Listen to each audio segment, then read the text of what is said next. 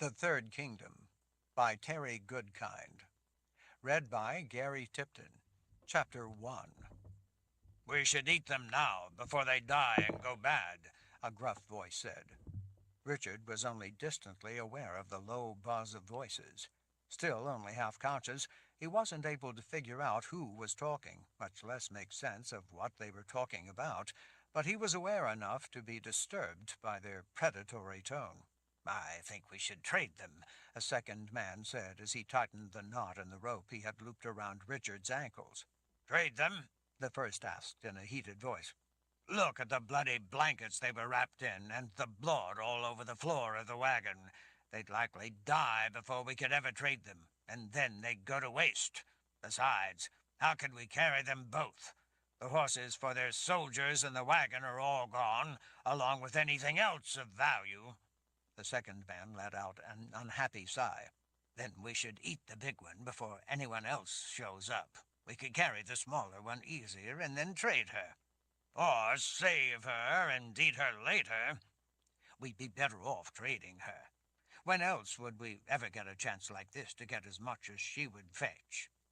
As the two men argued, Richard tried to reach out to the side to touch Colin lying close up against him, but he couldn't. He realized that his wrists were bound tightly together with a coarse rope. He instead pushed at her with his elbow. She didn't respond. Richard knew that he needed to do something, but he also knew that he would first need to summon not just his senses, but his strength, or he would have no chance. He felt worse than weak. He felt feverish with an inner sickness that had not only drained his strength, but left his mind in a numb fog. He lifted his head a little and squinted in the dim light, trying to see, trying to get his bearings, but he couldn't really make out much of anything. When his head pushed up against something, he realized that he and Colin were covered with a stiff tarp. Out under the bottom edge he could see a pair of vague, dark silhouettes at the end of the wagon beyond his feet. One man stepped closer and lifted the bottom of the tarp, while the other looped a rope around Colin's ankles and tied it tight, the way they had done with Richard. Through that opening Richard could see that it was night. The full moon was up, but its light had a muted quality to it that told him the sky was overcast. A slow drizzle drifted through the still air. Beyond the two figures, a murky wall of spruce trees rose up out of sight. Colin didn't move when Richard pushed his elbow a little more forcefully against her ribs. Her hands, like his, lay nested at her belt line. His worry about what might be wrong with her had him struggling to gather his senses. He could see that she was at least breathing, although each slow breath was shallow. As he gradually regained consciousness, Richard realized that besides feeling weak with fever of some sort, he hurt all over from hundreds of small wounds. Some of them still oozed blood. He could see that Colin was covered with the same kinds of cuts and puncture wounds. Her clothes were soaked in blood. But it was not only the blood on the two of them that worried him. Damp air rolling in under the tarp carried an even heavier smell of blood from out beyond the men. There had been people with them, people who had come to help them.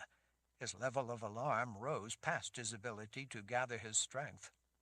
Richard could feel the lingering effects of being healed, and he recognized the shadowy touch of the woman who had been healing him, but since he still ached from cuts and bruises, he knew that while the healing had been started, it hadn't gone beyond that start, much less been completed. He wondered why. On his other side, the side away from Colin, he heard something dragged across the floor of the wagon. "Look at this," the man with the gruff voice said as he pulled it out. For the first time, Richard could see the size of the man's muscled arms as he reached in and lifted the object he had dragged closer. The other man let out a low whistle. "How could they have missed that? For that matter, how could they have missed these two?" The bigger man glanced around. "Messy as everything looks, it must have been the Shantuk." The other's voice lowered with sudden concern. "Shantuk? You really think so?" "From what I know of their ways, I'd say it was them." "What would the Shantuk be doing out here?" The big man leaned toward his companion. Same as us, hunting for those with souls. This far from their homeland, that seems unlikely. With the barrier wall now breached, what better place to hunt for people with souls? The Shantuk would go anywhere, do anything to find such people. Same as us. He lifted an arm around in a quick gesture. We came out to hunt these new lands, didn't we? So would the Shantuk. But they have a vast domain. Are you sure they would venture out? Their domain may be vast, and they may be powerful, but the thing they want most, they don't have. With the barrier wall breached, they can hunt for it now, the same as us, the same as others. The other man's gaze darted about. Even so, their domain is distant. Do you really think it could be them, this far out from their homeland? I've never encountered the Shantuk myself, and I hope not to. The big man raked his thick fingers back through his wet, stringy hair as he scanned the dark line of trees. But I've heard that they hunt other half-people just for the practice, until they can find those with souls. This looks like their way. They usually hunt at night. With prey out in the open like this, they strike fast and hard with overwhelming numbers. Before anyone has time to see them coming or to react, it's over. They usually eat some of those they fall upon, but they take most for later. Then what about these two? Why would they leave them? They wouldn't. In their rush to eat some of those they captured and to take the rest back with them, they must have missed these two hidden under the top. The smaller man picked at the splinter at the end of the wagon bed for a moment as he carefully scanned the countryside. I hear it told that Shantuk often come back to check for returning stragglers. You heard true. Then we should be away from here in case they come back. Once they are overcome with the bloodlust, they would devour us without hesitation. Richard felt powerful fingers grip his ankle. I thought you wanted to eat this one before he dies, and his soul can leave him. The other man took hold of Richard's other ankle. Maybe we should take him to a safe place first, where the Shantuk wouldn't be so likely to come across us and interfere. I would hate to be surprised once we get started. We can get a good price for the other. There be those who would pay anything for one with a soul. Even the Shantuk would bargain for such a person. That's a dangerous idea. He thought it over briefly. But you're right. The Shantuk would pay a fortune. The wolfish hunger was back in the bigger man's voice. This one, though, is mine. There's plenty for both of us. The other grunted. He seemed already lost in private cravings. But only one soul. It belongs to the one who devours it. Enough talk, the big man growled. I wanted him. As Richard was dragged out of the wagon, he was still struggling to gather his wits in order to make some kind of sense of the strange things he was hearing. He remembered well the warnings about the dangers of the dark lands. He was aware enough to realize that for the moment his life depended on not letting the two men know that he was beginning to come around. As he was swiftly dragged by his ankles clear of the wagon bed, his upper body dropped to the ground. Even though he tried to round his shoulders with his hands tied, he couldn't use them or his arms effectively to keep his head from whacking the rocky ground. The pain was shockingly sharp, followed by an enveloping, inviting blackness that he knew would be fatal if he couldn't fight it off. He focused on the surroundings, looking for an escape route to try to keep his mind engaged. From what he was able to see in the murky moonlight, the wagon sat alone and desolate in the wilderness. The horses were gone. While he didn't see anyone else about, he did spot bones nearby. The bones were not bleached by weather, but stained dark with dried blood and bits of flesh. He could see gouges where teeth tried to scrape every bit of tissue from the bones. The bones were human. He recognized, too, shreds of uniforms. They were the uniforms of the first file, his personal bodyguards. Some of them, at least, had apparently given their lives defending Richard and Colin. The smaller man still had hold of Richard's ankle, apparently unwilling to let go of his prize. The other man stood to the side, looking at the thing he had pulled across the floor and out of the wagon. Richard realized that it was his sword. The man holding the sword pulled Colin part way out from under the tarp. Her lower legs bent at the knees and swung lifelessly from the end of the wagon bed. While the man was distracted looking at her, Richard used the opportunity to sit up and lunge, trying to snatch his sword. The man yanked it back out of the way before Richard could get his fingers around the hilt. With his hands and feet tied, he hadn't been free enough to grab it in time. Both men stepped back. They hadn't thought he was conscious. Richard had lost the advantage of surprise and gained nothing in return. In reaction to seeing him awake, both men decided not to waste any more time. Snarling like hungry wolves, they descended on him, attacking him like animals in a feeding frenzy. The situation was so bizarre that it was difficult to believe. The smaller of the two pulled Richard's shirt open. Richard could see a glaze of ferocious savagery in the man's eyes. The bigger one, teeth bared with a feral fury, dove straight for the side of Richard's neck. Richard reflexively drew his shoulder up, deflecting the lunge at the last instant. In protecting his exposed neck, the move instead presented his shoulder to the attack. Richard screamed out in pain as teeth sank into his upper arm. He knew that he had to do something, and do it quick. He could think of only one thing: his gift. He mentally reached down deep within, desperately summoning deadly forces, urgently calling on the power that was his birthright. Nothing happened. With his level of anger and desperation, along with his fear for Colin, the essentials were there for his gift to respond. In the past, it had answered such critical need. The power of it should have come roaring forth. It was as if there was no gift there to summon. Unable to call it forth, with his wrists and ankles bound, he had no effective way to fight off the two men. Chapter 2.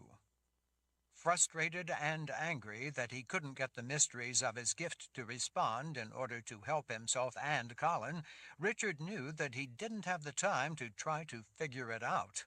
Instead, he resorted to using what he could depend on, his instincts and experience. As the men lunged for him, Richard thrashed wildly, trying to prevent them from being able to hold onto him and muscle him under control. Being on the ground with the weight of his attackers above him left him at a decided disadvantage, but he knew that he couldn't let that stop him from doing everything he could to fight them off. Their eyes wild, both men threw themselves over the top of him to hold him down. At the same time, they tried to rip into him with their teeth. Richard had heard stories of people being attacked and eaten by bears. The two men piling onto him reminded him of the helplessness that came across in those stories, but with the frightening new dimension of human malevolence behind it. Several times their teeth began to sink into his flesh, but each time Richard managed to jerk, twist, or elbow them away before they were able to get a good enough bite to rip off pieces of him. He couldn't understand why they didn't simply stab him to death. They were both carrying knives, and they had his sword. It was almost as if they knew what they wanted to do, but their inexperience was making them less effective than they might have otherwise been. Still, the partially successful attempts left gaping, horrifically painful wounds that gushed blood. With Richard quickly tiring from fighting under the weight of the two men, to say nothing of losing blood, he knew it was inevitable that they were going to succeed in what they intended. Incomprehensibly, between trying to bite off pieces of him, the men paused to lap at the blood, as if they were dying of thirst and didn't want to let a drop of it get away and run into the ground. The interruption from biting to go after all the blood, at least, gave Richard time to get a breath. Frustrated by not being able to get him under their control, the bigger man pressed a muscular forearm against Richard's throat and leaned his weight on it. Richard fought to breathe as he tried to squirm out from under the pressure of the arm compressing his throat. It was terrifying to have both men on top of him trying to tear him apart with their teeth and not be able to move, much less get them off. Pressed down with all his weight, the man's arm abruptly slipped on all the blood. As he fell forward, he had to throw a hand out onto the ground for balance. In a flash, with strength powered by fear and desperation, Richard pulled his own blood-slicked arms up from under the man stretched out over him and looped one arm over the man's head. Richard elbowed the man's arm, knocking it aside. Without a hand on the ground, he lost his balance and fell farther forward. Richard arched his back, at the same time blocking with his knees, forcing the man around onto his back. Finally, in a position to apply leverage, Richard pulled the rope binding his wrists together tight across the man's throat. Straining with every ounce of strength, Richard hauled back on the coarse rope binding his wrists, using it as a garrote to choke the big man. Surprised, the man hadn't had time to draw a breath before Richard had control of him. He gasped, straining for urgently needed air as he desperately clawed at Richard's forearms. His fingernails ripped gashes across Richard's flesh, but all the blood made for a greasy grip on Richard's arms, and the man couldn't get himself free. Not able to escape the hold, he reached back, trying to claw Richard's face or gouge out his eyes, but Richard's face was out of reach, and the man's fingers caught only empty air. The second man rushed in to help. He, too, tried to lever Richard's arms away from his companion, but could find no spot to get his fingers under for a solid hold. Richard, fighting for his life, kept the first man locked in a death grip. Not able to break Richard's hold, the second man hammered his fists against Richard's arms, trying to make him let go of his companion. Lost in rage, Richard hardly felt the blows. Seeing that his efforts were doing no good, the man quickly realized that he had to try something else. Yelling for his companion not to give up, he struck out with a fist at Richard's face, trying to get him to let go. With the way Richard had the big man pulled in tight against himself, the blows weren't direct enough. Several times the man's fist glanced off Richard's jaw as he screamed for Richard to let go. Richard had no intention of letting go. To let go would mean certain death. The big man Richard was choking squirmed frantically, his arms flailing as he desperately reached for something, anything, that would help him escape or at least get a breath. He kicked with his heels, aiming for Richard's shins. Richard pulled his knees up to keep his lower legs out of range.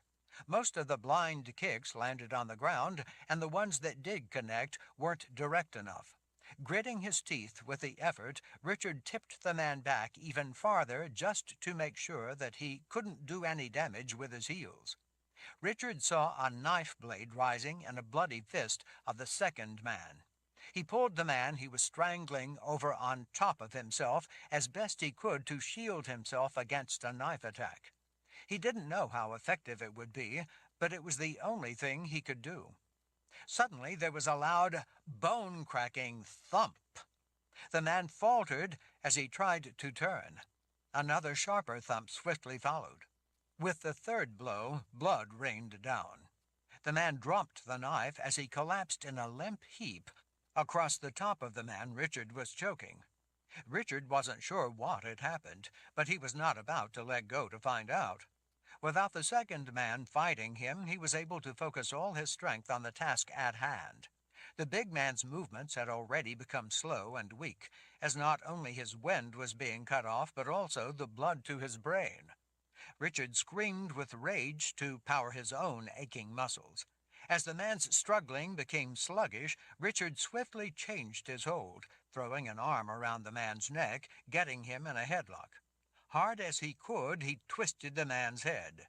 In the quiet drizzle, when he reached the point of resistance, he pulled back a bit to gather more force, then slammed the man's head over even harder. When he did, he finally felt the neck snap. The man's whole body immediately went slack. Powered by fury, Richard continued strangling the man, even though he was no longer fighting. A hand gently reached down with a reassuring touch to Richard's bulging biceps. "It's all right. He's dead. They're both dead." It was a woman's voice he didn't recognize. "You're safe," she said. "You can let go now." Still panting from the effort and the rage, Richard blinked as he looked up into several shadowed faces crowded in over him. They were not soldiers. From their simple clothes, they appeared to be country folk. 2 women and 2 men leaned in, looking down at him. Back beyond those 4, a handful of other men crowded in closer. They too looked like country folk. Chapter 3. Richard gradually released the pressure on the dead man's neck. As the remaining air hissed from his lifeless lungs, his head flopped crookedly to one side. One of the men standing above him lifted the limp arm of the other, smaller of the 2 dead men, atop Richard, and pulled him off to the side. Even in death, there was still a bloody snarl frozen on the face. A mask of blood had run down to cover the side of the man's face. Fragments of bone stuck up from his matted hair. Richard saw that the back of his head had been bashed in with a large rock that one of the other men crowded in close still held in a tight grip. As the man with the broken neck began to slowly slip off to the side, one of the women, the one who had touched Richard's arm, used a foot to shove the bigger of the 2 dead men aside. It was a relief to have the suffocating weight finally off. The woman picked up the bloody knife that the second attacker had dropped when his skull had been crushed in. Leaning close, she sliced at the rope binding Richard's hands, and they at last parted. She moved down and cut the rope tying his ankles together. "Thank you," Richard said. He was more than relieved to at last be free. "You saved my life." "For the moment," a man in the shadows said. "We hope you will return the favor," another added. Richard didn't know what he meant, but he had bigger worries at the moment. With an angry gesture, the woman with the knife hushed the men before turning her attention back to Richard. He saw in the weak light of the full moon that illuminated the cloud cover that she was middle-aged. Fine lines creased her face in an agreeable way. It was too dark to tell the color of her eyes, but not the determination in them. Her expression, too, was one of grim resolve. The woman leaned closer to press a hand to the bite wound on the side of his upper arm to try to stop the bleeding. Her gaze turned up to his as she held pressure in the wound. "Are you the one who killed Jit, the hedge maid?" she asked. Surprised by the question, Richard nodded as he looked around at all the stony faces watching him. "How do you know that?" With her free hand, the woman pulled stray strands of her straight, shoulder-length hair back from her face. "A boy, Henrik, came to us a little while ago. He told us that he had been her captive, and that she intended to kill him like all the others she had killed. He said that 2 people rescued him and killed the hedge maid, but now they were in trouble and needed help." Richard leaned forward. "Was there anyone else with him?" "I'm afraid not. Just the boy." Even though Richard had killed the hedge maid, he and Colin had both been grievously hurt. Their friends had brought a small army to get the 2 of them out of the hedge maid's lair and take them home. Now those friends were all missing. He knew that none of them would have willingly left Colin and him alone like this. "Henrik was the one who told my friends what had happened and where they could find us," Richard said. "They should have been with him." The woman shook her head. "I'm sorry, but he was alone. Terrified and alone." "Did he tell you what happened here?" Richard asked. "Did he tell you where those who were with us are now?" "He was winded and in a panic to find help. He said there was no time to explain. He said we had to hurry and help you. We came right away." Now that Richard was free and the rush of the fight was over, the shock of pain had begun to bear down on him in earnest. He touched his forehead with trembling fingers. "But did he say anything else at all?" Richard asked. "It's important." The woman glanced around in the darkness as she shook her head. "He said that you had been attacked and needed help. We knew that we had to hurry. Henrik is back at our village. When we get back, you can question him yourself. For now, we must get in out of the night. She gestured urgently to the woman behind her. "Give me your scarf." The woman immediately pulled it off her head and handed it over. The woman kneeling beside Richard used the scarf as a bandage, wrapping it high around his upper arm several times. She swiftly knotted it, then stuck the knife handle under the knot and twisted it around to tighten the tourniquet. Richard gritted his teeth against the pain. He couldn't seem to slow his racing heart. He was worried about all those who had been with him, worried as to what could have happened to them. He needed to get to Henrik and find out what was going on. More than that, though, he was worried about getting help for Colin. "We shouldn't be out here any longer," one of the men in back quietly cautioned, trying to hurry the woman. "Almost done," she said as she quickly appraised some of his more obvious injuries. "You need these wounds sewn closed and treated with poultice, or they will be infected by morning," she told Richard. "Bites like this are not to be ignored." "Please," Richard said as he gestured with his other arm toward the wagon. "Help my wife. I fear that she is hurt worse." With a quick gesture from the woman, two of the men hurried to the wagon. "Is she the Mother Confessor?" one of the men called back as he checked on her. Richard's sense of caution rose. "Yes." "I don't think that we can do anything for her here," he said. The other man spotted the sword and picked it up from the ground. His gaze glided over the ornately wrought gold and silver scabbard before taking in the word truth, made of gold wire woven through the silver wire wrapping the hilt. "Then you would be the Lord Rawle?" "That's right," Richard said. "Then there is no doubt. You are the ones we came looking for," the man said. "The boy Henrik told us who you were. We came to find you." Richard's concern eased at hearing that it was Henrik who had told them exactly who he and Colin were. "Enough," the woman said. She quickly turned back to Richard. "Glad we were in time, Lord Rawle. I'm Esther. Now we have to get you both back to safety." "Richard will do."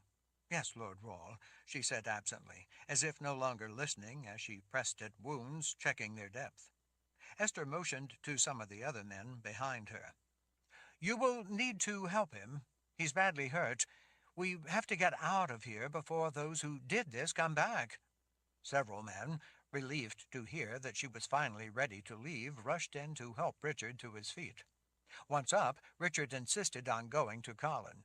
The men steadied him when he staggered to the wagon. Richard saw that Colin was still unconscious, but breathing. He laid a hand on her, aching with fear over her condition. Her clothes were soaked in blood from the ordeal with the hedge-maid. The thought of that vile creature and what she had been doing to Colin again awakened Richard's anger. The hedge-maid had been drinking Colin's blood. He slid his hand through the long slit in her shirt, feeling where Jit's familiars had slashed open Colin's abdomen to bleed her and collect her blood for the hedge-maid to drink. He was worried not only about the severity of the terrible wound, but how much blood she had lost. To his astonishment, he found only a few swollen ripples in her skin where the long wound had been nearly healed. Richard recalled then the touch he had felt, the touch of the healing begun but not finished. Zed or Nikki must have healed the deep wound on Colin, but from the rest of the wounds still evident on her, Richard could see that, as with him, they hadn't finished what they had started.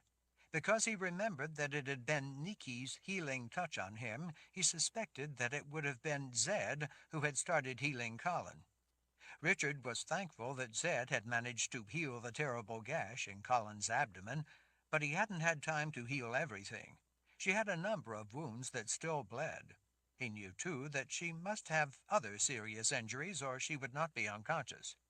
"Do you have someone who can help her?" Richard asked. "A gifted person?" Esther hesitated. "We have someone gifted who may be able to help," she finally said. One of the men behind leaned close, taking hold of Esther's dress at her shoulder to pull her back a bit as he whispered in her ear. "Do you think that wise?" The woman turned an angry look on the man. "What choice is there? Should we instead let them die?" He straightened, his only answer a sigh. "But we must hurry," Esther said. She can't heal them if they're dead. Besides that, another man reminded her, we need to get all of us in out of the night. At his words, others glanced around in the darkness. Richard noted that they all seemed terrified of being out after dark. Having once been a woods guide, he had often visited country folk. It was a relatively common attitude among them to want to shut themselves in when the sun went down. People in more remote places tended to be more superstitious than most, and the one common thing they all feared was darkness, although he had to admit that these people certainly had real things to fear. Richard watched as several men gently lifted Colin and then placed her over the shoulder of the biggest man. Richard wanted to carry her himself, but he knew that he couldn't even walk by himself. He reluctantly let two of the men put their shoulders under his arms to help him stay upright. In the faint moonlight and soft golden glow of lanterns that several of the people carried, Richard looked back beyond the wagon. For the first time, he saw countless bodies. They weren't the men of the first file. Strange, pale, half-naked people lay sprawled across the ground everywhere. Given their gaping wounds, it looked like the first file had fought a fierce battle. Given the numbers of the dead, it was no wonder that the damp air smelled of blood and gore. Nearby, just beyond the corner of the wagon, one of the dead men lay sprawled on his back, mouth agape. His dead eyes stared up at the dark sky. The man's teeth had been filed to points. Richard's grandfather Zed and the sorceress Niki had brought elite soldiers with them to see Richard and Colin safely back to the People's Palace. None of them would have abandoned the two of them. Richard scanned the scattered bones among pieces of uniforms, insignias, and the weapons of the first file lying scattered across the ground. It was a horrifying sight, but he didn't see anything that looked like it belonged to Zed or Niki or Kara. Kara, his and Colin's personal bodyguard, was Mord Sith. She would not have left him for any reason short of death, and he'd always suspected that even then Kara would come back from the world of the dead to protect him. He feared that out there in the darkness, where he couldn't see them, the bones of all those he cared so much about were among the dead. Panic at the thought of losing those so close to him tightened his chest. "Hurry now," Esther said, pushing at the men helping to hold Richard up. "He's bleeding badly. We have to get back." The others were more than happy to start away from the sight of so much death and head back to safety. Richard let the men half carry him onto a narrow path through the wall of trees and into the night. Chapter 4.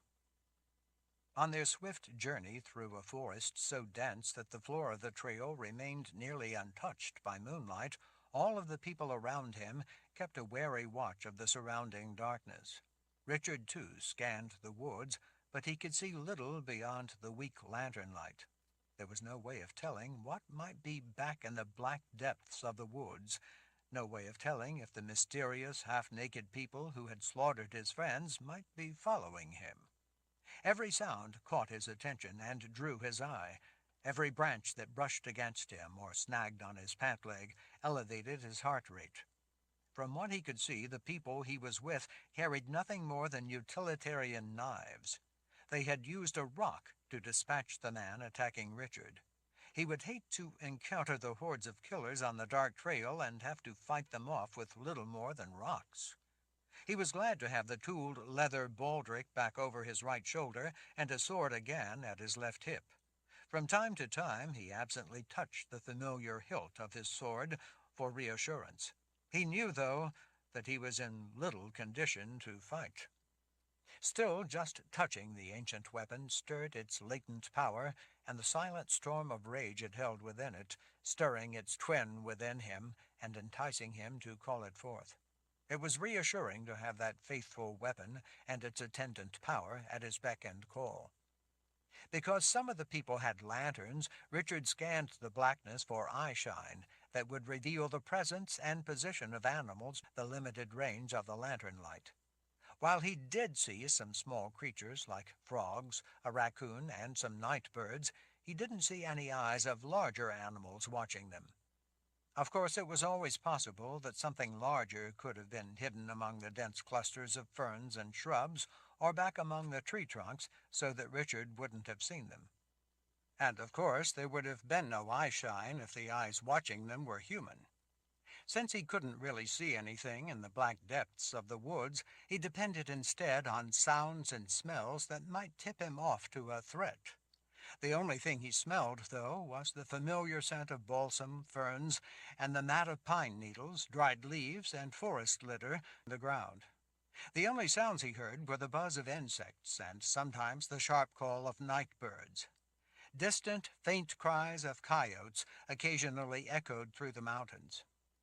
All of the people taking Richard and Colin to the safety of their village refrained from talking on the journey.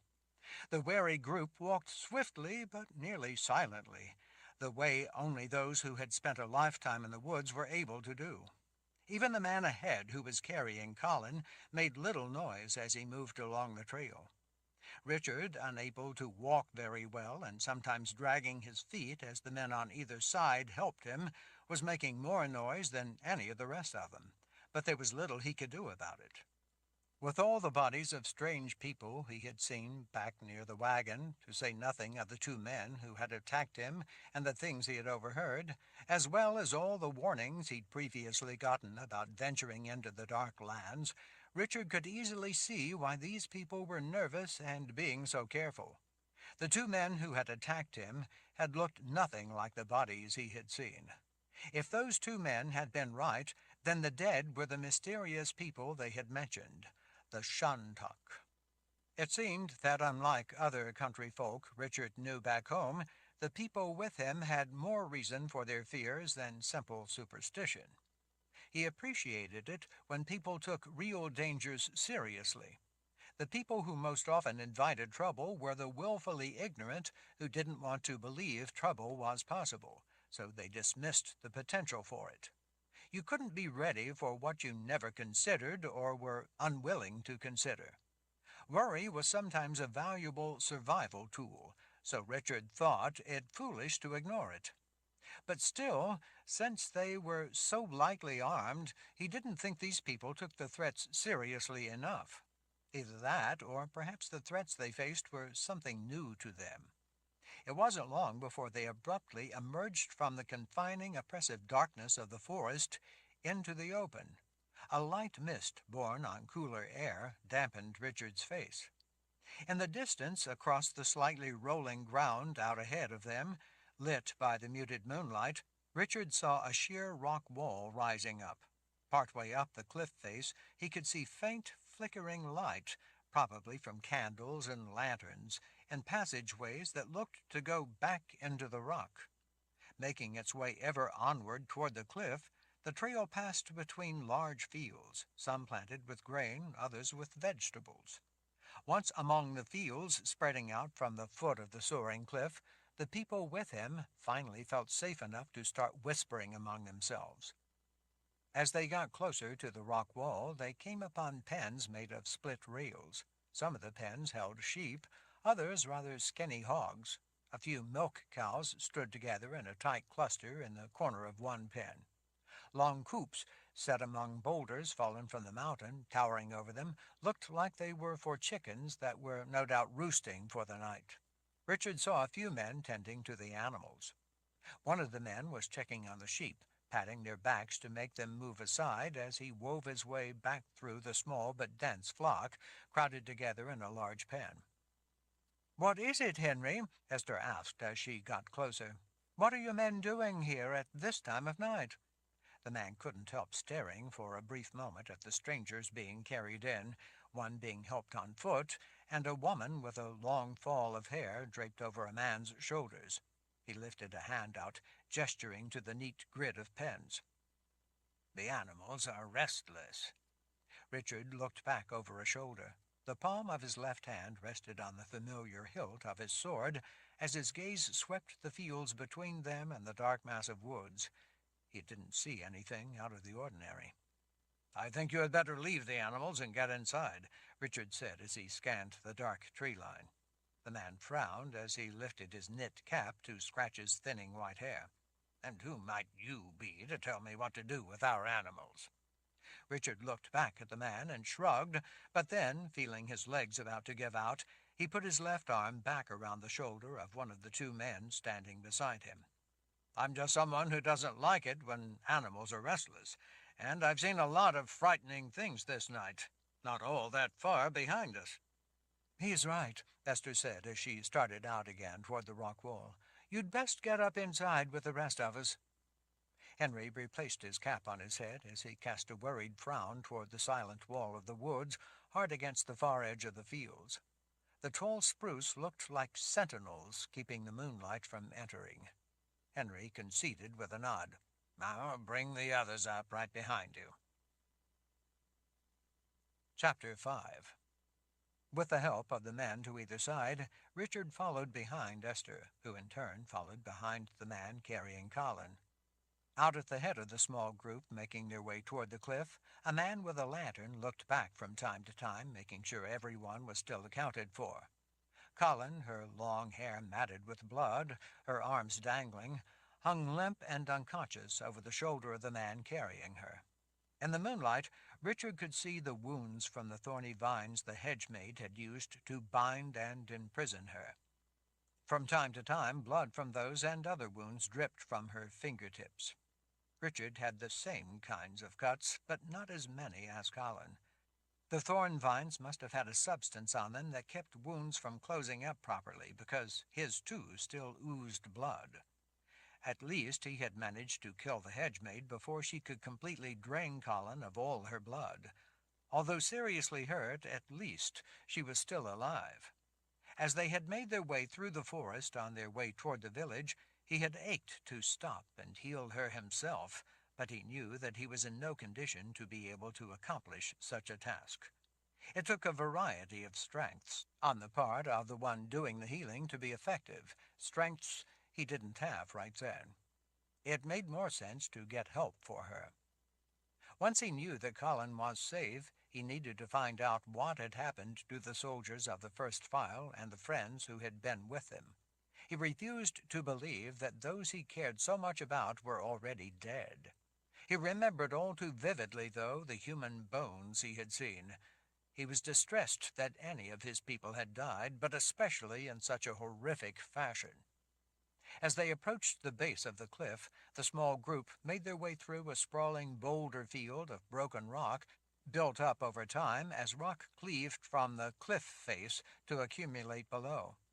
In some places, those with Richard making their way single file among the boulders had to duck under massive slabs of stone that had fallen from the face of the mountain and now rested atop the jumble of rock slabs. Richard was surprised to see the people ahead of him start up a narrow path right up against the face of the rock wall. Set back in a tangle of scrub, it would have been easy to miss had he not seen people ahead beginning to climb upward. He had thought that maybe they had ladders going up to the inhabited caves, or even an interior passage, but it appeared that the only way up was along the path made up of natural crags and ledges of the rock face. Where there were no natural footholds, the rock looked to have been laboriously cut away to create a trail. In the weak yellow light of the lanterns carried by some of those ahead, he could see that the rock underfoot had been smoothed by people treading across it to ascend the cliff wall for what had to be thousands of years. "What is this place?" Richard asked in a whisper. Esther looked back over her shoulder. "Our village, Stroiza." Richard missed a step. He wondered if she knew what the name meant. Few people still alive understood High Daharan. Richard was one of those who did. "Why do you live up there? Why not build down among the fields, and then you wouldn't have to climb up and down this treacherous trail all the time?" "It is where our people have always lived." When that seemed not to be reason enough for him, she showed him a patient smile. "Don't you think that it would also be treacherous for anyone who would come to attack us in the night?" Richard glanced to the bobbing dots of lantern light out ahead as people carefully made their way ever upward. "I suppose you're right. A single person up top could easily hold off an army trying to make their way up this trail. His brow twitched. Do you have a lot of trouble with people attacking your village? This is the Darklands, she said, as if that was explanation enough. With the drizzle making the rock slick, Richard stepped carefully as they made their way up the narrow ledge of a path. The path wasn't anywhere near wide enough for a man to walk on either side of him to help him walk, so one of the men instead followed close behind, ready to steady him if he faltered. Fortunately, there were iron handholds pinned into the face of the rock in particularly narrow spots.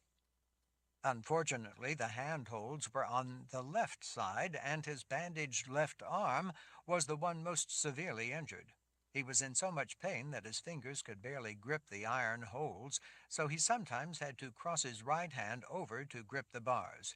It made it more difficult to climb, but kept him from falling. The man following close behind held on to the iron bars with one hand and from time to time used his other to help prop Richard up and to keep him from falling. Glancing downward in the faint moonlight revealed a dizzying drop. When they finally reached the top, a small cluster of people waited to greet them. As Richard stepped onto the open area, the crowd moved back to give the arriving party room. He could see that the naturally formed broad cavity narrowed down in places into several cave-like wide passageways going deeper back into the mountain.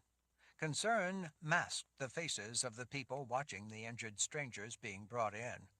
Several cats emerged from the darkness to greet the returning people from the village. Richard spotted several more of the cautious creatures back in the passageways. Most of them were black. We're thankful to see you all safely back, one of the waiting men said. With you out after dark for so long, we were worried. Esther was nodding. I know. It couldn't be helped. Fortunately, we found them. Before Esther could introduce him, Henrik spotted them from the shelter of the shadows and ran out to greet them. Lord Rawle! Lord Rawle! You're alive! Whispered astonishment swept back through the small assemblage of villagers. Apparently not everyone in the village had been informed who the party had gone out to rescue. Lord Rawle, leader of the Daharan Empire? One man asked as whispers continued to spread among those gathered. Through his pain, Richard nodded. That's right. They all started going to a knee. Richard hurriedly waved away the show of deference. None of that, please. As they all hesitantly returned to their feet, Richard managed to smile for the boy. Henrik, I'm relieved to see that you are all right. The man holding Colin eased her limp form down off his shoulder. Several people rushed in to help. Esther quickly introduced a few of the people gathered around, but then cut it short. We need to get them inside. They are both badly hurt. We need to see to their injuries.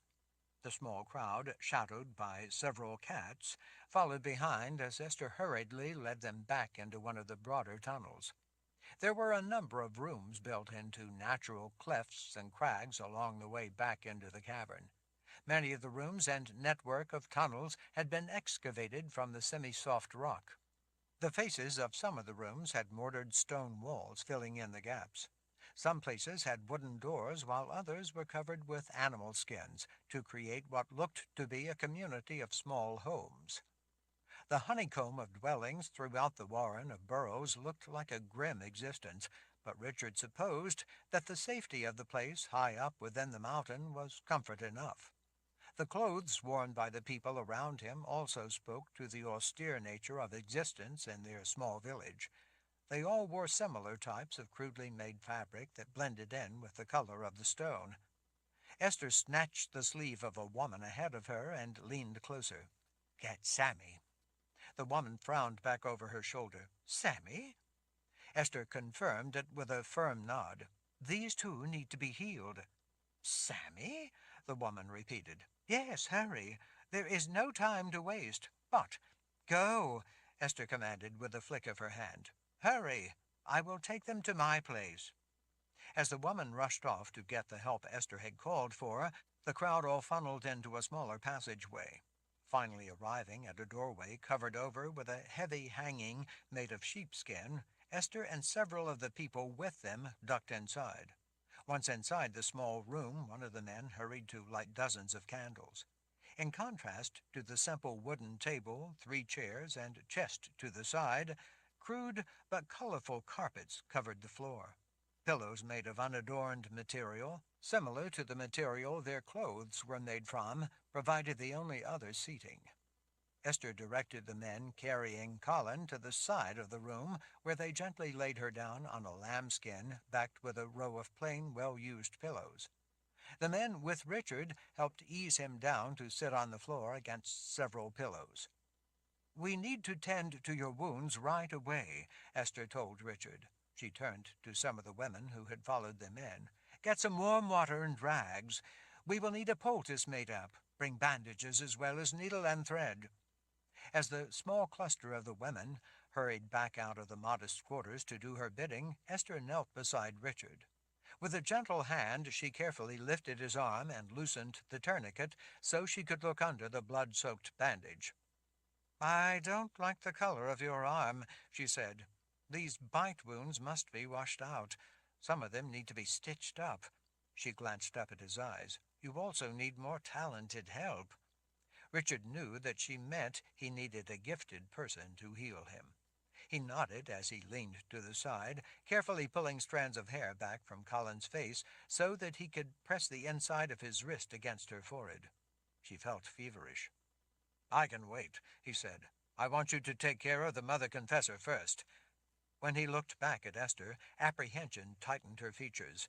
She was clearly worried that he was the one who needed the immediate help.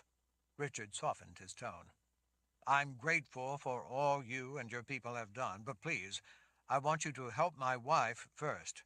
You're right that my bite wounds need to be tended to, but she's unconscious and obviously in worse trouble. Maybe my wounds could be sewn and bandaged while your gifted person sees to helping the Mother Confessor first. Please, I'm worried about her condition. I need to know that she will be all right." Esther studied his eyes briefly and then smiled a bit. "I understand." She turned and flicked a hand. "Peter, please go make sure that Sammy is on her way." Chapter 6. Richard turned from Colin when he heard people approaching out in the corridors. The first woman who ducked in under the sheepskin covering the doorway was carrying a bucket of water. A few of the other women brought in another bucket of water along with bandages and other supplies. He was surprised to see some older women enter next, ushering in a wisp of a girl, only beginning to blossom into womanhood. A long mass of black hair framed her small face. Her dark eyes were wide with wonder as she stood stiffly among the sheltering cluster of women. The smooth skin of her narrow face, set back in among the dark mass of curly locks, looked pale in the candlelight.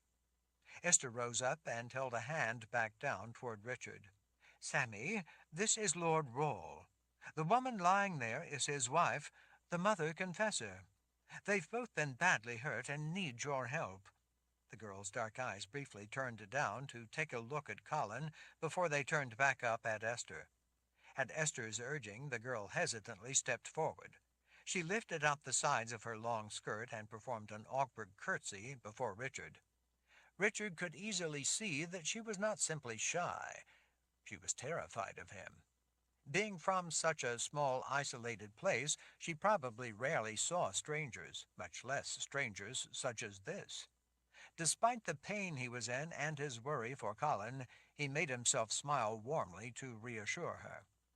"Thank you for coming, Sammy." She nodded as she hugged her slender arms to herself. Without answering, she moved back against the shelter of the older women. "Sammy, would you excuse us for just a moment, please?" He looked up at Esther. "May I speak with you privately?" Esther apparently knew why he wanted to talk to her alone. She forced a quick smile and answered before shepherding the small group to the doorway. They paused, looking confused, but finally obliged as Esther gently shooed them out. Once they were gone, Esther pulled the sheepskin down across the doorway. "Lord Rawle, I know that—" "She's a child." The woman straightened her back and clasped her hands as she took a deep breath. She stepped closer and chose her words carefully. "Yes, Lord Rawle, and though she is only just 15 years, She's a gifted child. Right now, that's what you both need. I can tend to cuts and scrapes, treat fevers with herbs. Sometimes I can even set a broken bone. She gestured to Colin. But I don't know how to help her. I don't even have any idea what's wrong with her. Yes, Sammy is young, but she is not without knowledge and abilities. Richard remembered when he had been as young as Sammy. He had thought that he was all grown up and had the world mostly figured out. While he had known more than most adults gave him credit for, as he had grown older, he had come to realize that despite how much he did know, he knew less than he thought he did, mostly because he never appreciated how much more there was to learn. Now, as an adult looking back on someone that age, despite how much they might know, he understood how limited a young person's scope of the world really was. That age of early confidence was something like a false dawn. The real thing was coming, yet despite being close at hand, it was still not quite there. And even when it did begin to arrive, there was always more to learn. He remembered Zed telling him that old age meant that the only thing he really knew was that he would never know it all, much less know enough. Putting Colin's life into the hands of someone with such limited experience was more than a little disconcerting to him. "But she's a child," Richard said softly so that those outside wouldn't hear. "This is a difficult and complex task, even for someone experienced in such things." Esther bowed her head respectfully. "Lord Rawle, if you don't want Sammy to try, that is of course your decision, and I will abide by it. I will do my best to sew up the worst of your wounds and tend to other injuries as I know how. I can try to guess at what the Mother Confessor might need and prepare some herbs and such that might help her." The woman lifted her head to look him in the eye. "But I think you know as well as I do that it isn't going to be enough. You both need gifted healing. If you don't want Sammy to try to do that bigger task of what is needed, then all I can suggest is that you will have to travel elsewhere in the hope of finding someone more to your liking. It would be a difficult journey. In the Darklands there is no telling how far you will have to go to find such a person. I can tell you that there are not many with such abilities as you need. Not many I would trust, anyway." Because of that, Jet was able to prey on those desperate to find help. Occasionally she would help someone in need so as to create hope among other desperate people, and in that way draw in more victims. Do you think you have the ability to undertake a journey to find someone trustworthy who could help you? Do you think the Mother Confessor can make such a journey? Are you willing to risk her life on waiting until you can find someone else? If you become desperate, will you risk her life on someone with veiled motives and perhaps end up in the hands of someone like Jit? You have already seen that we are willing to help you, even at the risk of danger to ourselves." "And why would you do that?" Richard asked. Esther shrugged. "We help because we would want someone to help us if we were in danger. It is our way. It has always been our way, handed down from generations long forgotten. We teach our children to help those in need because one day we might be the ones in need, and we can only hope to earn such help if we are worthy, if we are the kind who would give it and not just receive it. We believe in treating others as we would want to be treated." "I guess that's the way I've always tried to live my life as well," Richard said. "Lord Rawle, I am telling you that Sammy may be only 15, but she is gifted and has a good heart. That is all we are able to offer. That is the best we can offer. Are you so sure that you want to turn down our help, such as it is?" Richard knew that he was in no condition to heal Colin himself. Worse, though, he didn't think that he could. Back at the wagon, he had tried to summon his gift to save her life, and his gift had not responded. It was evident that there was something seriously wrong with his gift. If it wouldn't save her from being murdered, it would not respond to heal her either. He didn't know what could be wrong with his gifted ability. He knew only that it wasn't working. They both needed help. He also knew that in his present condition he couldn't make it far. He remembered that Zed and Niki had started healing them even as they lay in the back of the moving wagon. They wouldn't have been doing that if it wasn't urgent. Still, he didn't entirely trust the motives of these people. If he wasn't willing to accept the girls' gifted help, then having Esther tend to their wounds with needle and thread, herbs and poultices was the only other choice. He knew that Esther was right that such help wasn't enough, especially for Colin. Richard had been wounded in the past. This time, though, he felt something different, something more than simple injuries. He wanted to ignore the way he felt, but he knew he couldn't, at least not for long. He knew, too, that whatever the grim shadow of affliction he felt within himself was, Colin was suffering from it far worse than he was. Zed and Niki had been trying to heal him and Colin, but they hadn't been able to finish that work. Now they were missing. Richard knew that the lives of not only Colin but also his friends depended on him making the right decision. He didn't think that there was any time to waste. But gift or no gift, he didn't know if he dared to trust Colin's life to such a young and inexperienced girl. Where the gift was concerned, a mistake could be fatal. "Do you trust her abilities?" Esther hiked up her gray dress and again knelt beside him. "Sammy is an earnest girl. Her mother was a sorceress. That may account for Sammy seeming to be grown beyond what her years would otherwise suggest. Being ungifted myself, I don't know much about such abilities, but I do know that her mother passed the gift on to Sammy. There is no doubt about that much of it." "Where is her mother?" Esther's gaze fell away. "Not long ago we found the remains of Sammy's father, but not her mother. We think that her mother was captured and taken. Though Sammy holds out hope, I don't think she is still alive." "Taken?" Esther's gaze rose to meet his. "As your people were, as nearly happened to the Mother Confessor. The Darklands have always been a dangerous place. We have long lived with those dangers and know how to remain fairly safe. But now terrible things are happening that we don't understand and can't fight. We need help." Richard wiped a hand across his mouth. As he had thought, this was what the men who had helped save him back at the wagon had meant.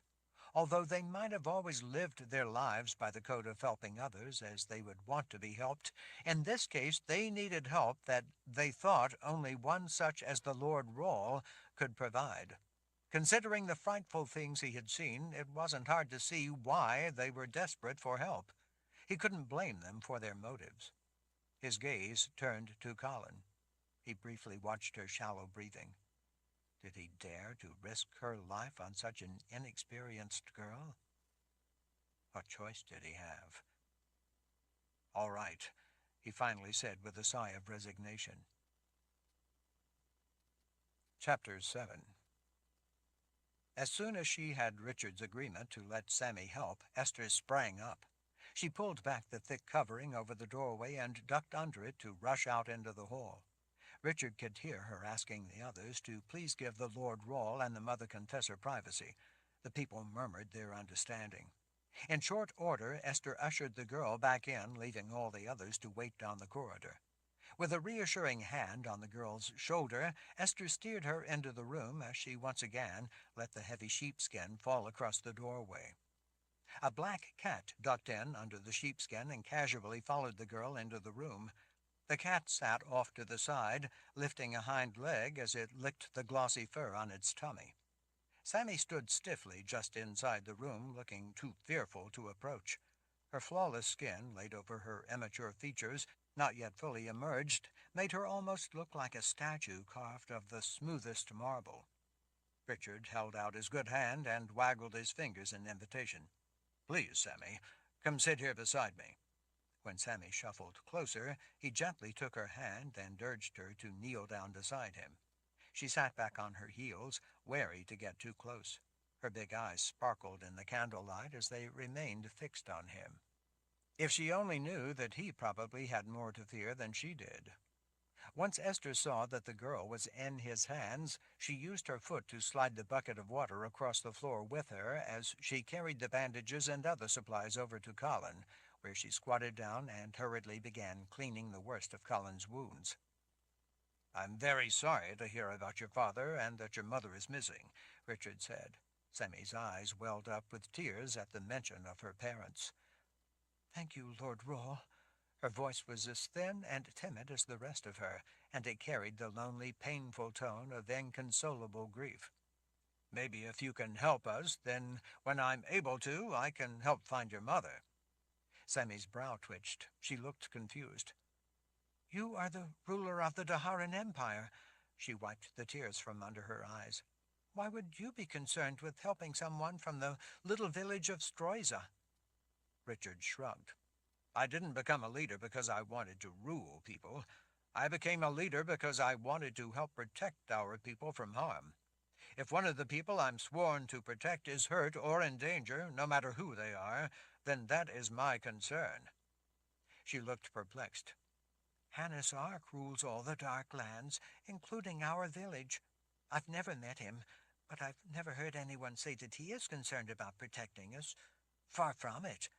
I've heard that he only cares about prophecy." "I've heard the same thing," Richard said. "I don't share his concern for prophecy. I believe we make our own future. In part, that's what brought me here. The Mother Confessor and I were both hurt while making sure that a terrible prophecy did not come true and harm our people. Our free will, not prophecy, made the ultimate difference in what happened." The girl glanced at Colin out of the corner of her eye. "I'm sorry about your wife being hurt." Her big eyes turned back to Richard. "My mother often said that I was gifted, but it was up to me, not fate, to make something of it." "Wise advice. And did she teach you about using your gift?" A bit of the tension went out of the girl's bony shoulders. "All my life she taught me things about my gift, but mostly in little ways." "Little things are a good place to start. Larger understanding is built on little things. We put those little things we learn together into larger concepts." With a thumb, Sammy smoothed a fold in her dress along the length of her thigh. "She was just starting to teach me more, to teach me about using our calling to heal. She said that I was old enough to start learning more, but I'm still only a young sorceress. My ability is nothing compared to my mother's gift, and especially nothing compared to one such as yours must be, Lord Rawle." Richard couldn't help but to smile. "I didn't even find out that I had the gift until I was a lot older than you are now. No one taught me about it as I was growing up. I imagine that with all your mother taught you, you must know more about the gift than even I do." Her smooth brow bunched skeptically. "Really?" "Really. I've since used my ability, but in a different way than most gifted people.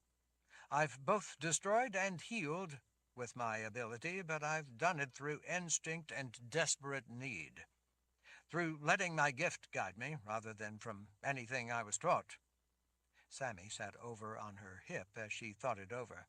The black cat strolled over to rub against the girl before patting on silent paws toward Colin.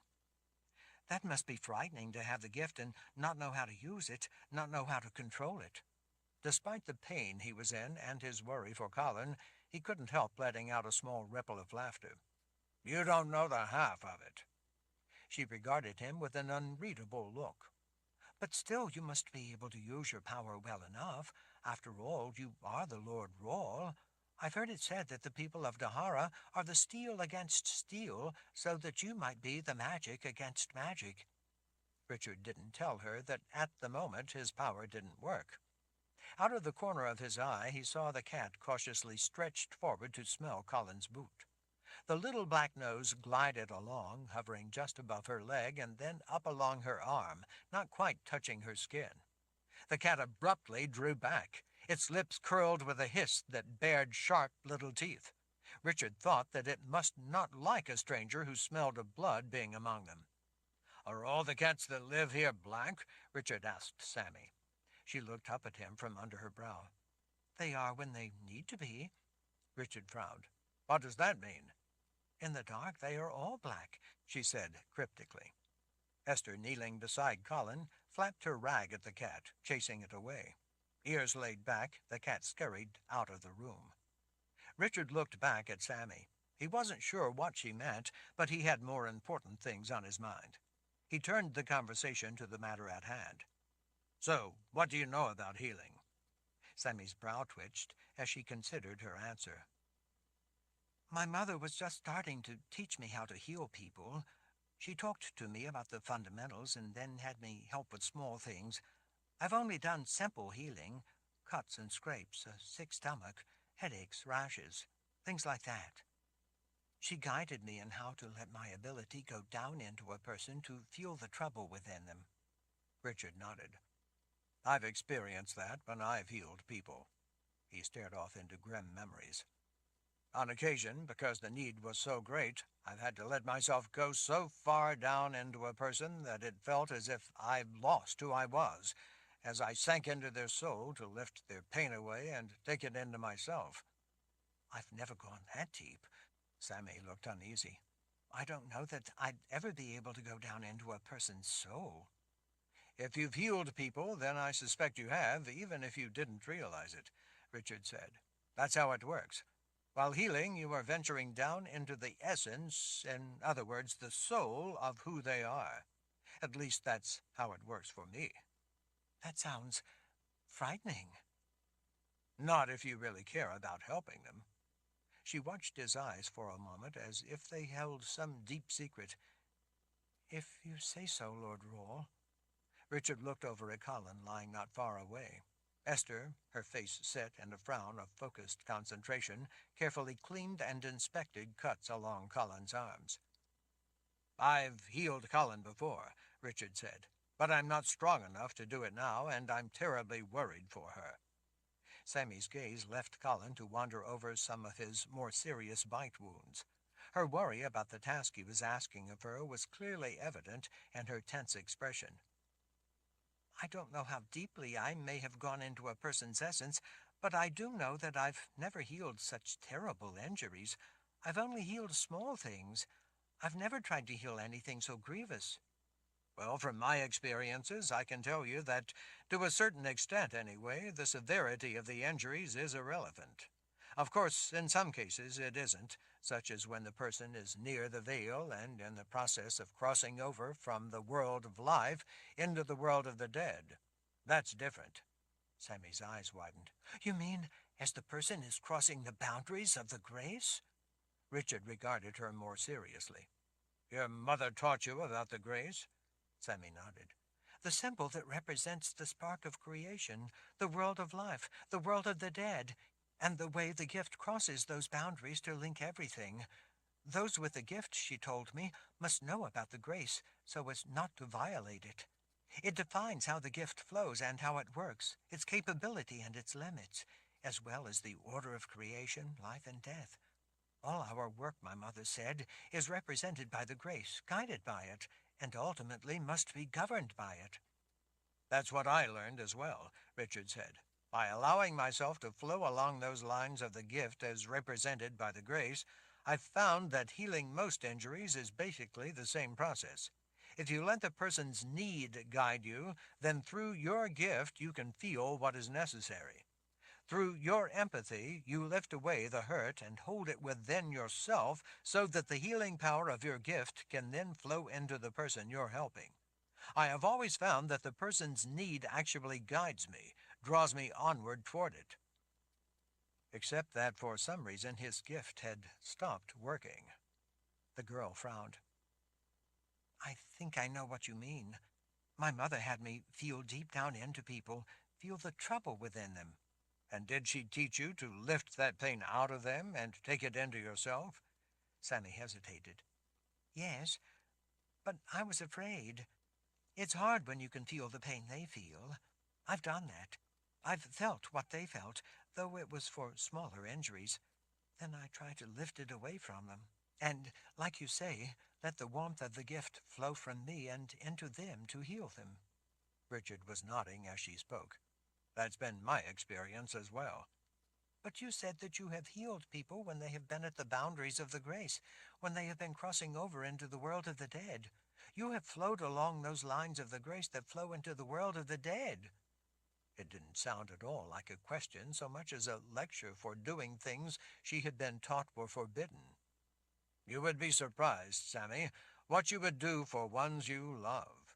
He again looked over at Colin. I love her very much, and I'm afraid for her. But this time I don't have the strength for the sustained effort needed to heal her. Can you do that for her? Sammy's gaze glided over to watch Esther gently cleaning blood from Colin's face. What's wrong with her? I don't know for sure.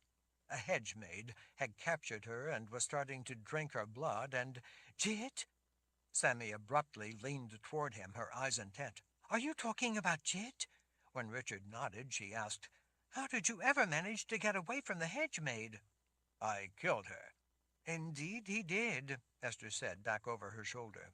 She dipped the cloth in the bucket and then wrung red water out of it. That's how they were both hurt, she said with a last look before going back to her work, cleaning Colin's wounds. Sammy seemed not to notice Esther. She instead stared in wonder at Richard. Then you really are a protector of your people. She caught herself, glanced at Esther, busy with her work, then leaned closer to Richard and spoke confidentially. You are the one. Chapter 8. Richard didn't know what she meant about him being the one.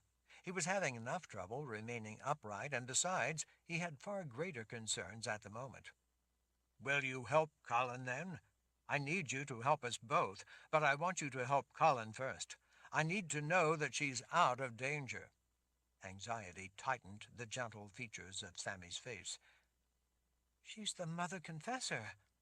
Richard wasn't sure exactly what she was getting at. That's right. Sammy winced a little with a sideways look, apparently fearful of posing the question. Won't I, won't I be harmed by her power? When I go down into the essence of who she is, won't I be taken by her confessor power? Richard was shaking his head even before she had finished the question. No, it doesn't work that way. How can you be sure? You said that you don't know a lot about magic. Because besides me, both a wizard and a sorceress have healed her before. None of us were harmed. In fact, a sorceress was in the process of healing her earlier today, but we were attacked before she was able to finish. Colin's power won't harm you. It's not a danger for you to heal her. So, will you do it? Sammy pressed her lips tight. Her mouth contorted as she weighed her inner doubts. She finally nodded. I'll try, Lord Roll. I'll do my best. That's all I can ask. Sammy squatted down beside Esther and leaned in over Colin.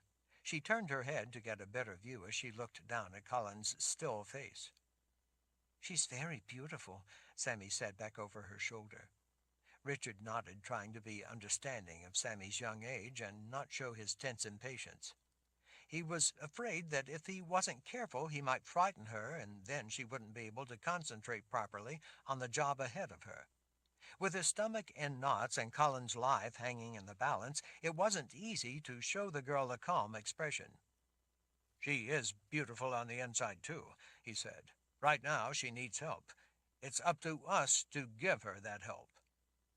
Maybe you should start out with the small things first. Maybe concentrate on healing some of the cuts on her arms. That way you will be doing what you know. After you get comfortable with what it feels like to be healing her, then you can move on and deal with her bigger problem. Sammy nodded, liking the suggestion. That sounds like the guidance my mother would give. She gently took hold of the older woman's elbow and urged her back. Esther moved out of the way, pulling the bucket of bloody water with her. Take your time and think it through, child, Esther told her. Your mother taught you well. I know that you can do it. I'll do the best I can, Sammy said as she rested a hand on Colin's abdomen, feeling her slow breathing. I hope it's enough, she whispered to herself. Esther stood off to the side, watching nervously. Your mother would be proud of you, Sammy. She would say that you can do it, and that it's in your hands now. Sammy, already concentrating on what she needed to do, answered with an absent nod. She momentarily touched various wounds along Colin's arms, evaluating them with her gift. Her fingers tested the place on Colin's stomach that had already been mostly healed by Zed. Her hand lingered there, as if inspecting the work, perhaps hoping to learn from it. Finally, Sammy scooted around so that she was kneeling above Colin's head. Leaning in, Sammy pulled wet strands of Colin's hair aside and then pressed her hands to Colin's temples.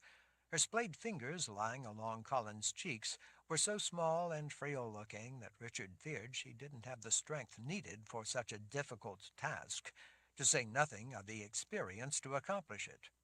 He reminded himself that he had healed people without any experience or training. He supposed that in that respect Sammy was more knowledgeable than he was. Still, it was Colin, and he couldn't seem to quiet his worry or his racing heart. The girl's eyes rolled back in her head as her eyelids slid closed. Still holding Colin between her hands, Sammy stretched her arms out straight as her head tilted back in the effort of calling for the needed strength. Richard had learned some time back that he had the unique ability to see the gift radiating power around sorceresses. He could see that aura of power around Sammy as she opened herself up to her gift. The aura looked like shimmering colored distortions to the air around her, something like the heat waves above a campfire. Richard had seen the auras of gifted people before. It was reassuring to see such a marker of gifted power glimmering in the air around Sammy. While Sammy's aura wasn't nearly as strong as many he had seen, and especially not as powerful as that of a sorceress such as Nikki, it was definitely the gift he was seeing warming the glow around the girl. He hoped that power would be enough. Richard listened to the soft hiss of the candles as Sammy leaned forward again and bowed her head in concentration. He knew what she was experiencing, what it felt like to let yourself dissolve down into the person you were trying to help, to immerse yourself in their being, to be intimately close to their innermost self.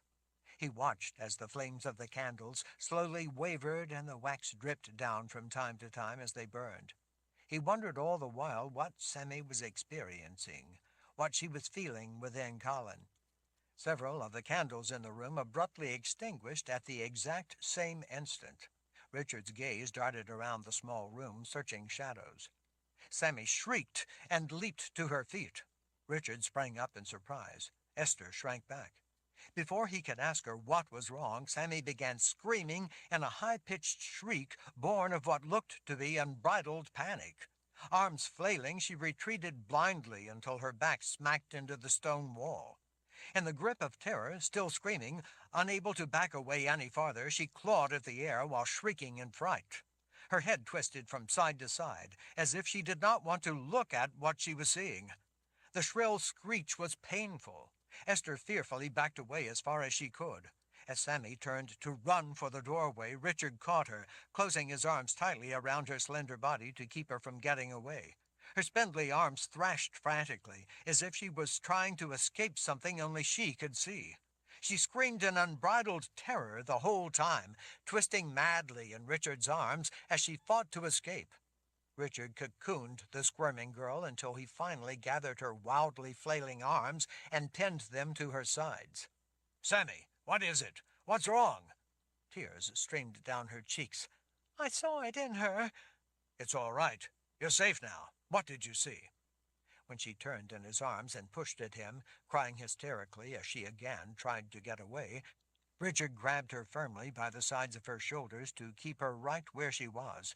Despite his injuries, she was no match for his muscle. "Sammy, tell me what you saw." "I saw," was all she could get out between sobs. Richard shook her. "Sammy, stop it. You're safe. Nothing is going to hurt you." He shook her again. "Stop it now. Lives are at stake. Your mother's life could very well be at stake. You need to get control of yourself and tell me what's going on. I can't help fix it if I don't know what's wrong. Now tell me what you saw in Colin." Sammy, tears coursing down her face, shook from head to toe. "I saw what is in her," she sobbed. "What do you mean?" What did you see in her? Sammy's face contorted in horror. I saw death. Chapter 9.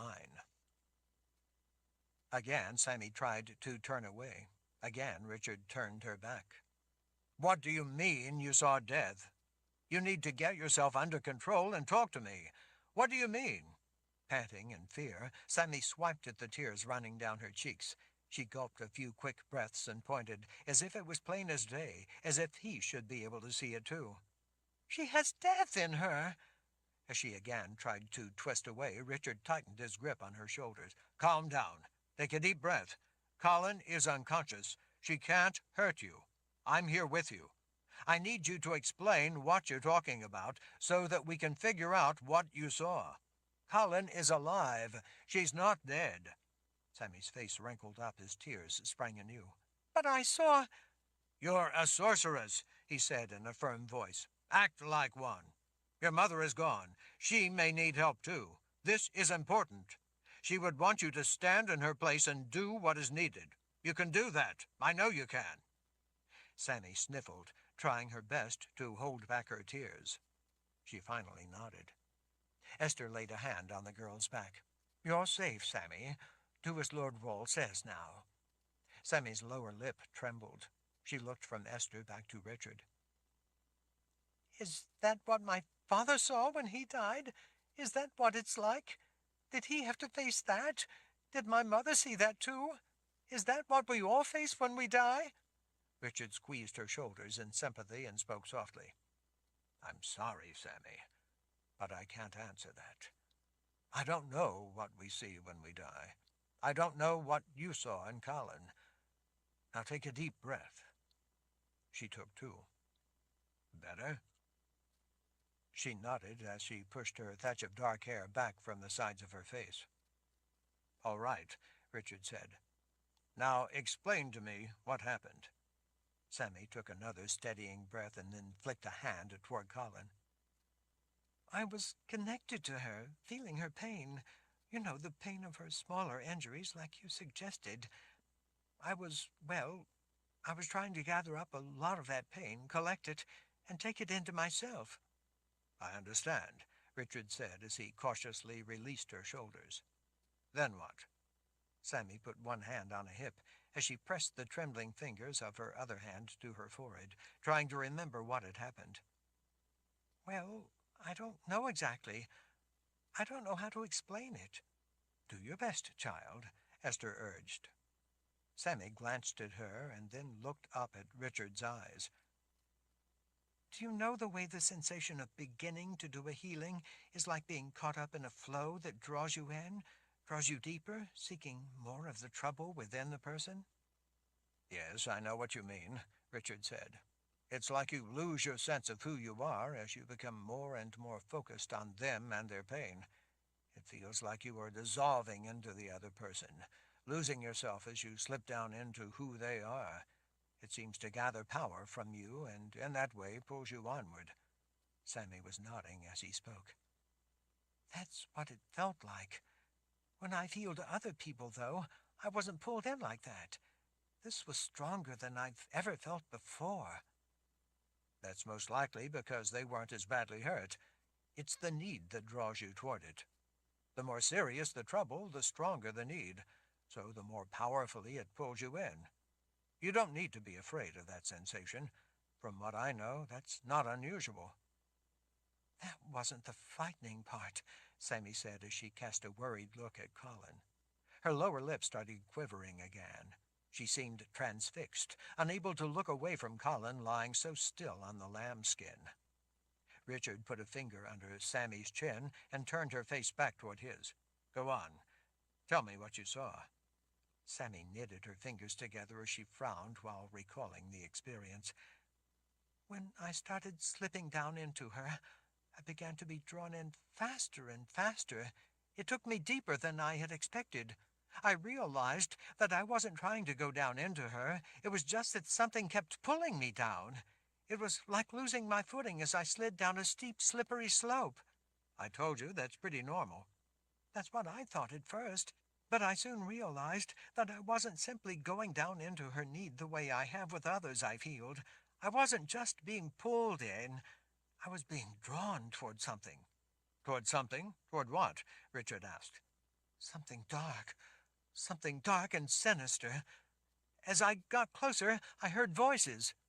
That was something Richard had not expected. Voices? What kind of voices? At first, I didn't know what the sound was. At first, it was a distant buzzing. As I sank ever faster toward the darkness within her, I realized that what I was hearing were screams. Richard frowned. Screams? I don't understand. What do you mean you were hearing screams? How could you hear screams? Sammy stared off, as if experiencing it again. It was like 1,000 screams all melted together. She shook her head at her own description, or maybe in an effort to escape the memory. She looked back up at him. No, not like 1,000. Like 1,000,000. Like 1,000,000,000. It was like an infinite number of screams welling up from a dark place. They were the most horrific, terrifying, anguished screams you can imagine. The kind of screams that seemed as if they might sear the flesh from your bones. Richard couldn't help glancing back down at Colin. Did you see anything? He asked. Did you see where these screams were coming from? Sammy twisted her hands, bending her fingers as she tried to find words. I was being pulled toward darkness, but then I saw that it wasn't darkness exactly. What do you mean? It was more like a writhing mass of forms. That was where the screams were coming from. A turning, churning, tumbling mass of spirits that were all wriggling, struggling, squirming, and screaming at once. Richard stood stunned, unable to imagine what was going on. Sammy looked frustrated, trying to come up with the right words for what she had seen. I'm sorry that I can't explain it very well, but when I saw it, felt it, I knew that it was death I was seeing. It was death itself. I knew it, that's all. Richard made himself take a breath. That certainly sounds frightening, and while I can't explain it, that doesn't mean that it was death you were seeing. Sammy tilted her head to the side as she frowned up at him. But it was, Lord Rawle. I know it was. Richard was impatient to get the young sorceress back to the task of healing Colin, but he reminded himself that he had to be understanding of not only her age and inexperience, but her fears. This was all new to her, and her mother was not there to help her. He suspected that she was simply misinterpreting the pain resulting from the seriousness of Colin's injuries. Sammy, it was probably the terrible pain, the profound hurt within Colin that you were encountering. I've healed grievously injured people before, so I know how frightening it can be. Being immersed in their suffering is a dark and daunting experience. Time seems to stop. The world of life can seem distant. Lost in that strange place with their pain, you know that what is hurting them could kill them, and only you can stop it. You know that they're facing death if you can't help them. No, Sammy insisted as she shook her head. When I looked through that shimmering green curtain, I knew I was looking beyond the veil into the world of the dead. Richard froze, still as stone. The room seemed too quiet, too small, too hot. What did you say? Her tongue darted out to wet her lips. When I looked beyond that curtain, I knew that I was looking beyond the veil into... You said it was green. Sammy's brow bunched as she fought back new tears. That's right. Why would you say it's green? Perplexed, she frowned up at him. Because it was. It was like a shimmering green curtain of fog. It rippled, brighter and darker, something like a wispy, sheer, transparent green curtain moving in a breath of breeze. It's kind of hard to describe. Beyond that awful veil of green, I saw what looked to me like a churning mass of spirits. They were all screaming as if in terrible agony. That was the sound I heard. Some of the forms ripped apart as they screamed, while yet more of them constantly boiled up from the blackness below to take the place of those that disintegrated, in turn adding their ghastly screams to the sea of souls, all fusing into one long, hopeless cry. Some of them saw me and tried to grab for me, but they couldn't reach through that green veil. Others beckoned me to come to them instead. It was death calling to me, trying to pull me in. Richard turned and stared down at Colin. He had encountered the underworld a number of times. The veil before the world of the dead was always an eerie green color. He slowly sank to his knees beside the unconscious form of the woman he loved more than life itself. Dear spirits, what is going on? Chapter 10. What is it? Esther looked back and forth between Sammy and Colin. Lord Rawle, what is it? Do you know what it means? Do you know what's wrong with her? Instead of answering, Richard laid a hand on Colin's shoulder, feeling her warmth, her breathing, the life in her. Despite how sick he felt, he ignored his own pain. She was in grave trouble and needed help. She needed gifted help. She needed more help than Sammy was able to give. He shut himself off from everything around him as he retreated into the calm center within himself. The people outside in the corridors and rooms of the cliff dwelling no longer seemed at all close. The faint undertone of their voices gradually faded away. Esther's and Sammy's voices became distant murmurs as he focused on what needed to be done, on what Colin needed done. In that inner silence, he sought to release himself into Colin, to heal her, or at least to try to sense what the problem was.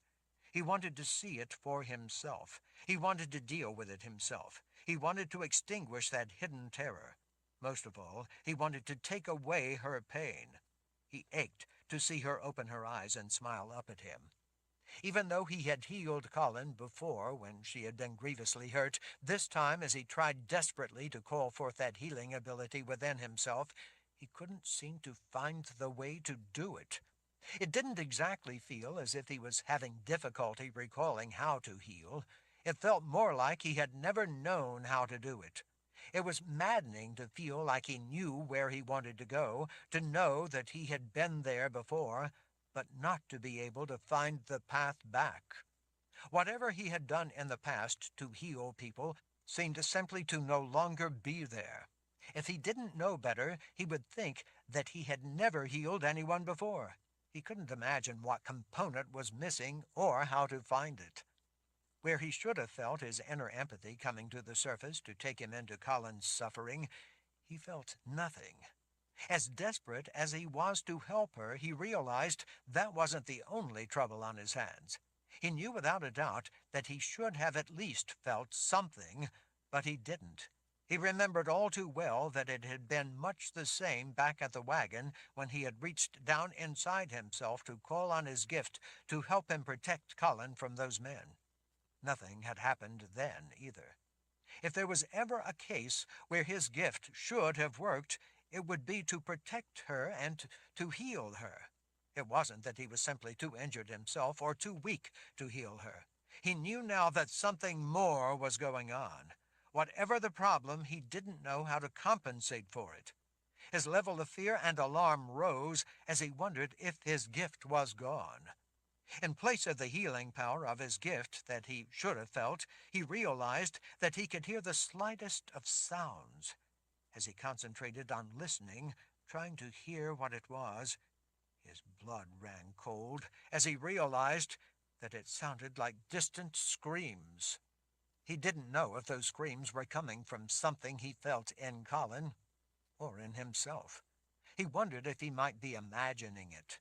He couldn't help feeling haunted by the things Sammy had told him she had experienced. He fought back a rising sense of panic. He had told Sammy to calm down, that panic wouldn't help. He knew that he had to take his own advice. He had to think if he was to act effectively. For whatever reason, what he was doing to try to heal Colin was not working. He opened his eyes, rose up, and took a long stride back to the girl. "Did you sense it in her, too?" Sammy asked. Richard shook his head. "What else did you sense in her?" Sammy looked confused by the question and intimidated by him towering over her. "Nothing. I was afraid. I drew back out of her." Richard turned to look down at Colin, pinching his lower lip as he thought it through. Whatever was wrong with Colin, it had to have happened in the hedge maid's lair. Whatever was wrong with him had started there as well. He and Colin had both been unconscious when Zed, Nikki, and Kara found them. Richard remembered killing the hedge maid. He had been warned that his sword and his gift would not work against her. The omen machine, though, had given him a prophecy. Your only chance is to let the truth escape. With that clue, he had realized that the way to stop that vile creature was to cut the leather strips sewing her mouth closed. Doing so had caused her to release an inner scream held back for most of her life by those leather strips. It had brought about the release of the corruption and death that had been contained and festering within her. First, though, knowing what he had been about to do, Richard had wadded up small pieces of cloth and stuffed them in Colin's and his own ears, to keep both of them from hearing that malevolent cry born in the world of the dead, to prevent them from hearing the call of death itself. At least he thought it had kept them from hearing it. He turned back to Sammy. I need you to use your gift on me, the way you did when you tried to heal Colin. I need to know if you can sense that same thing in me that you sensed in her. Sammy shook her head as she shrank back.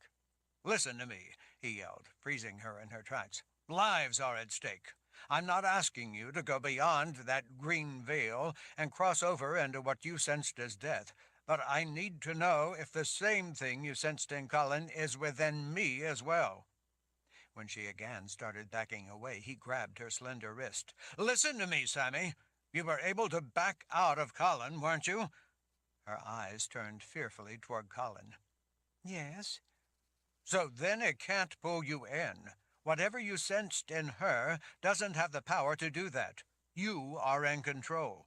Even though you went down deep into her, you pulled yourself back out, didn't you? She didn't answer.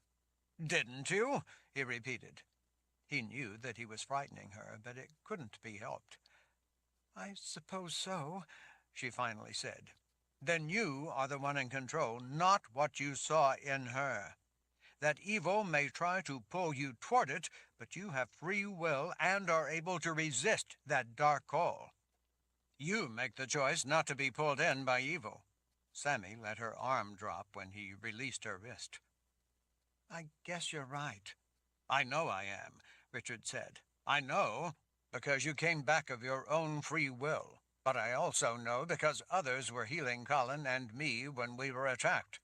They both have vast experience and know a great deal more about healing than either you or I will likely ever know. They would have sensed what was in her, and they wouldn't have been trying to heal her if it was a lethal trap. But how can you be sure that they were healing her? They healed the wound on her stomach. Sammy thought it over for a moment. You're right, she finally admitted. I felt that healing. I could tell that it was fresh, that not long before me someone else had been there healing her. And they came back. You were able to come back too. That means you are in control. You weren't helpless to that call of death. She looked considerably more calm, even if she didn't look at ease. That makes sense. Richard took a step closer to her. I need you to check me. I need to know if that same sickness is in me. She appraised his eyes for a moment with a look that was well beyond her years. You suspect that you have the same thing in you that she has in her, and you think that may be what's keeping your gift from working, she said. It wasn't a question. Richard arched an eyebrow, then sat on the floor and crossed his legs. Come on, do it now. I need to know. Sammy let out a frustrated sigh, then gave in and sat before him. She followed Richard's gaze to see a cat that had just sauntered into the room, peeking in the dark places behind the pillows against the far wall the way cats liked to do. I think that the cat sensed what I saw in the Mother Confessor, Sammy said. The cat? She nodded as she crossed her legs the way he had done. My mother says that cats are sensitive to spirits, to things from the world of the dead. Richard looked at the girl for a moment without saying anything, then held his hands out. Take my hands. Try to heal a few of my wounds. Do what you did with Colin. Sammy gave in with a sigh and finally took his hands. Richard, having trouble holding his left arm up, rested his forearms across his knees. His bite wound had started bleeding again. Her hands looked tiny holding his. It occurred to him that right then, despite her young age and her inexperience, she wielded more power than he did. Not a comforting thought. The girl closed her eyes and slowed her breathing. Richard did the same, hoping to help her do her job. Esther stood off to the side, wringing her hands as she watched. Richard tried not to think about what Sammy was doing, about what she might find. Instead, he thought about Zed, Nikki, Kara, and Kara's husband, Ben, the general who had led the troops to come find Richard and Colin. Richard needed to know what had happened to them. They would never have willingly left him and Colin to their fate. He remembered the bones and remnants of uniforms. He remembered what the two men had said, that those with Richard and Colin had been attacked by people called the Shantuk. He remembered seeing masses of dead attackers. He remembered the vulgar visage of one of those dead, whose blood-stained teeth had all been filed to points to better rip into flesh. With the hedge made dead, he had thought that the battle was over. It appeared that it had only just begun. Something more was going on, something more than he understood. He needed to find answers, and he knew that time was working against everyone. If those people he cared so much about were in the hands of the Shantuk, then every day that went by made their survival less likely.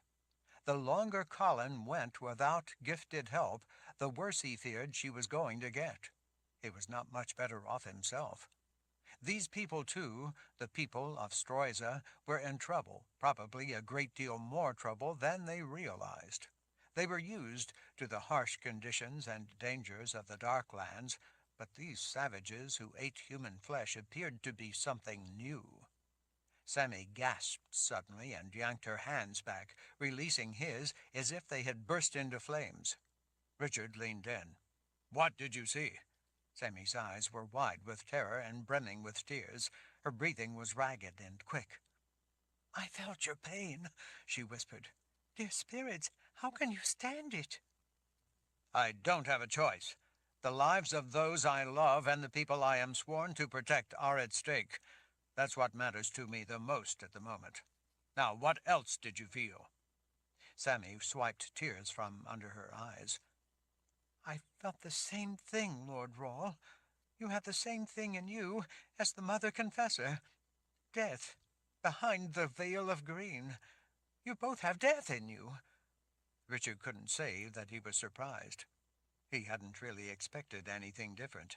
Both he and Colin had been exposed to the hedge-maid's screams, screams that had been unleashed from the underworld itself. He looked up at Esther's ashen face. "Bring Henrik to me." "You want the boy?" She looked confused. "Now? Lord Rawle, your wounds must be tended to. Your arm is bleeding again, and it must—" "Now," Richard said. Chapter 11. Richard turned from Colin's unconscious form when he heard the sound of feet shuffling out in the passageway.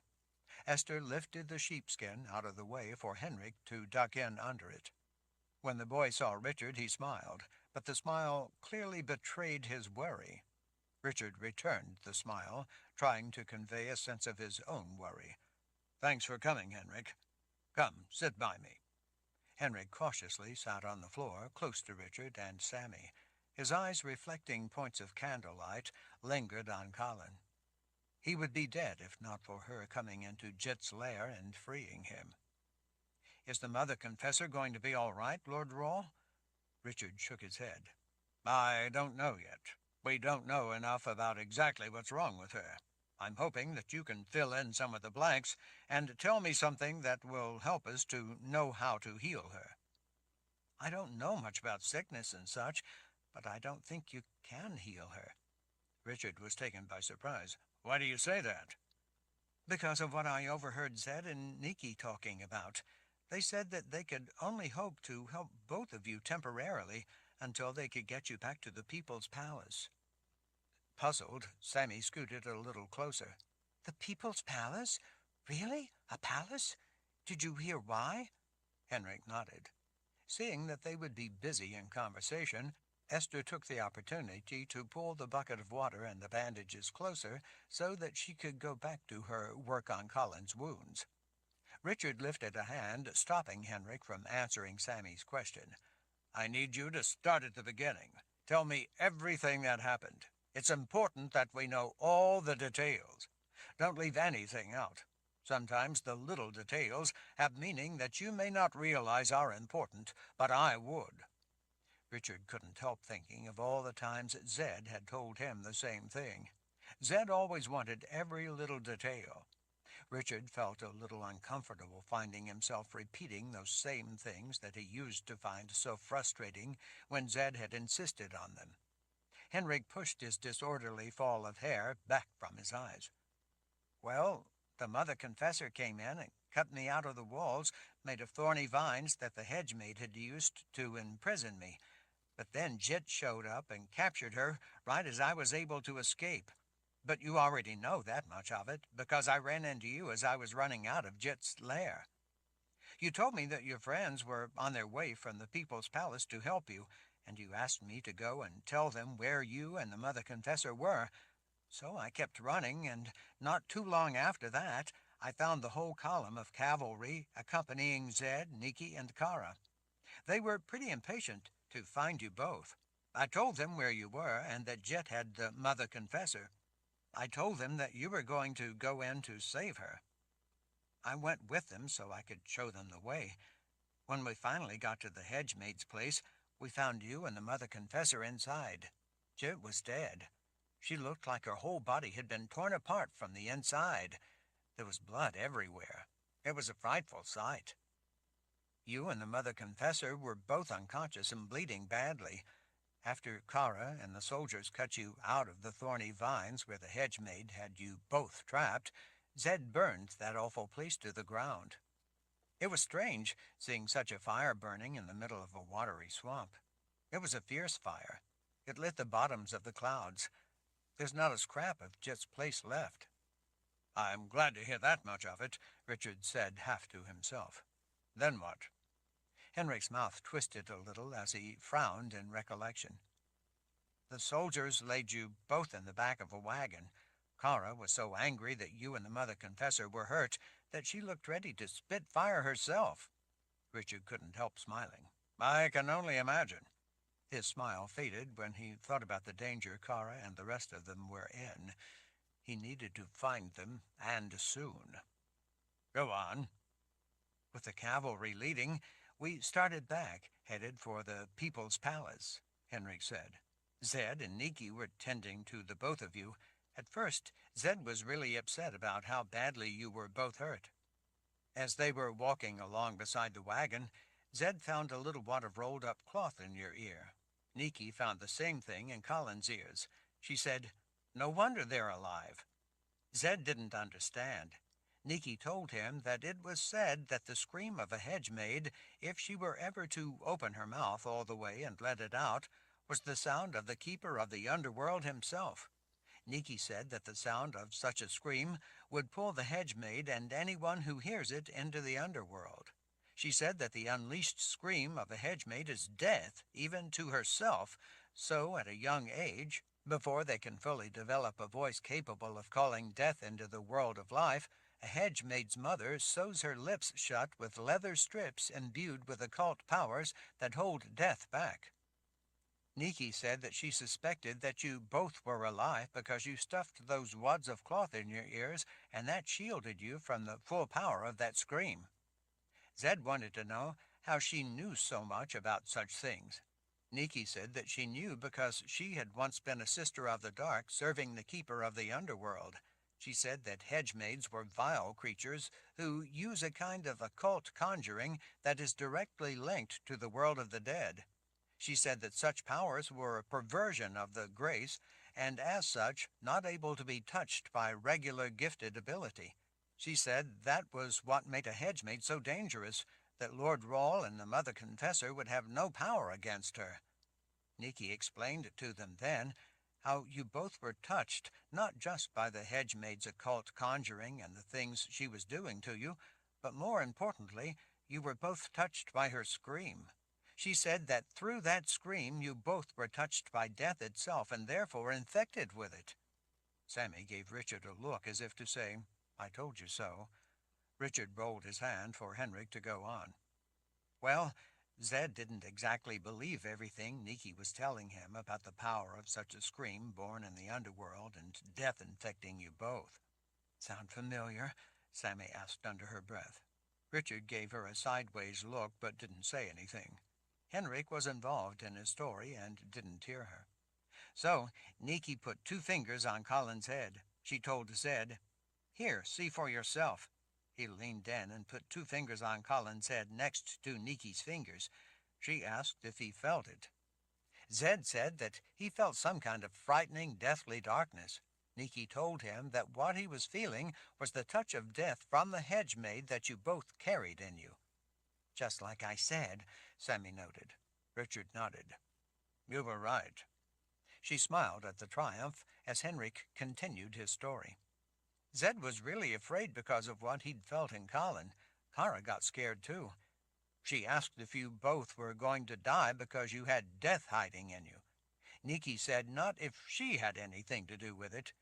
Nikki said that you both were only alive because the wads of cloth you had stuffed in your ears blunted the full sounds of death's call, but it still had infected you both.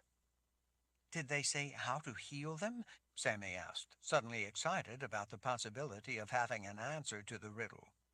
Nikki said that she thought she could do it, but that it had to be done in something called a containment field.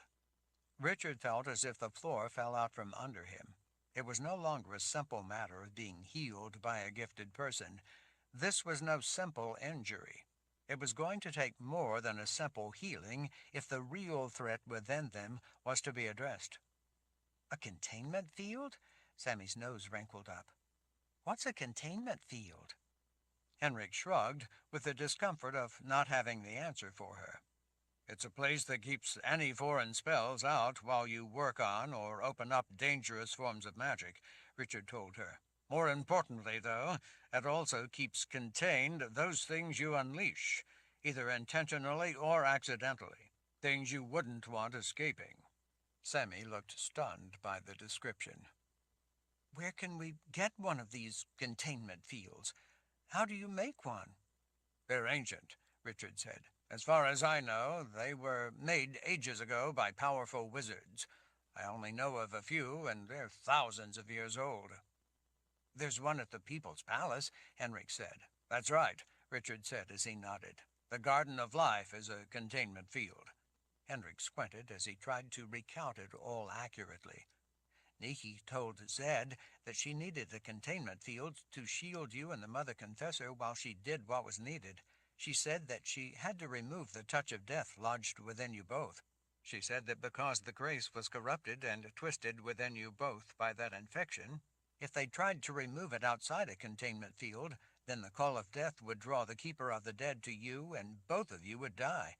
She said that they could heal your other injuries, though, and they should do that right away to keep you alive until they could get back to the containment field.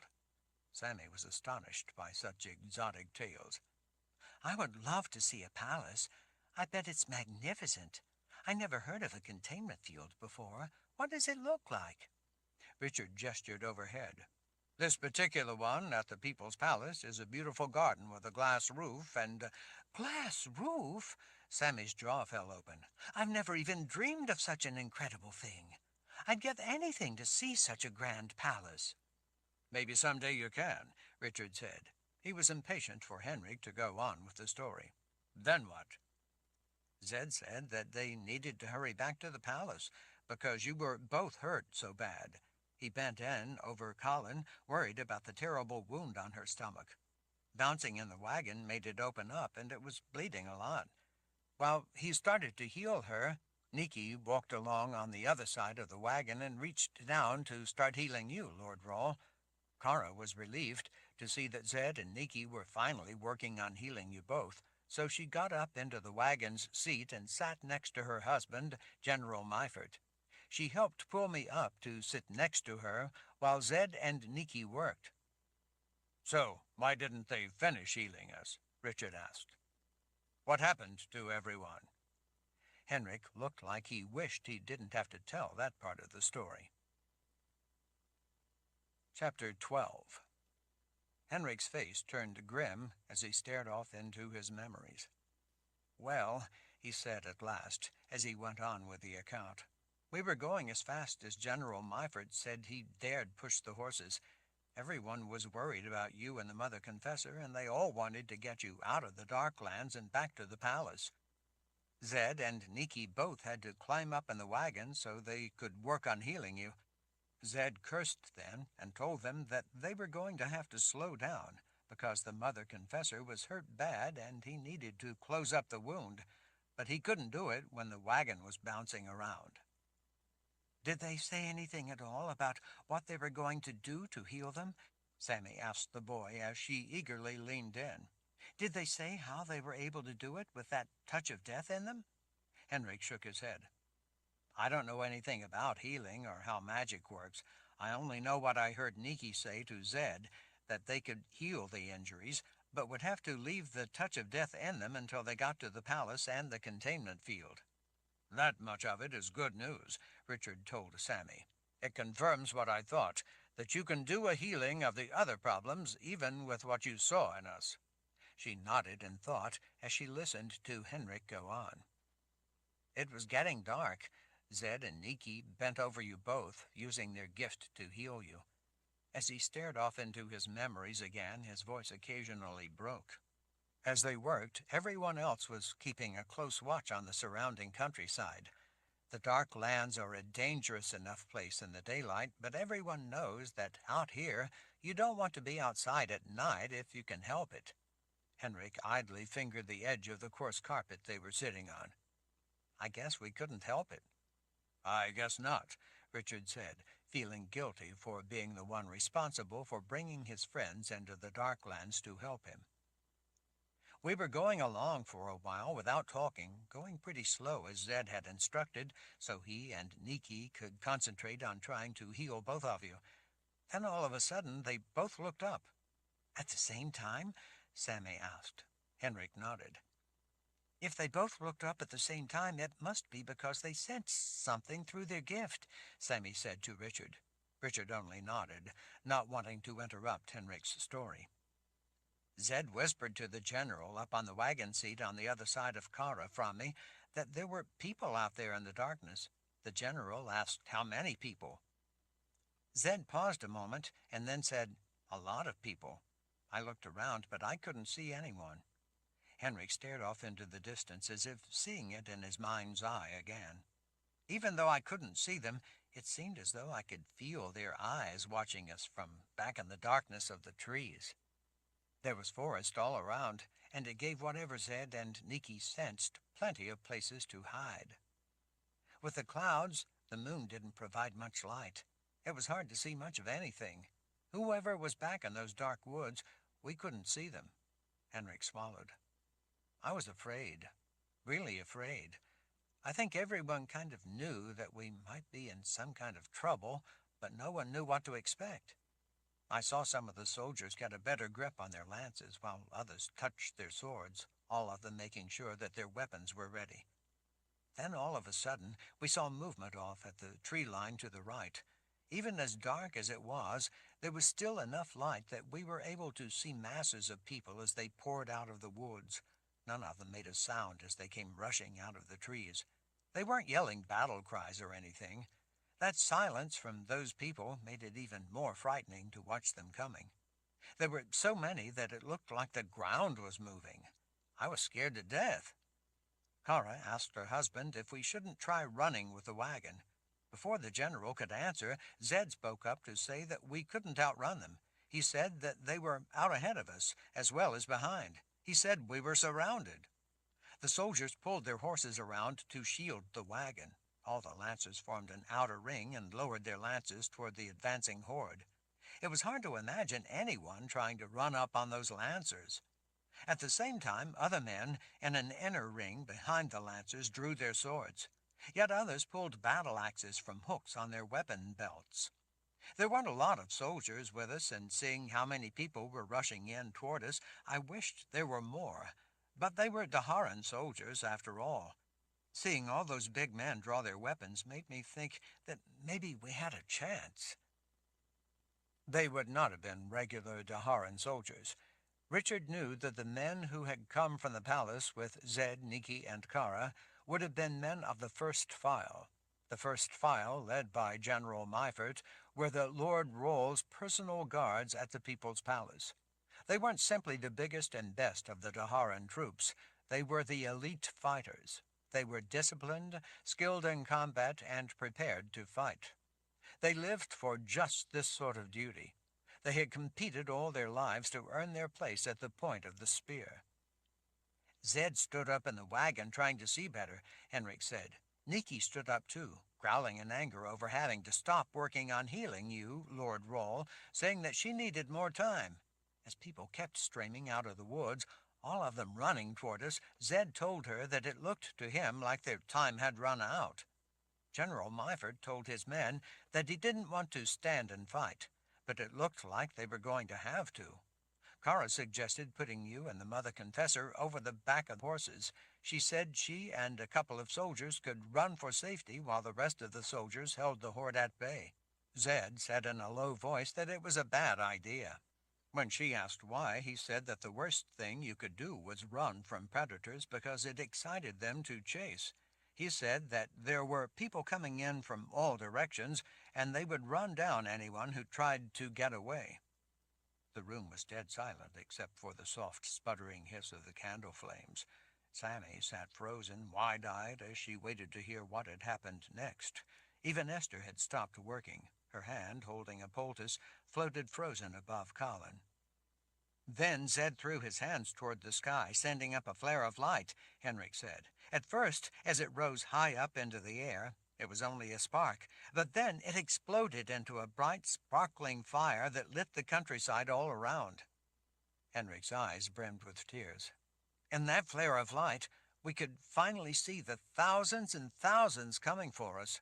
I saw not only men racing toward us, but women, too. Most of the men had no shirts and were bare-legged. I didn't see any of them with swords or spears or shields. A lot of them had knives, though. So did the women. Our men were on horseback and had much better weapons. I would have felt better about that were we not so overwhelmingly outnumbered. The fire that Zed had sent up started to die out, and it was getting harder to see all the people racing toward us. As they got even closer, he tried to send up another flare of fire to replace the one that was fading, but nothing happened.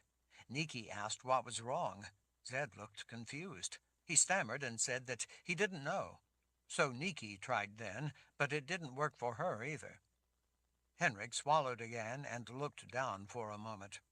Richard put a hand on the boy's shoulder, but didn't say anything, instead giving him the time to find his words. Henrik cleared his throat. When they were close enough that they would be able to hear him, the commander of the cavalry stood in his stirrups and yelled at the people running in toward us, warning them to stop, to stay back, or they would die. It didn't do any good. All the people had been silent up till then, but after the general told them to stay back or they would die, they started yelling battle cries, like they were eager for such a fight.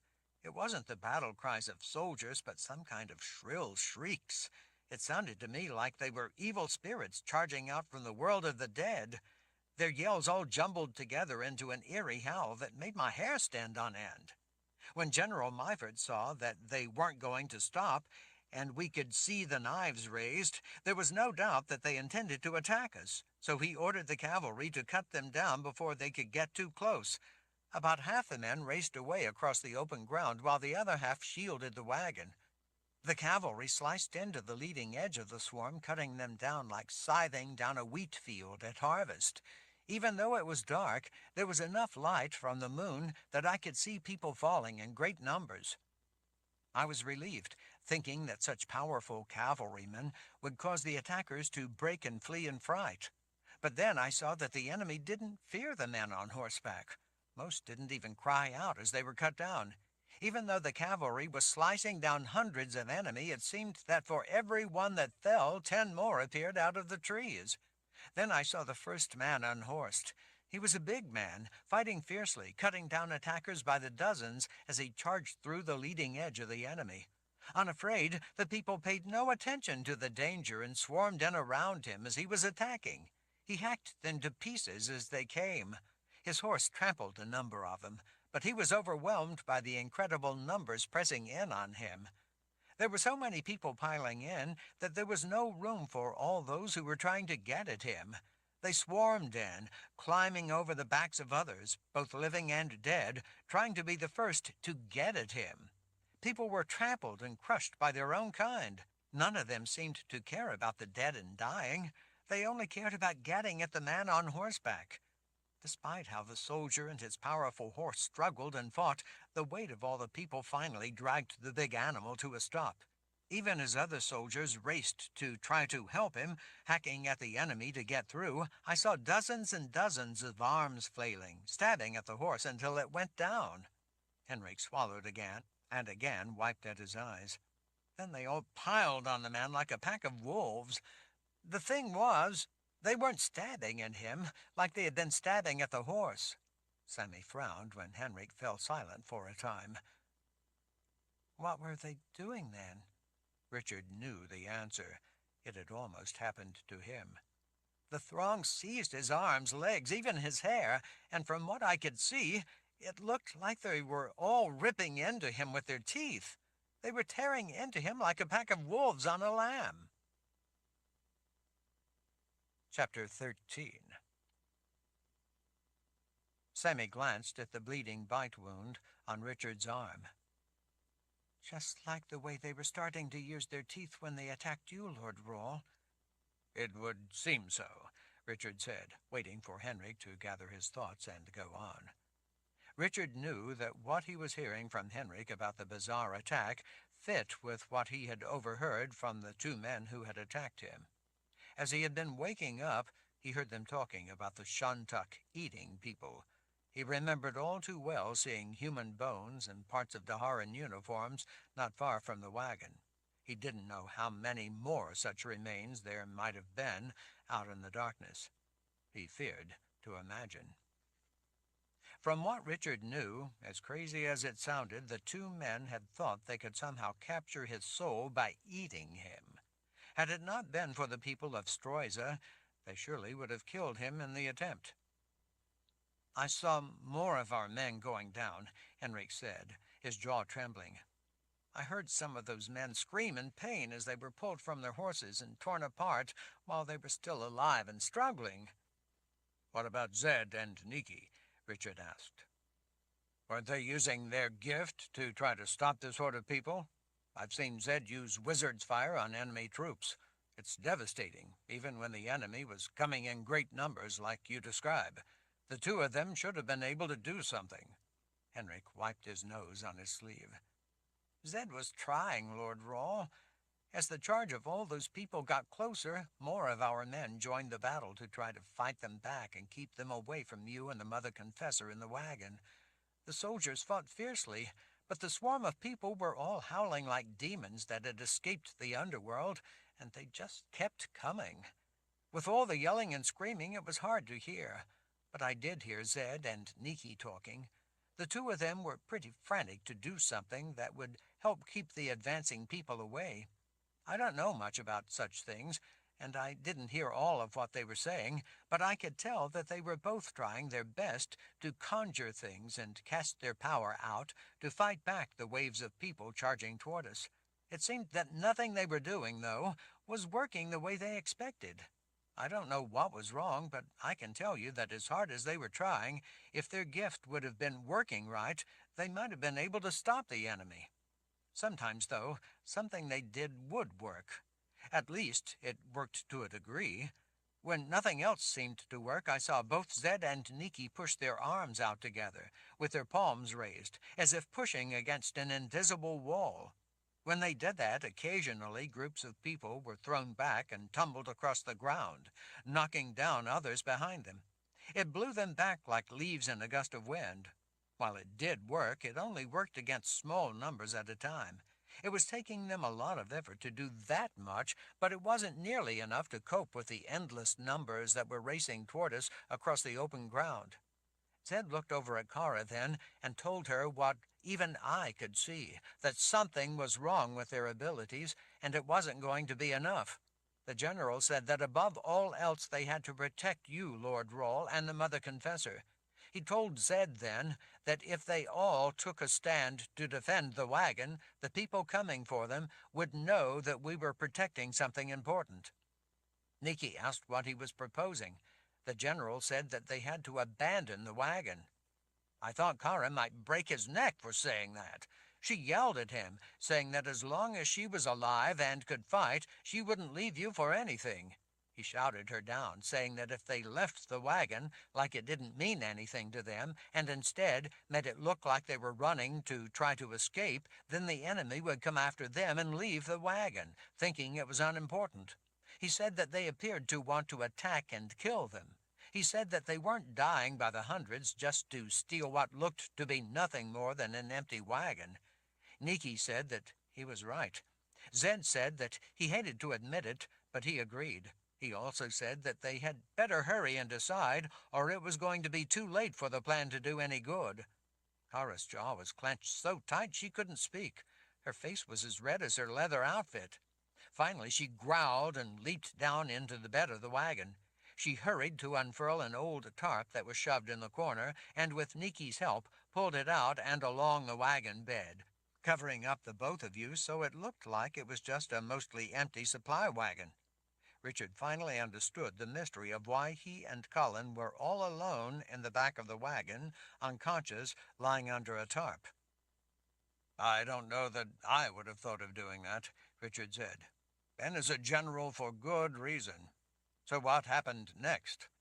Kara lifted me off the wagon seat and set me down in the bed of the wagon with her. While her husband, Zed, and Nikki jumped to the ground, she bent close and pointed her Aegil at my face. She told me to listen and listen close. She quickly glanced toward a spot in the woods to the other side from most of the attackers, to where I didn't see anyone. She leaned close again and asked if I saw the path into the woods. I didn't see it, but I was afraid to say so. She said that she wanted me to run for that path and get away. Run? Sammy asked. If there was a place where there were no people, then why didn't all of you go that way and try to escape? I asked her that. I begged her to come with me. She said that carrying Lord Rawle and the Mother Confessor would slow them down, and not only that, but they couldn't see to run fast enough in the woods. She said that with that many of them running to try to escape, they would be spotted and chased. She said they would be caught in there, and then the enemy would have Lord Rawle and the Mother Confessor. She said that above all, saving you, Lord Rawle, and the Mother Confessor was what mattered to Dahara and to the future of everyone. She told me that Benjamin was right, that this was the only chance they had to save you both, but they had to act fast. She said they would run in another direction, making it look like they were trying to get away so that the people would chase after them and hopefully not even realize that the two of you had been left hidden in the abandoned wagon. I asked what was going to happen to her and the general and Zed and Nikki and all the rest of the men. Henrik paused briefly to choke back a sob. Kara gritted her teeth and said they were doing what they had to do to protect you. Henrik dissolved into tears, choking back sobs. Sammy put a hand over his and softly told him that she understood. Her eyes, too, brimmed with tears. She told the boy that the same thing had happened to her father and that her mother was missing. She told him that she knew what it felt like to hurt inside from losing people you loved. Henrik was surprised to hear about her parents. He told her that he was sorry. Sammy squeezed his hand and told him that there was grave trouble at hand, and they all had to be brave. When she asked, Henrik finally went on with the story. Kara lifted me down over the side of the wagon and set me on the ground. The general yelled back to her from the other side of the wagon, telling her to hurry. She nodded, then turned back to me. She pointed her Aegil at my face again and told me to run like the wind and get away. She told me that I had to get away so that I could find help for Lord Rawle and the Mother Confessor. She said that they were all counting on me. She said that they would try to lead the enemy in the other direction to buy me time so that I could slip away through the woods and find help. I was terrified. I didn't want to leave them. I asked what was going to happen to her and the others. She said not to worry about them. She said that my job was to run, to get away, and to find help. I stood there trembling, staring at her, unable to believe it was happening. Kara grabbed my jaw and said, "Run! Don't look back! Don't stop for anything! Get help for them! Understand?" I nodded that I did. I couldn't answer because I was too afraid to talk. Kara pointed off into the darkness with her Aegil and said, "Go!" I turned to go, but then she grabbed my arm. I turned back, and she was real close, looking right into my eyes. She said, "Don't let us die for nothing, Henrik. Find them help, no matter what. Make our lives count for something. Get them help." I said, "I promise, Kara." As I turned to run, I saw her race around the wagon to join the others, and then they all ran, the howling enemy right on their heels. Henrik's words dissolved into sobs. Richard was in so much pain that his hands shook. His breathing was ragged, but the pain seemed distant in the numb haze of his grief. He rubbed the boy's shoulder, understanding his emotions, feeling great sorrow for his ordeal. His own heartache felt as if it would crush his chest. "As I ran toward the woods, I finally spotted the trail," Henrik said, trying mightily to pull himself together enough to finish the story. "I heard the howls around me. I raced onto the trail without slowing to look back. Before I had taken 10 strides down the dark trail, I saw someone moving back in the trees. I froze. They didn't spot me. I saw dark shapes moving through the brush. I realized that the enemy was in the woods, and remembered that Zed had said that they were all around us. They had been lying in wait in case anyone tried to escape in that direction." "It was a trap," Richard said. "They made it look empty and inviting as an escape route to draw people in. They were waiting in ambush." Henrik nodded. "I guess. Because I'm small, or maybe it was because I was alone there in the dark and there was so much noise going on back the way I'd come, they didn't spot me. Once they realized that the cavalry and the others were running to try to escape in the other direction, they all went crazy, howling as they raced out of the cover of the woods to join the chase. When I saw them coming, I knew that if I kept going down the trail, they would soon have me. I was trapped, and there was nowhere to run, so I dove behind a fallen tree. I clawed through the soft moss and decayed wood to squeeze in under the trunk. I lay as still as I could, holding my breath where I hid. I could just make out dark shapes moving through the trees. Closer in, a lot of legs ran past me. More and more people kept running by all the time. Thousands, it seemed, ran past. I could hear the sound of all their feet rumbling through the forest. I was terrified that any moment one of them would spot me and then reach down and pull me out. I knew that if they did, they would tear me apart with their teeth the way they had the man I saw pulled off his horse and killed. I stayed hidden a long time, too afraid to move. I could hear them making that awful shrieking sound as they charged through the trees like a pack of wild animals on the scent of blood. Henrik looked up at Richard. "The general and the others were right not to have tried to take you and the Mother Confessor back through those woods. If they had, you would be dead now." Richard knew that he owed his life, Colin's life, to his friends. It didn't seem fair that he should live at the cost of their lives. He desperately wanted to find a way to help them, if they were still alive. Finally, Henrik said, after what seemed forever, I didn't hear any more people running past. I could hear all the howls and cries from them as they went after Kara and the others. That noise kept getting farther away. After it was quiet in the woods for a time, I finally dared to crawl out and take a careful look around. The woods were dead still, and I didn't see anyone. I started running. "So then, as you were running along the trail, you came to this place?" Richard asked. Henrik nodded. "I found people here caring for their animals. I begged them to come help you. Thankfully, they did." Chapter 14. After Kara told me to run, I never saw what happened to all of them. Henrik's head hung as he cried quietly in sorrow for those he had left behind to their fate. Sammy put a comforting arm around Henrik's shoulders. Her eyes glistened with tears as well. With her father murdered in the same way as Henrik described, and her mother missing, very possibly a victim of the same grim end, she clearly empathized with Henrik's misery.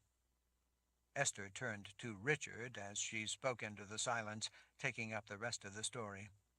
When the boy showed up here, we couldn't understand what he was talking about.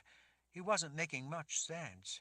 He was frantic to get help, that much was clear, but we were having a hard time of getting him to slow down enough so we could understand what kind of help he needed. He kept pointing and telling us to hurry. When we began to grasp that he had been with people who had been attacked, and that there were 2 injured people who needed help, we knew that we couldn't wait for him to tell the whole story. It's dangerous in the dark lands at night, and it was evident that your party had somehow fallen victim to something awful. We knew that we had to go right away to find you, and get you both out of danger. We figured we could get all the details later. As reluctant as we were to venture out into the wilderness at night, we also feared what would happen if we didn't help. The dark lands are sparsely populated. There are dangers, to be sure, and it can be especially dangerous at night. But we had never heard of so many people as it seemed Henrik was describing attacking them. We thought that maybe he was imagining things because he was so afraid. It was not only difficult for us to believe what we thought he was telling us, he was having trouble telling us the whole story because he was frantically concerned with us hurrying to go help you. We had no trouble believing, though, because of his panicked state, that you had been attacked by someone and the situation was serious. Henrik didn't know where you were exactly. We finally got it out of him that you had come from Karga Trace from the Hedge-Maid. That was enough to tell us what we needed to know. There is only one seldom-used road that goes in the direction of that swampy place, so we had a good idea where to look. We left the boy up here where it was safe while we went out to look for you. You did good, Henrik, Richard told the boy. You saved our lives. Henrik managed a small smile. Just returning the favor, Lord Roll. You and the Mother Confessor saved my life. He gestured toward Colin. The Hedge-Maid had me. Jet would have bled me dry like the other poor souls who were trapped like I was, but had no one come in time to help save them. They died in her lair. The Mother Confessor got me out. Richard nodded. That's the kind of person she is. She has always fought for life. He rubbed his forehead as his gaze sank. Now she's fighting for hers. He was feeling dizzy, both from his injuries and from fear for his friends and loved ones, after what Henrik had told him about the mysterious attack. The long war had ended. He had thought they were finally at peace, and that life was returning to normal. He guessed that there was no such thing as normal out in the Darklands. He knew, though, that even for the Darklands this was out of the ordinary. Sick with worry for the fate of his friends, his bite wound throbbing painfully and his head pounding with what might be a developing fever, he needed to lie down. After learning a little more about Zed and Nikki beginning to heal them, despite the Hedge-Maid's vile touch of death, he needed to have Sammy see to helping Colin. He needed help as well, but he knew that he could wait a bit. He didn't know if she could.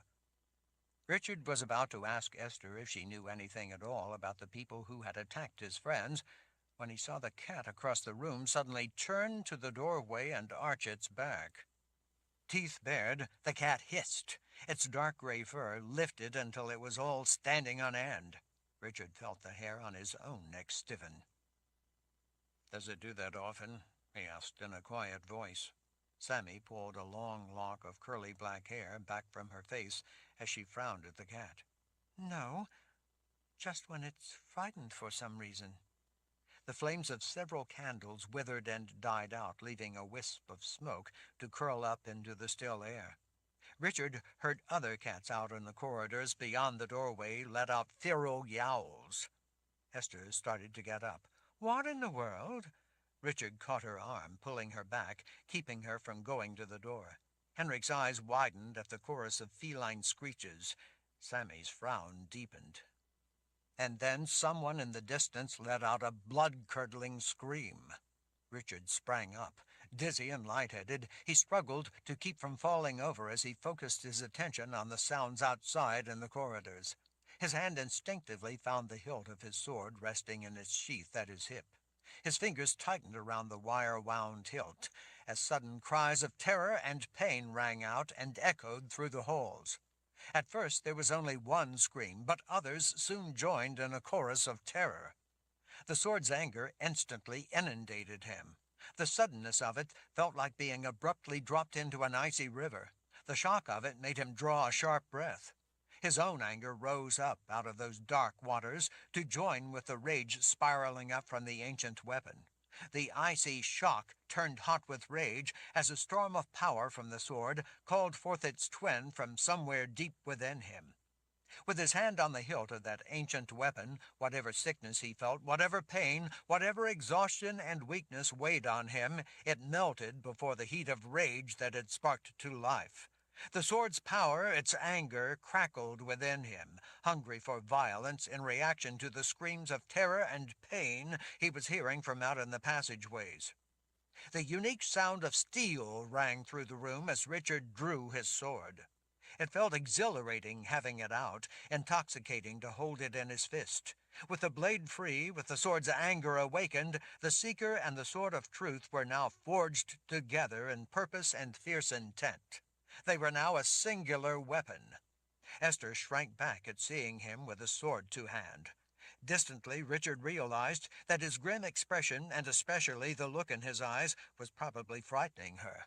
Henrik scooted back toward the wall, wanting to be out of his way. Sammy crouched protectively over Colin, ready to protect her from whatever might come through the door. Richard didn't intend to let anything come through the door. He pointed the sword back at Colin as he spoke with quiet fury to Sammy. "Stay here and protect her." Looking determined, Sammy nodded.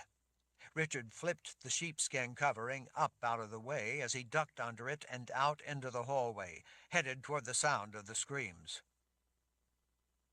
Chapter 15. As Richard raced out into the hallway, he heard not only terrified screams, but a kind of animalistic growl that could not have sounded more out of place in the world of life.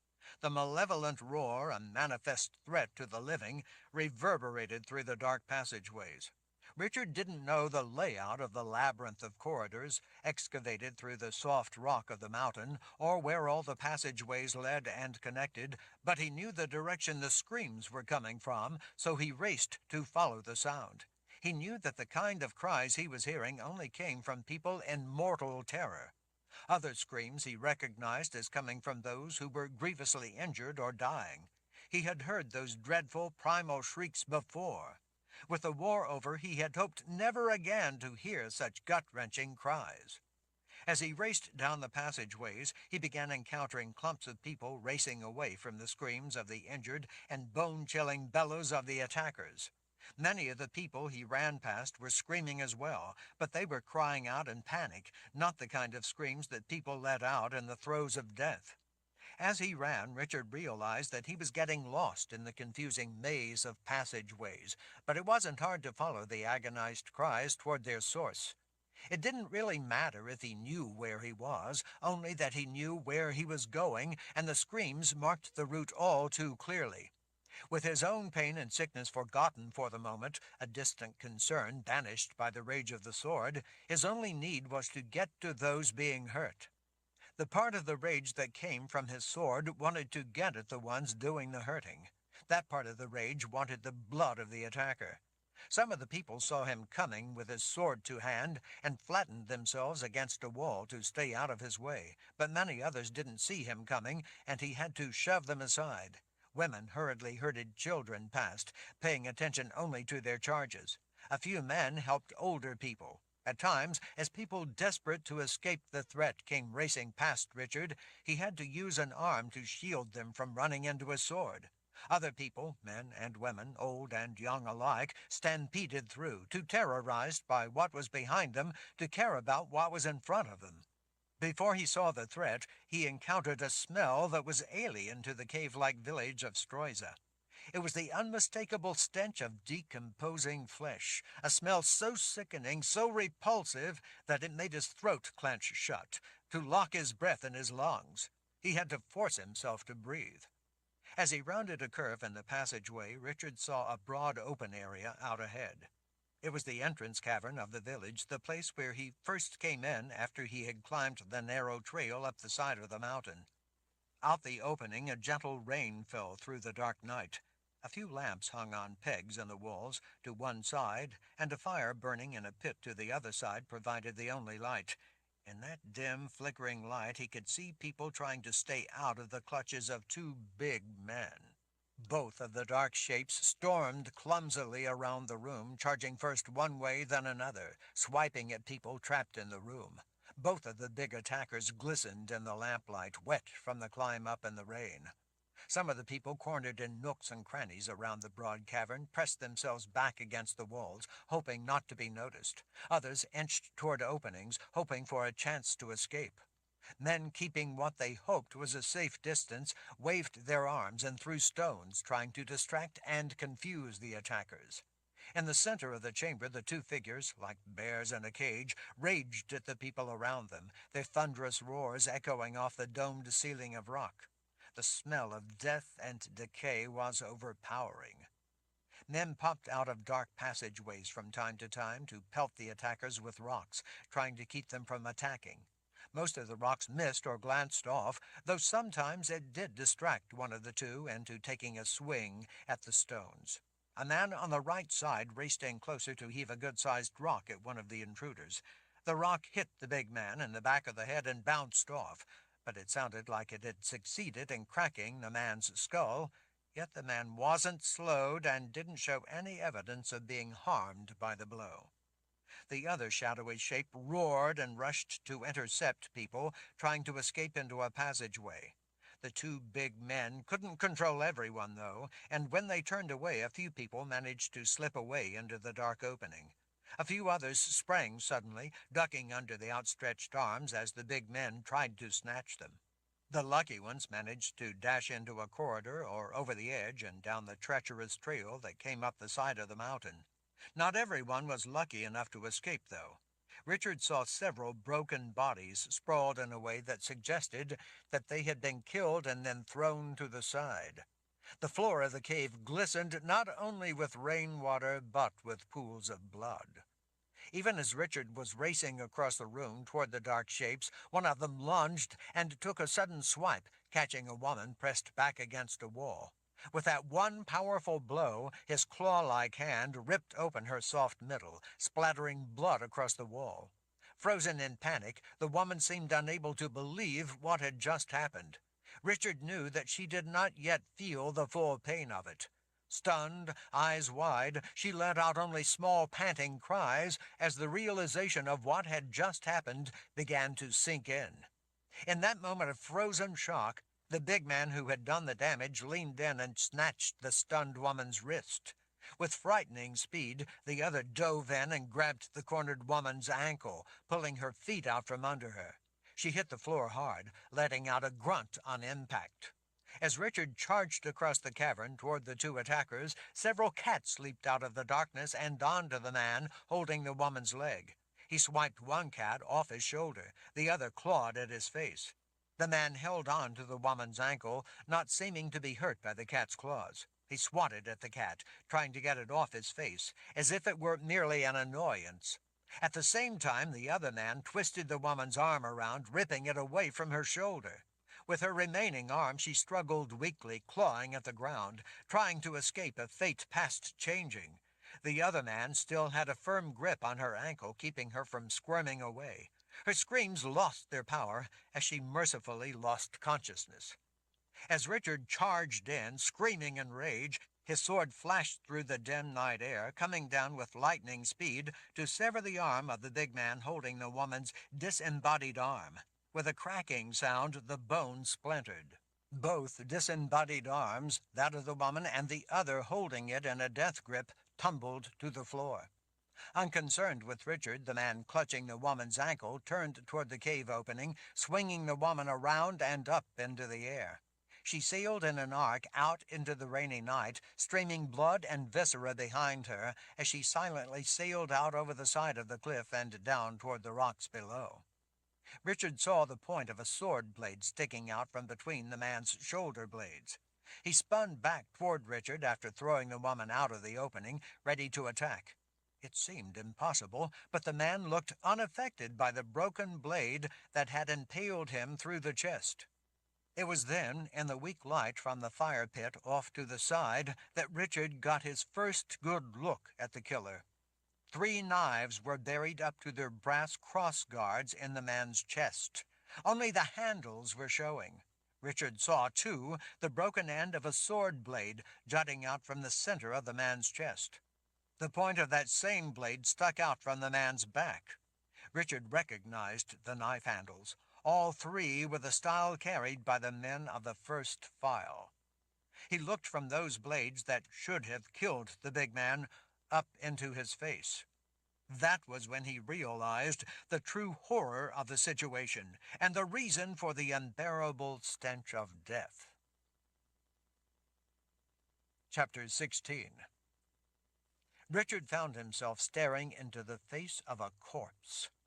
But it wasn't the broken sword blade or the knives buried in his chest that had killed him. It was all too obvious that the man had been dead long before he had ever been stabbed. The man standing before him looked like a corpse that had been freshly dug up from a grave. The repulsive stink of death was as singular as it was overpowering. The smell alone was enough to drive Richard back a step. The man's outfit was so mouldered and filthy that it was unrecognizable as to what it might once have looked like. In places, the dark tatters of cloth were stained and discolored by bodily fluids that had oozed out during decay. As it had eventually dried, the cloth had stuck to the rotting flesh so that it became almost one with the body. The lips had shriveled back to reveal the skull's death grin of broken, blackened teeth. A thin veneer of dark, blotchy skin with a few sparse patches of pale hair covered the crown of the skull.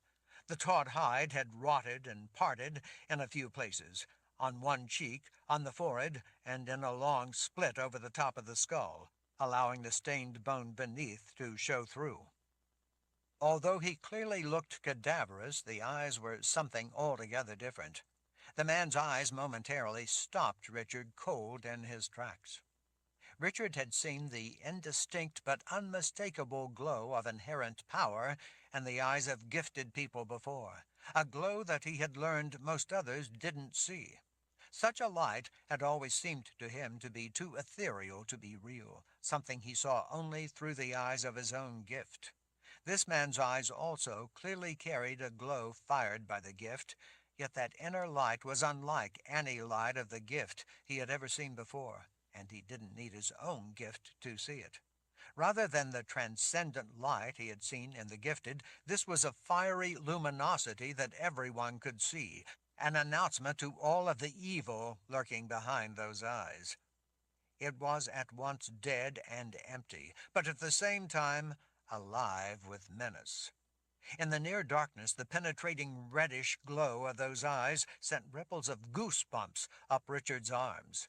Although he wasn't an expert on the gift, he had read a great many historical documents on those ancient times when both sides of the gift were common.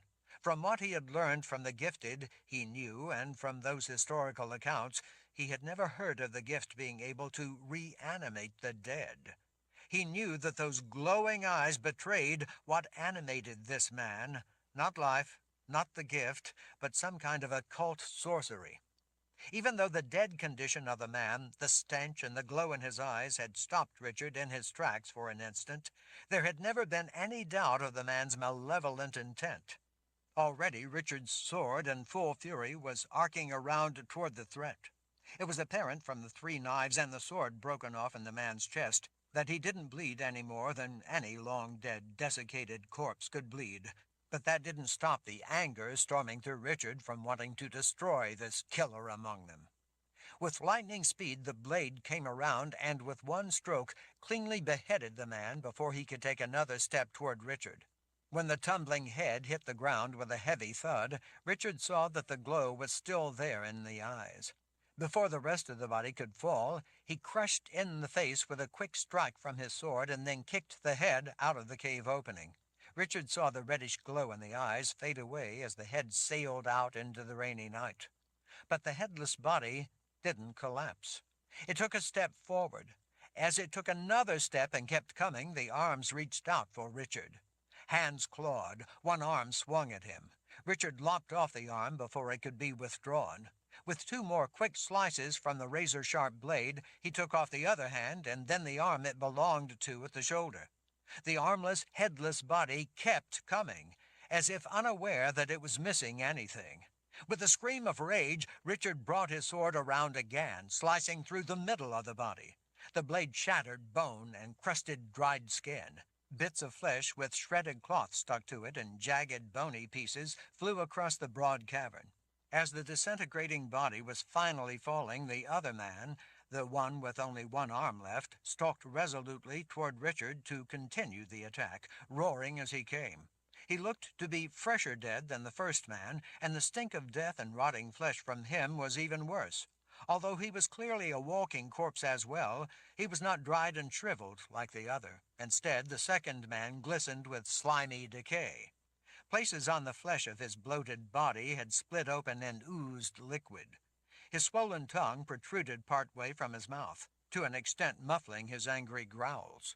Like the first man's, his joints occasionally cracked and popped as he moved, yet it didn't much hinder or slow him. Richard instinctively thrust his sword through the killer's chest. Much like the sword that had been run through the first man and then broke off, Richard's sword didn't appear to do any harm with this man either. As he yanked his sword back out of the man's chest, Richard took a step back. The man kept coming. The second corpse had the same reddish glow to his dead eyes, like a window into the inferno of black art burning within him and powering his movements. One of the men off to the side rushed up and, in an attempt to help, rammed a knife through the attacker's neck. It did no more good than Richard's sword had.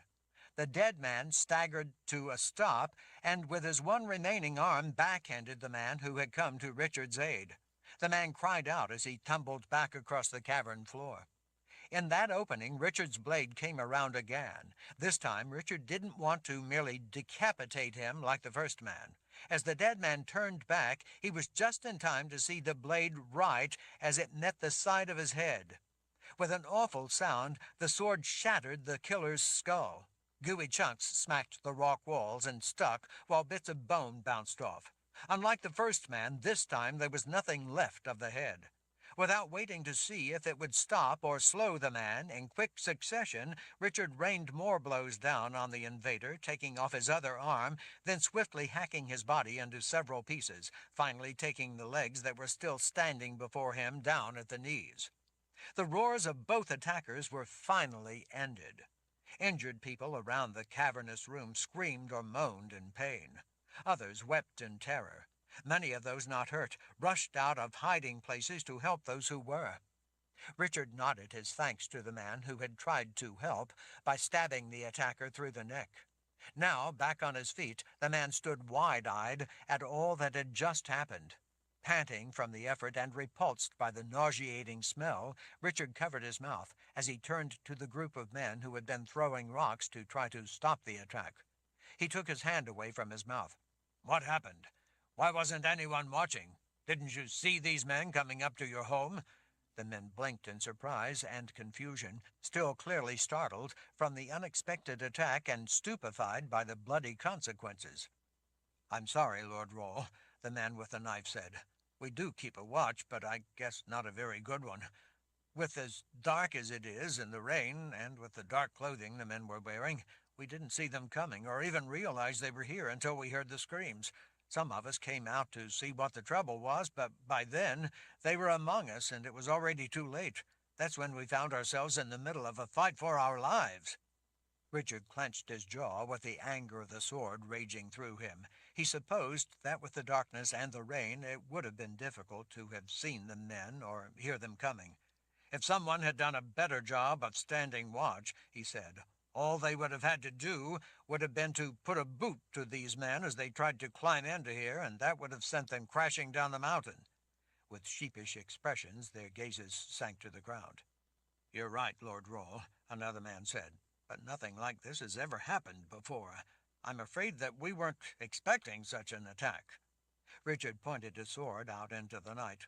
"With that attack earlier tonight that Henrik came here and told you about, you should have been alert for trouble. Nothing like that has happened either.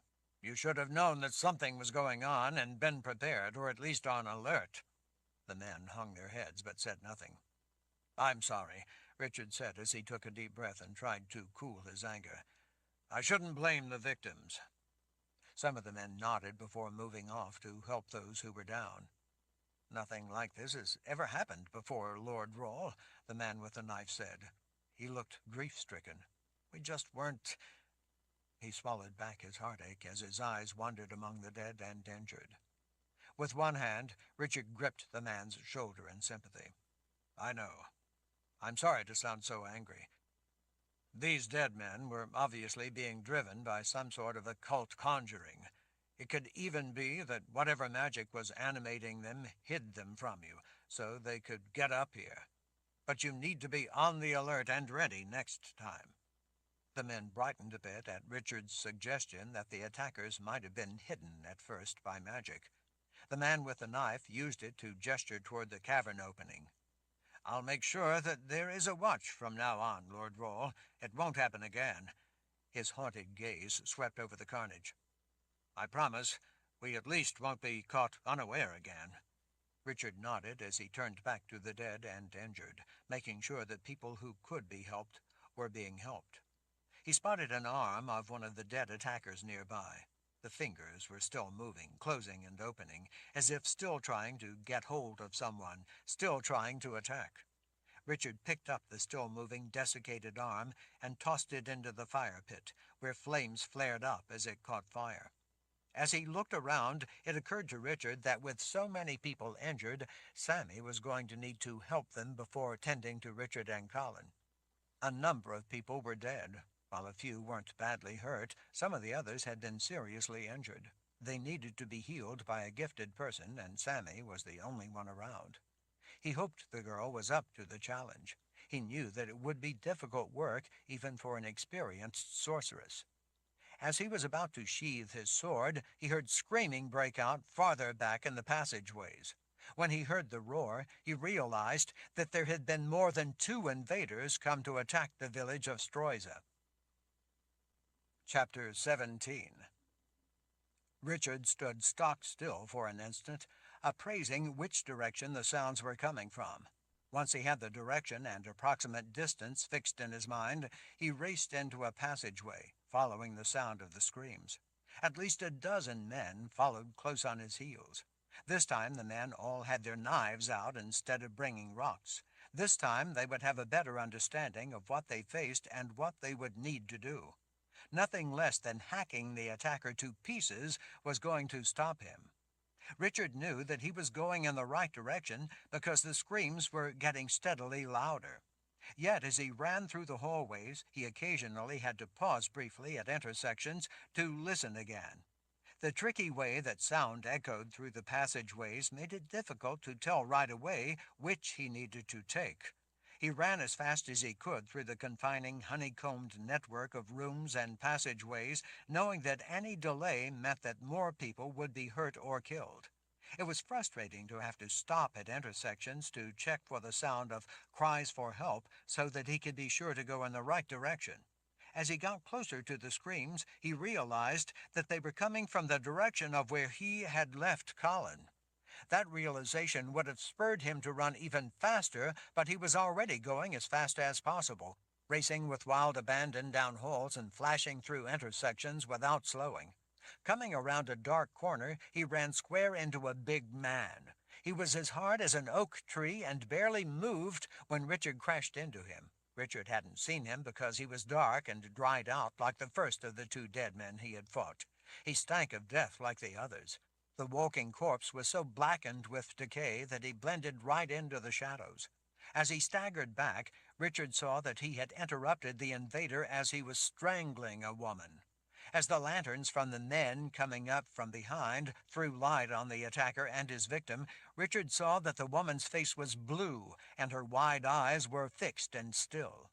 She would do no more screaming. The attacker had both hands around the woman's throat, holding her off the ground as he crushed her throat. Bone and dried tissue cracked and popped as his head turned. He glared at Richard with glowing red eyes as he bellowed in threat. As Richard's sword came down, the powerful blow severed both of the man's arms at the crook in the elbows. The woman dropped to the ground like a sack of grain, slumping in a lifeless heap. The man roared again as he charged Richard, the stumps of arms held up, his jaws open wide, prepared to attack with his teeth since most of his arms were gone. A swift blow cut the man's head in half right across his open mouth. The skull shattered into fragments. Sinew and flesh crumbled under the powerful blow. Two more swings of the sword chopped the man apart. Richard saw the fingers of the disembodied arms on the floor, grasping, trying to attack, but unable to find or reach a victim. Richard, still hot with rage from his sword, turned back to the men. "You need to burn all the pieces of these men to ashes. Collect it all and burn it." The men looked down, watching the fingers of one of the hands trying to pull its way across the floor toward Richard. Richard crushed the still-moving hand under a boot heel, grinding the fingers to dust. "I have no idea what's going on," Richard said, "but it seems pretty obvious that some kind of occult conjuring is involved. I don't want any part of that conjuring left among you. Burn it all, understand?" The men all nodded earnestly, fearful of the heat in Richard's voice, even if they knew it wasn't directed at them. Hearing yet more screams, Richard turned to the sound. He realized that there were yet more than 3 of the dead men among them. He again sprang into a dead run, headed toward the sound. He wondered how many attackers had made it up into the cave. If there were many more, they could wipe out half the village before Richard could find and destroy them all. As he made his way down narrow passages, he had to squeeze past men, women, and children frantically trying to escape the threat. Some of them cried as they ran, some of them screamed, but they were all panic-stricken, not knowing what to do except run from the danger. At an intersection of several halls, Richard followed the chilling roars into a broader corridor. He recognized it as the passageway to Esther's small home. The monster was near. He was getting close.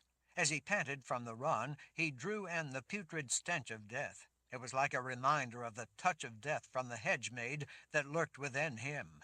In the distance, he saw a flash of movement as a dark shape disappeared around a corner. As Richard ran, he stopped suddenly at a doorway with a sheepskin covering. He ducked inside and in the candlelight saw Colin on the lambskin rug where he had left her.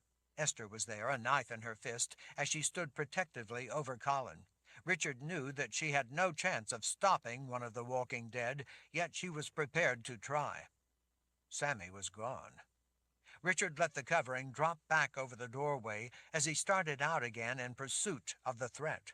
He raced toward the screams of startled people, apparently awakened in the middle of the night by the attack.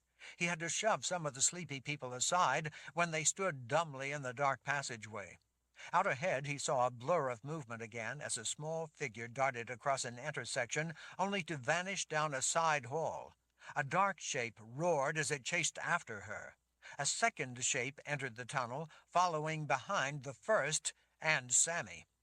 It paused momentarily and turned to look in Richard's direction. Back in that dark tunnel, Richard couldn't make out much of the walking corpse, but he could see the piercing reddish glow of its eyes. It was like it was glaring out from the darkness of not only the tunnel, but death itself.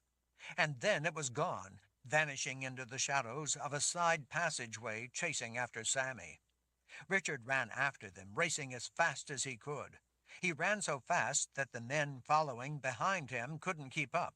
As Richard chased after the threat and put distance on the men behind, he was losing the help of the light from their lanterns. He kept running despite how hard it was to see. Occasionally, a room to one side or the other was lit with candles so that their faint light spilled out into the hallway, giving him enough of a glimpse of the tunnel to keep from having to slow. In the dark, he came upon the second of the 2 men running after his companion and Sammy. It was hard to see, but he could see well enough to tell that this man, too, was a walking dead man. Even without a good look, the smell alone was unmistakable. As the man stopped and turned back to see who was behind him, Richard was already there, swinging his sword down with all his might. The ceiling wasn't very high, so he couldn't put as much power into a full swing as he would have liked. Still, it was a blade powered by more than mere muscle, the same as these men were powered by more than life. As the man opened his mouth to bellow a threat at Richard, the sword came down with all Richard's force and strength behind it. The blade cleaved the man from the top of his head down to the center of his chest. Parts of the head and neck fragmented off the corpse. Richard didn't wait to see if it was enough. He hacked furiously at the man, screaming in rage the entire time, cutting the threat to bits. As the men with the lanterns caught up from behind, Richard could finally see that the threat from this particular intruder was no more than rubble in the hallway. With that one threat ended, Richard looked up. In the distance, faint candlelight came from a room to the right. Richard saw the silhouetted shape of the other man headed for that light. In that light, Richard could see that the hallway was a dead end beyond the room. Sammy was trapped down there. She had nowhere left to run, no way to escape. Richard charged down the passageway, knowing that he was in a race to kill the man before he could kill Sammy. He yelled as he ran, trying to distract the killer. The man paid no attention to Richard. His attention was on his prey. The hulking corpse stood just outside the doorway looking in. Richard wasn't close enough. The dark shape glanced Richard's way with glowing eyes, then turned back to the room. He roared with menace as he stormed into the room. Richard ran with all his strength. The dark shape disappeared into the room at the dead end of the hall. Richard wasn't close enough. He wasn't going to make it in time. He knew that Sammy didn't stand a chance. Just as he was about to reach the doorway, the big dark shadow of the man flew backward out of the room and crashed into the wall on the opposite side of the tunnel. Dust billowed up from the impact.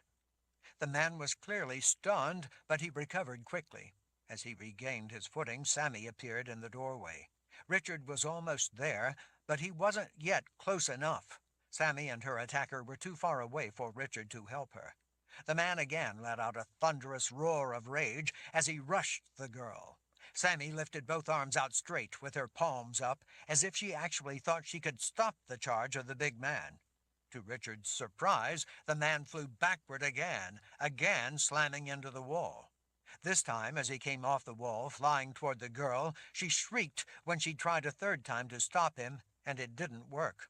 But this time Richard was there. With one mighty blow, the sword cleaved away the monster's head and one shoulder. A second strike came like lightning, severing the other arm as it tried to strike at Richard. With quick swings, Richard hacked the body down to the waist and then chopped the legs down at mid-thigh. The head, with the neck, a shoulder, and one arm still attached, lay on the ground, looking up with menacing, glowing red eyes. The hand reached out and snatched Richard's ankle. Richard brought the sword down a half-dozen times in quick succession, hacking the arm and head apart. He crushed the hand with his boot after smashing the head to bits. Richard stood panting, sword in his fist, feeling the rage of it storm through him, drawing yet more of his own rage forth. He cocked his head, listening, but he didn't hear any other screams or roars. It seemed that this was the last one. Sammy stared up at him. "Are you all right?" he asked her. She nodded as she let out a deep sigh of relief. He pulled her to him and with his sword arm embraced her around her small shoulders, thankful that he had been in time. She had managed to buy a few precious seconds until he could get to her and end the threat for good. "You're sure you are all right?" he asked again. "You're sure that he didn't hurt you?" She held some of her dusty, frizzy black hair back out of the way as she looked down, taking a good look at the remains. "No, I'm fine," she assured him. She sounded remarkably calm. "Then do you mind telling me what you were doing?" Richard gritted his teeth as his fist tightened around the hilt of his sword. He leaned down toward her. "I told you to protect the Mother Confessor. When I left, I clearly told you to stay there and watch over her." "I was watching over her." "Until you ran. I trusted you to protect her, and instead you ran. I can't fault you for being afraid, but I was counting on you, and you didn't stay there and protect her." Sammy shook her head. "I was protecting her." "They came back in the caves after her. You ran." Sammy folded her spindly arms and glared up at him. "They weren't after the Mother Confessor. They were after me." "You don't know that." "Yes, I do." She was still glaring from under a lowered brow. "That's why I ran, to protect her by drawing the attackers away from her. That was the best way to keep her safe." Richard straightened. "What are you talking about?" "Is she hurt? No. Are there monsters back there ripping her to pieces? No. Why do you suppose that is?" When Richard didn't answer, she leaned toward him. "They aren't back there killing her because they were after me. When they came into the room, they didn't even look at her. They were both looking at me with those glowing red eyes. As they came toward me, I moved to the side of the room to see what they would do. Their gazes stayed locked on me. Do you know what they did then?" "They came after you instead of her," Richard guessed in a considerably quieter voice. "That's right. They didn't even seem to see her. They were focused only on me. They came after me. I tried every bit of magic I knew to stop them. I admit that I don't know a lot about such things or have much experience, but I tried everything I know. Nothing worked. Then I remembered what Henrik said about what your friends did, so I threw a fist of air like they had done. It didn't harm those two the way it should have, but it did knock them back, just long enough for me to get to the door. When I did that, they left the Mother Confessor and came after me. Once I saw that they really were after me and not her, I ran to get them to chase after me so I could lead them away from her. They weren't interested in the Mother Confessor. They both came after me." She tapped her chest. "Me, not her. Me. So yes, I ran, but I ran to protect her the only way I could, by getting those monsters to chase me so I could lead them away from her. I was afraid. Even though I was afraid, I knew that I had to think of something. I wondered if I could somehow trap them in a dead-end tunnel. Then, when I got down here, I had the idea to get them into that room and slip past them like I had before. And then I would collapse the hallway in to bury them down here in this room." In the light from the lanterns carried by the men waiting back a ways up the passageway, Richard looked around. It was indeed a dead end, with only the one room at the end. If he hadn't gotten there in time, her plan might have worked. Of course, it might not have. She very easily could have been slaughtered. Yet of all the people in the small village, she was the only one who had thought of something to stop the threat. She was the only one with a plan, and she acted on it. Richard ran his fingers back through his hair as he let out a sigh. "Sammy, I'm sorry. You're right. You did a very brave thing. Thank you for doing what you did to protect Colin." "You don't need to apologize," she said as she showed him a small smile. "I can see in your eyes that you were in the grip of the magic of the sword. I can also see that its anger is all that's keeping you on your feet. I need to heal you. It can't wait any longer." As he nodded, he realized that his wounds had opened back up in all the fighting. The blood running down his arms dripped off his fingers. Now that the urgent demand of fighting off the attack was over, he was feeling increasingly lightheaded, and the pain was again pressing in on him. "Listen, Sammy, there are a lot of your people back there who are hurt. Some are hurt pretty badly. They need your help. Please, tend to them first." He was frantic to have help for Colin, but he knew that helping some of the others was more urgent. Without help, many would die. He thought he could wait. Sammy's gaze swept over the remains on the floor outside the room where she had intended to trap her pursuers. She didn't merely look worried for her people who were injured. Richard thought that she looked somehow older than she had earlier. She started back out of the dead-end tunnel. "We'd better hurry, then," she said back over her shoulder. "Right," Richard said as he sheathed his sword. When the blade slid home, the anger from it extinguished. His own rage went out with it. In that instant, the entire weight of the ordeal and the staggering pain of all his wounds set in with a vengeance. The sword had been all that had been holding it back. He couldn't feel his fingers. It felt like the tunnel was collapsing in on him, and the suffocating weight of it was crushing him. He managed to take one step, and as he did, the world tilted as the floor began rushing toward him. Everything seemed strangely distant, as if he were looking through a long, dark tube at the world off in the distance. The concerned shouts he heard somewhere around him sounded eerily muffled. Before the floor reached him, the blackness closed in and shut the world away. Chapter 18. When Richard woke, he didn't recognize his surroundings. He was lying on a woven straw mat in a windowless room, softly lit by candles clustered along recessed shelves that had been meticulously carved into walls of the same stone as the rest of the cave village of Streuza. The surface of the walls themselves had been flattened and finely smoothed, mimicking the look of plaster. From what he had seen of the rest of the excavated cave system, these were luxurious quarters. Colin lay on another mat close beside him. She was still unconscious and didn't respond when he touched her shoulder. To his relief, he saw that she was breathing more evenly and easily than she had been before. He was surprised to see that her clothes were no longer soaked with blood. Not only were her clothes clean, the rips, tears, and cuts in them had been carefully sewn up so that it almost looked like the shirt had an embroidered design on it. Most importantly, though, she was no longer covered with cuts and hundreds of puncture wounds. From what he could see, it appeared that they had all been healed. He was relieved by that much of it, if not by the fact that she was still unconscious. He looked down then and saw that his own clothes were just as clean as Colin's. Checking his arm confirmed his suspicion that the horrific bite wound had been healed. Running his fingers over the spot revealed only a slight swelling where the wound had been.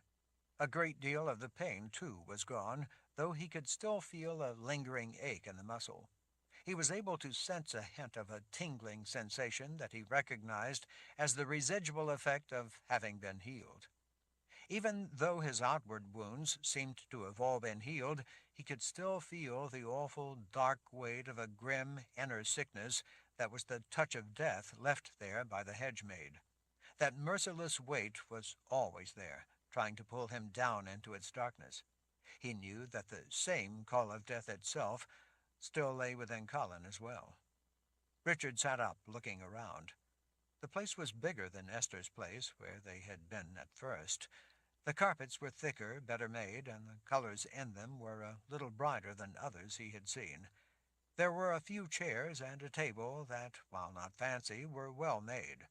The door was wooden rather than a simple hanging.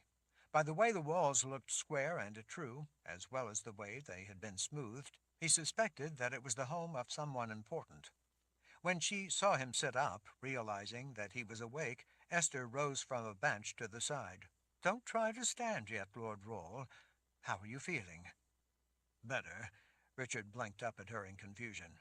"What's going on? Where are we?" "We're in the home of our sorceress." She pressed her lips tight with grief. "Well, it used to be her home, before—" She reconsidered and then swept a hand around. "Actually, I guess it still is the home of a sorceress. Sammy still lives here, and she is the only sorceress we have left. It was her parents' home, but now I suppose it's her home." Richard looked around. "Where is she?" Esther gestured to a door to the back of the room. A few simple designs carved around the outside of the door were a luxury in a village that existed in such a harsh place. Carved in the center of the door, though, was a grace, the design that represented creation, life, and out beyond the bounds of the world of life, the eternity of the underworld. Radiating out through the world of life and the underworld beyond were lines representing the gift. Such a design would not be a luxury, especially not in the home of a sorceress. A grace was often used as a serious tool of the gifted, and often served as a symbolic reminder to the gifted of their duty, their purpose, their calling. It was never drawn or used merely for the purpose of decoration. "Sammy is resting. Poor girl, she was exhausted." "Exhausted? Then she helped the injured people? She healed all the people who had been hurt?" "Yes, yes, she worked hard healing people," Esther said as she waved off his concern, seeming eager to change the subject.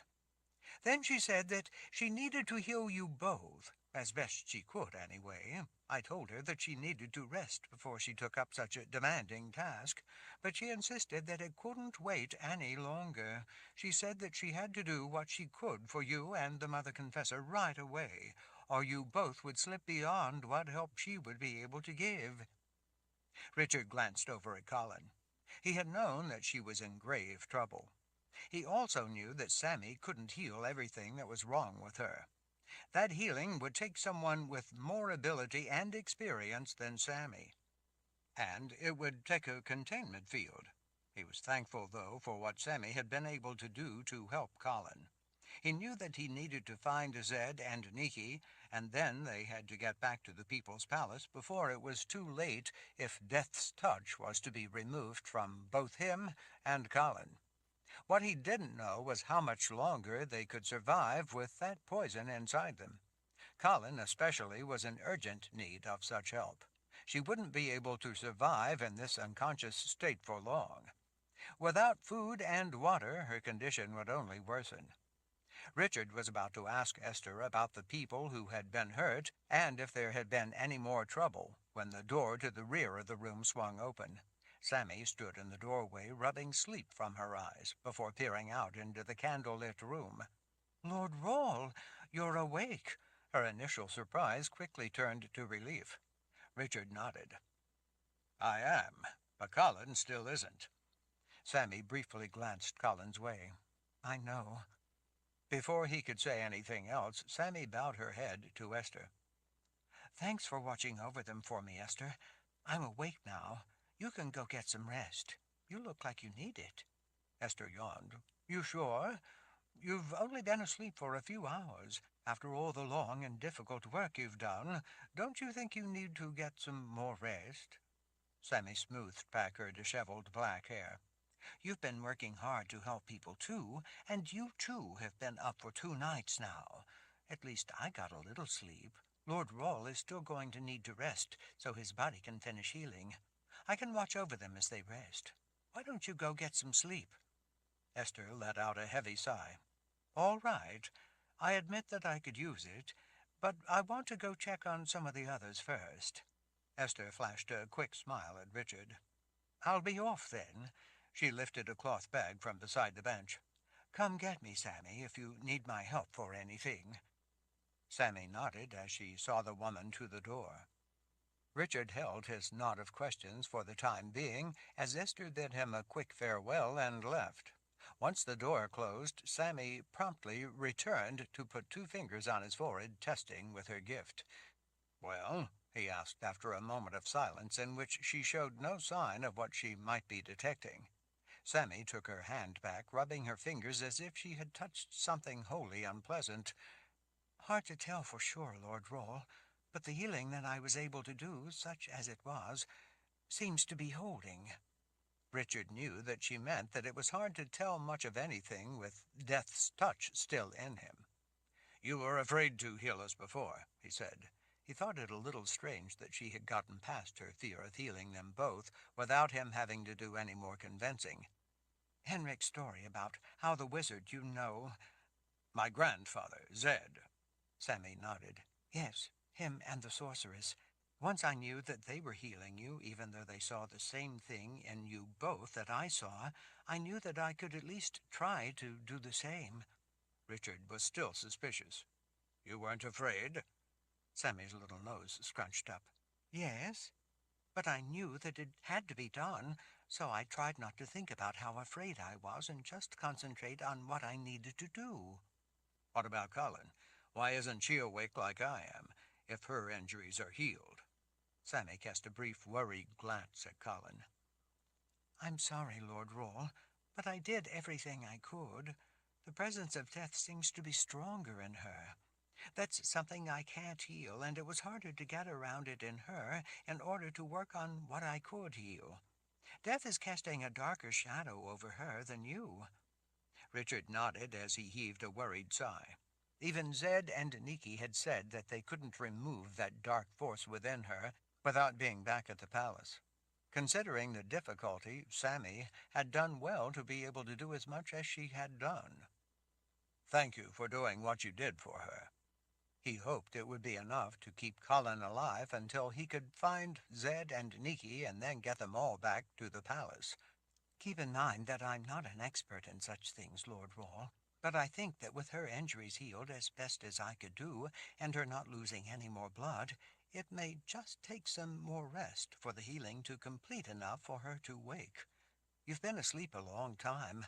I'm hoping that she too will wake up once she has had some more rest. She was hurt worse than you, so she may just need some more sleep before she wakes." Richard wanted to believe that was true, but he didn't know if it was just wishful thinking. "What about the others? All the people who were hurt? Did you heal them first?" Sammy was a long moment in answering. "Some of them." Richard looked up. "Why didn't you heal them all the ones who could be healed anyway?" "Because had I not stopped so that I could heal you, you would have died. The Mother Confessor is in more serious trouble because that awful shadow of death is a lot stronger in her, but you were in more immediate danger from your injuries and loss of blood. You were in danger of dying from the things that I could heal. I had to make a choice." Richard's heart sank. "You mean you had to let some of your people die to instead save me?" Sammy swallowed. "Yes." Richard's brow drew tight with concern. "Those were your people, Sammy. Why would you abandon them to heal us, to heal strangers?" Sammy sat on the chair close beside him. She put some of her weight on her hands beside her small hips and rocked a little at the thought of how to answer his question. "I'm only one person," she said in a quiet tone. "I worked on those I could save, worked as fast as I could, did what I could. Some people were going to die no matter what. I knew that if I spent the night trying to save some of those, they would still die in the end, and then others that I might have saved would also die. There were many people needing healing. There wasn't enough time to heal all of them, even if I would not have healed you. I was never going to be able to save them all. This is the second night since the attack. You slept that night of the attack, all day yesterday and most of last night. It will be dawn soon. That first night after you had ended the threat and the battle was over, you passed out. I had you brought here while I stayed out there and healed a number of people. More needed healing. Some people died as they waited. Died while I healed others that I thought had a better chance. Some had wounds that are beyond my skill. I knew I had to leave them. Esther and others comforted them as best they could. Throughout the night between healing people, I checked on you and the Mother Confessor to make sure that you both hadn't gotten any worse and that you could wait a little longer for me. There were so many who were hurt, some not badly, so I left them to people like Esther to help with what they could do. I worked on those in more need for as long as I could, but then it could wait no longer.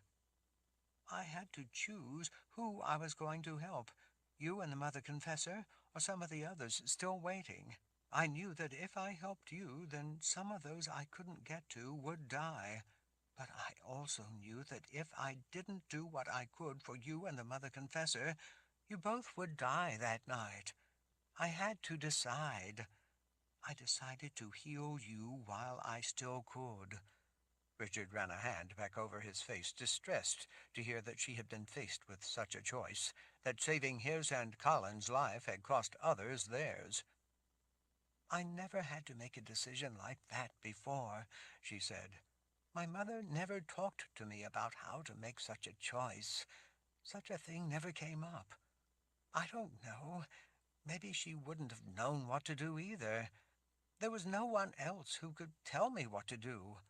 All I knew was that I had to figure it out on my own. Richard had made such gut-wrenching decisions before. They left scars that never entirely healed. I decided that I had to heal you while I still could, she finally said. You saved a lot of people that night. I know that, in reality, you saved us all. Most of the people here would have been killed that night. We all could have been killed, if not for you being here. You are the one. You need to live. By helping you, I am helping many more people here to live than just those I could have healed. She had said that about him when she had first met him. Richard frowned. What do you mean, I'm the one? Sammy shrugged uncomfortably as her gaze drifted away. You are the one I chose. He knew that wasn't what she had meant. She was evading the answer, but he didn't press her on it. She would tell him when she was ready. I understand, Samantha. She frowned as her eyes turned up to him. Why did you call me that?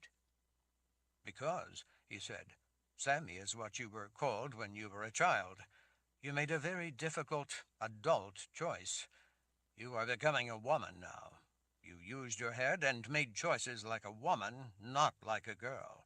I think Samantha is a more fitting name for you, if you don't mind me being so forward. Samantha began to beam with pride at the unexpected acknowledgment. Thank you, Lord Rawle. I've always wanted to be called Samantha. It sounds so much more grown up. But to everyone else, I have always been seen as Sammy. It's hard when you're still a girl trying to find out how to be a woman. You're the first one to see me as Samantha. Thank you. Richard bowed his head in a single nod. Now, Samantha, please tell me the real reason you let others die and chose instead to heal Colin and me. She looked very much the woman she was growing into as she gazed into his eyes. Because you are the only one who can save us all. I think you had better explain what that means. Samantha nodded. I think I had better. We are running out of time. We are all running out of time. Chapter 19. What do you mean we're all running out of time? Richard asked. She took a deep breath as she gathered her thoughts. Well, there were other gifted people here, but they're all gone now, so I guess that no matter how ill-prepared I am for the task, it's up to me to explain it all to you. There were other gifted here? You mean besides your mother? When she nodded, he asked, So what happened to them? I had 3 aunts, all gifted. 2 were my mother's sisters. The other was my father's sister. They were all sorceresses, serving our people. My father's sister, Clarice, was much older. She had never married. While among the gifted here in Stroyza, there is no official leader as such. It always seemed that she was our matriarch. She was the older gifted, and everyone deferred to her judgment. It had been that way my whole life. It seemed the natural order of things.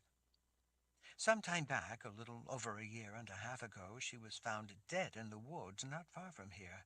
People assumed that she must have died because she was old. Everyone in Stroyza was shaken by her passing. Did she really die of natural causes? I don't know. At the time, we all thought so. We didn't have reason to suspect anything else. Now I'm not so sure. After she died, people turned to my mother to fill Clarice's place. Samantha gestured around at the room. That was when we moved in here. These quarters are where the foremost of the gifted of our village lives. It's an ancient tradition that is part of our ways. Not long after Clarice's death, when my parents and I moved in here, we first started hearing rumors of people encountering a strange woman with her lips sewn shut. It was only later that we found out that she was called Jit the Hedge Maid, and that she had a strange lair in Karga Trace. We didn't know where she'd come from or even how long she had been back in the Trace. We weren't even sure of exactly what she was. From traders passing through here who visited many of the people of the Dark Lands, we heard all kinds of rumors about Jit. Some thought she was death come among us, marking the end of time. Some thought she had remarkable, even miraculous abilities to heal those who could not otherwise be healed.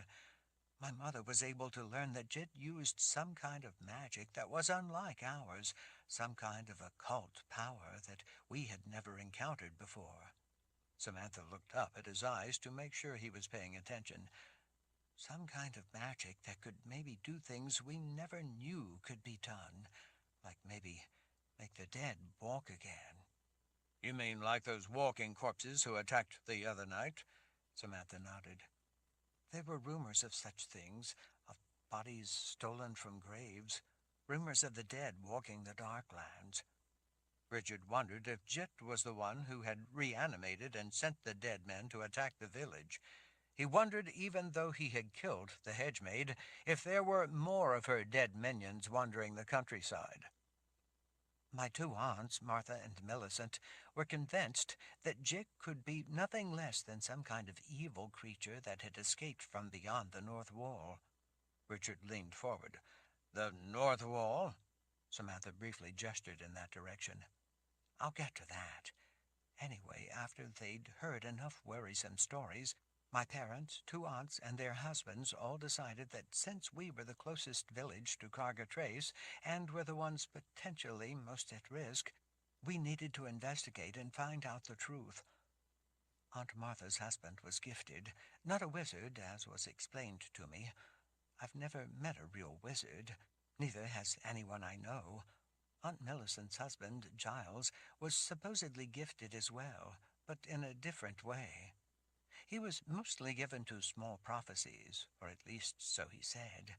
No one much believed him, though. My mother humored his claims. But Uncle Giles was one of those who had long been warning of a dark force he said would one day come into the Dark Lands. Then we heard about Jit having built a lair in the Trace. Giles thought it was proof of his prophetic abilities. My mother always said that if you predicted rain long enough, sooner or later you would get wet and be proven right. She said that there were good times in life and bad, and if you predicted bad, you would eventually be proven right. But if you predicted it loud enough, you would be proven a prophet.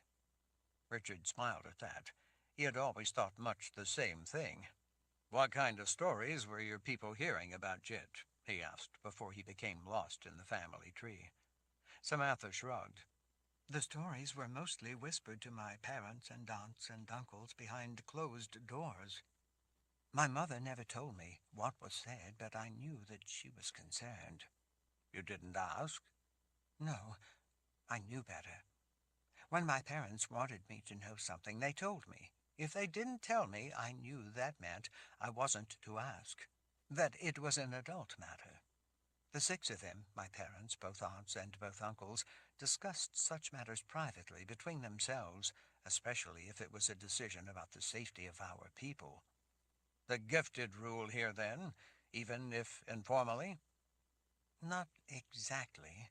Samantha squinted in thought, looking for the words. The gifted have always been the ones people of Stroyza turned to. I don't know that you would say they rule exactly. We're a small place, not an empire, and it never much seemed that we needed someone to rule. Maybe to settle arguments occasionally, but not really to rule. It's always been more like the people here respect the gifted and seek their advice, much like people respect elders and seek advice from them, but don't necessarily want to be ruled by them. When something needed deciding, people would often come to one of the gifted, my parents or aunts and uncles, seeking advice, and on occasion a decision. You mean like when we were first brought here? They sent for you because they respect your ability, but they wouldn't expect you to think you could rule them. Samantha smiled at the analogy. I guess that's a good way to put it. So in this matter that seemed to somehow involve magic, the gifted decided among themselves that Aunt Martha and her husband, since he was gifted too, would go look into what was happening in Carga Trace.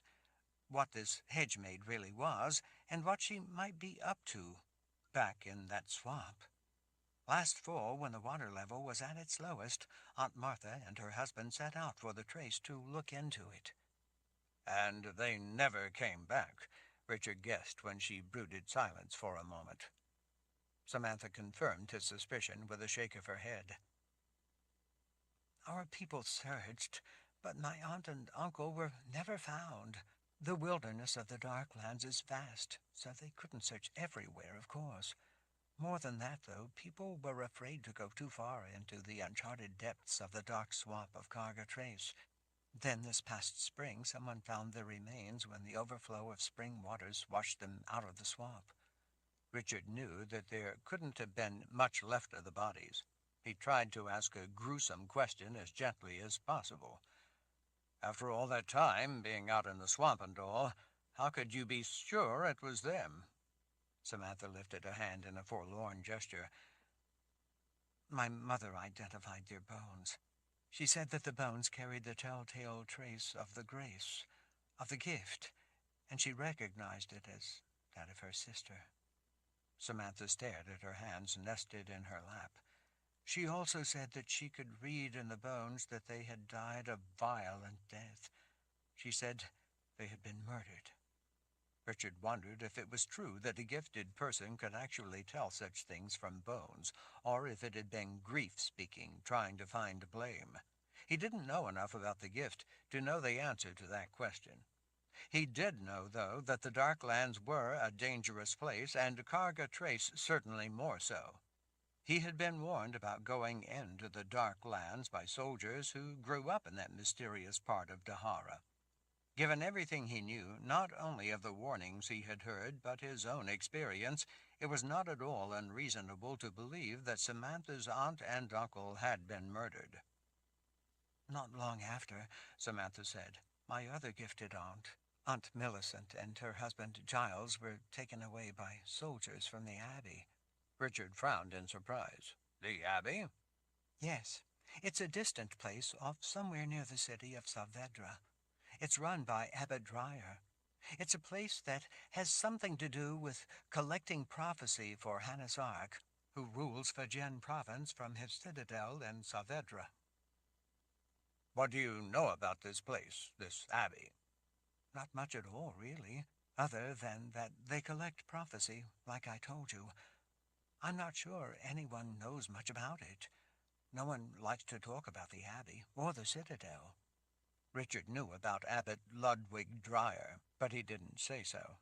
Ludwig Dryer had stirred up trouble about prophecy at the People's Palace. He had, in fact, turned a number of lands away from their alliance with the Daharan Empire in favor of throwing their lot in with Hannes Ark, who promised to share prophecy with them and reveal its secrets.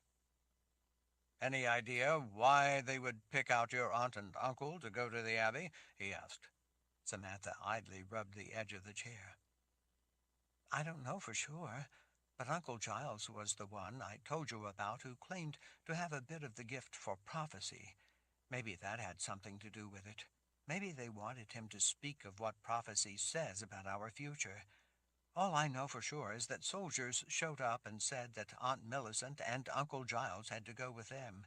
The soldiers said that because they were gifted, they had been chosen to go to the Abbey to help with prophecy. They said that it was for the good of the people of Fajen province, that prophecy belonged to all the people, and they never returned after helping with prophecy. By the way Samantha looked down as she shook her head, Richard got the point that no one ever returned from the Abbey. He wondered why. That left my mother as the only gifted person left in Stroyza. There's you, Richard said. You're gifted. Samantha shrugged one shoulder. I guess I should say it left my mother as the only adult gifted person in Stroyza. Now, she is gone. That means the ancient duty we were given has fallen to me. Richard didn't think he liked the sound of that. He flicked a piece of straw off his pant leg. Do you know what the name of your village, your people means, what Stroyza means? Samantha pushed back some of her black hair as she frowned up at him. No. I thought it was just a name. I never heard anyone say that it meant anything. It's a High Daharan word. High Daharan is an ancient dead language. No one today understands High Daharan. I do. Really? Intrigued, she leaned in. So what does it mean, then? It means sentinel. Samantha's smile ghosted away as her face lost its color. Dear spirits, she whispered. Does that word in an ancient language have something to do with your ancient duty? Richard asked. Her eyes beginning to brim with tears, Samantha nodded. That's what my mother had been doing. She had been keeping watch. My parents left Stroiza to report what she had seen, but she was never able to complete that duty. They didn't make it far when my father was killed. My mother is missing, and I fear that she has also been murdered. We don't know that yet, Richard said. What was she watching? Samantha gestured toward the door with a grace carved into it. I need to show you. Chapter 20. Samantha touched her slender fingers lightly to the design of the grace carved into the door. This is our duty, she said, our duty to the world of life. You mean to be guardians of what the grace represents? That's right, she said as she pushed open the door. Richard couldn't imagine how these people in this remote place could be guardians of the grace. That symbol embraced all that existed. He looked back at Colin, making sure she was still breathing peacefully, before following Samantha through the doorway emblazoned with a grace, as if it was meant to serve as a reminder of that duty. The room inside, as well made as the outer room, was dimly lit with a few candles. A rumpled blanket lay pushed to the side of a mat where she must have been sleeping as she waited for him to wake. A simple but well-made tall cabinet stood to the side of a curved bench with a small pack and waterskin under it. Samantha led him into a dark hallway at the back of the room. She took a lantern from the shelf, lighting it with a gesture, a flick of her hand, that sent a flame sparked by her gift into the wick. The lamplight sent a mellow glow down a hallway that was longer than he expected it would be. The hallway led them past a few rooms that he thought were likely to have been more bedrooms. There was a small recess cut into the wall. 3 plank shelves in the niche held a few small, simple clay statues. One of the figures was a shepherd standing beside several sheep. Another was of a man, hand shielding his eyes, apparently gazing into the distance. On the lower shelves were a few books and some folded linens. After passing several more darkened rooms to the sides, the hallway continued on without interruption, going deeper yet into the mountain, finally ending at a rather strange dead end. The single opening at the end of the passageway was closed off on the far side by what looked to be a slab of stone. Carved in the center of the stone blocking the passageway was another grace. To the side of the doorway, Richard spotted a metal plate set into the wall. The plate was so corroded and pitted with age that it looked like part of the stone of the wall, and he almost missed it. Richard had seen similar metal plates before, though they had been in better condition. They had also been located in important restricted areas. Such plates were a kind of lock requiring the key of the gift. Richard's gift had in the past allowed him access to many such shielded passageways and restricted areas. It had even allowed him access to areas with the kind of deadly protective shields that required both additive and subtractive magic in order to pass, places no one had been able to enter for hundreds of years. No one else in your village, none of your ungifted people, can get through here, can they? Samantha shook her head. No. This is a place meant only for those who are gifted. Others are never allowed in here. Most people are at least a little fearful of the gifted, and none of them ever enter the gifted's quarters unless invited, and I've never known of anyone invited back this far into this place. I've never heard anyone but the gifted even mention this place. I'm not sure, but I don't think that anyone but the gifted among us even know that this place exists. Richard pressed his hand to the plate to open the door. Nothing happened. My gift doesn't open it, he said, a bit surprised. He recalled that his gift hadn't worked to protect Colin or to heal her. It was further confirmation, as if he needed any, that for some reason his gift was not working. In a fluid gesture, Samantha's fingers traced the lines of the grace carved into the stone blocking the opening, doing it in the proper sequence in which a grace was to be drawn. First the outer circle representing the limits of life, then the square inside that circle that represented the world of life, then another circle inside the square that represented the beginning of life, then the eight-pointed star representing creation within the inner circle. Lastly, she traced the lines coming from each point of the star, crossing the inner circle that marked the beginning of the world of life, and then the outer circle that represented the end of life and the beginning of the world of the dead. The gift, Samantha said as she traced the last of the 8 lines going outward, as it is meant to be. Richard frowned, wondering what she was getting at. The world of life and the spirit world, with the spark of the gift connecting it all. As it is meant to be, she again prompted. In the proper order, she stressed.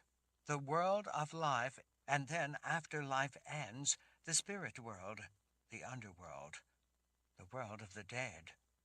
I know, he said, still frowning, still not understanding what she was getting at, but a bit unsettled by how easily she slipped into the enigmatic temperament of a sorceress. You said that your gift does not work. That's right. From the things my mother taught me about the gift and its connection to everything as shown in the grace, I think your gift isn't working because it is corrupted. Go on. I'm listening. You have death in you, do you not? I'm afraid so. Death in the world of life, she said as she arched an eyebrow. That can't be. That is not the order of things, not as the grace shows it should be. There is supposed to be the world of life and the world of the dead. They each exist in their own place, as shown by the grace. You have both at the same time, in the same place. That violates the grace. Richard felt goosebumps on his arms. He had not thought of it in that way before. That is how I know you are the one, she said in a confidential tone as she leaned in. Richard's brow drew even tighter. What do you mean? Right now, you are neither of the kingdom of life nor the kingdom of death. How does that make me the one you think you're looking for? I have to show you, she said as she straightened. She placed the flat of her hand against the metal plate. At her touch, the stone blocking the doorway began to roll to the right, revealing a passageway beyond. Richard stood in silence, staring into the darkness as the heavy stone rumbled to a stop at the side. What is this place? A place for the gifted of Stroyza, for those who keep watch. Richard wondered what they were keeping watch for. He stepped through the opening to a bracket holding a glass sphere just on the other side. He knew what that was as well. He had often used the light spheres left from ancient times. But this time, as he approached, the glass sphere remained dark. He brushed his fingertips along the smooth surface, but it remained dead and dark. As Samantha came closer and reached for the glass sphere, it began to glow, lighting the hall. She picked up the glowing sphere and then set her lantern down back in the hall before touching another metal shield placed on the inside to shut them in. The massive stone began to roll back into place across the opening. My gift doesn't work for that either, I guess, Richard said in frustration as he gestured to the light sphere. What I don't understand, she said with a twitch of a frown, is why, if your gift doesn't work, the magic of your sword did. It seems a contradiction. If your theory is correct, and I think it is, then it isn't a contradiction at all. My gift is something within me. Richard lifted the sword a few inches and then let it drop back into its scabbard. The sword, on the other hand, is external magic, something constructed. It doesn't need the gift to work. Anyone, including those who are not gifted, could use the sword and its magic would work for them. Its magic is independent of any person. It only requires the intent of the person wielding it. Samantha nodded thoughtfully at the explanation. That makes sense. Richard looked back the way they had come. But that means that Cullen's confessor power likely won't work. She was born a confessor.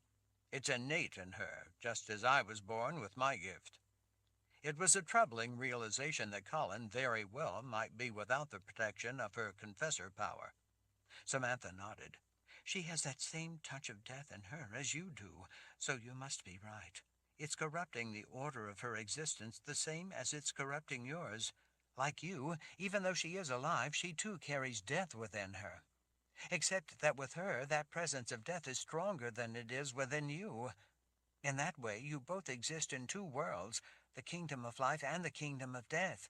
Samantha leaned a little closer in the sphere's light, lifting an eyebrow to be sure he was paying attention. Those two worlds don't belong together. Great, Richard muttered, now concerned that on top of everything else, Cullen didn't have the protection of her power. Come on, Samantha said as she started down the stone corridor. Chapter 21. Richard followed behind the wisp of a girl engulfed in the glowing cocoon of light from the glass sphere she was holding. The stone of the passageway walls had been laboriously smoothed and precisely squared with the floor and ceiling, much like the rest of the quarters where Samantha now lived. There were no decorations of any kind on the smooth walls, other than the very faint natural variations in the consistency of the rock. The corridor, devoid as it was of furnishings or so much as a shelf or niche or bench, had an odd feel to him, a deliberately sterile sense, as if it had been built with the intention that there be no distractions of any kind, no reason to linger for those meant to use this hallway. The skill and time invested in creating the flat precision was in and of itself the decoration. In an odd way, it put him in mind of some of the private corridors in the People's Palace, the ancestral home of the Lord Roll. They were lined with beautiful paintings and statues that were meant to be a subtle reminder to the Lord Roll, as he passed through those halls, of his duty to protect the sanctity of life. This corridor, devoid of anything that might be a distraction, in a contrary and subtle way, seemed meant to remind those whose business it was to pass this way of the deadly seriousness of their purpose. He wondered what that purpose could be. In places, the corridor curved gently. By the way it bent its way through the mountain, Richard had the impression that the meandering route was not for aesthetic reasons. The curves, being shallow turns rather than straight sections connected by corners, seemed yet another aspect of the guiding principle of minimizing distractions. After a time, they arrived at another door similar to the first one. It, too, had a capstone covering the far side of the square passageway, to stop anyone who might have made it past the first from getting any farther. Without delay, Samantha pressed the flat of her small hand against the metal plate on the wall to the side. Richard noticed that when she did, the light sphere glowed brighter as the magic recognized her as someone permitted to pass the shielded doorway. That told him that this shield was stronger than the first. In addition, this stone looked bigger and considerably heavier than the previous one, apparently another means to keep what was beyond more secure. The mountain itself rumbled as the great round stone disk began rolling to the right, its tremendous weight grinding small bits of dirt and popping flakes of rock, crushing them under the weight. The stone rolled back into a slot cut into the mountain. Once through, since the first had been closed, she lifted the second stone open. Beyond the doorway, Richard noticed that the corridor was half again wider than the one they had just come from. The walls of this place were also smoothed, but to a far greater degree, so that they had a sheen to them. He ran his fingers along the cold, creamy surface of the stone, marveling at what it would have taken to accomplish such an effect. The light from the sphere Samantha held reflected off the wall in a way that revealed that the stone had been smoothed and then polished in much the same way marble statues were polished to create flesh in stone. When they rounded a curve and abruptly encountered symbols on the walls to the left, Richard stopped in his tracks. The designs had been incised into the featureless rock walls, making those symbols more enduring than paint, would ever have been. Whoever had done this wanted those symbols to remain as long as the mountain stood. He could see that farther on into the passageway the symbols and designs proliferated to cover most of the walls. Richard recognized the symbols. Samantha turned back. "Come on, this way." Richard had a hard time pulling his gaze from the flowing designs, the circles within circles, the unique devices, and varied emblematic shapes. He started out again, hurrying to follow Samantha. As he rushed along the hallway to catch up with her, scanning the patterns carved into the wall, Richard saw that the designs grew not only more numerous the farther he went, but more complex. Soon they covered much of the wall to their left from floor to ceiling. Their very number conveyed a sense of urgency to the messages contained in the symbols. Coming around another curve in the passageway, he was surprised to see a soft blush of light up ahead. He realized that it wasn't more of the light from the spheres. This was daylight. It seemed to be coming from some kind of window or opening on the wall to the left. The muted light coming in that opening fell on the wall on the opposite side of the corridor, brightening the whole hallway, making all the designs on the wall to the left stand out all the more plainly. "Here," Samantha said, placing her glowing sphere in an iron bracket among the symbols before going on ahead to stand in the radiance of natural light. She gestured to the round opening in the wall that was letting that light in. Richard rushed up and looked in. He saw that an opening had been bored through the rock to the outside of the mountain. He stuck his head into the circular portal to take a look out. The opening had been cut precisely and was perfectly round. It started out about 4 feet across, but tapered slightly as it went through the stone toward the outside of the mountain. It looked to be 8 or 10 feet long, with smooth sides similar to the hallway but not polished. By the time the hole reached the far end, where it emerged out on the side of the mountain, letting in the daylight and fresh air, it had narrowed down to less than 3 feet in diameter. The strange hole allowed him to look out in a different direction than the cliff opening where he had come up into the cave village. This hole faced north. Richard frowned at Samantha. "What is this?"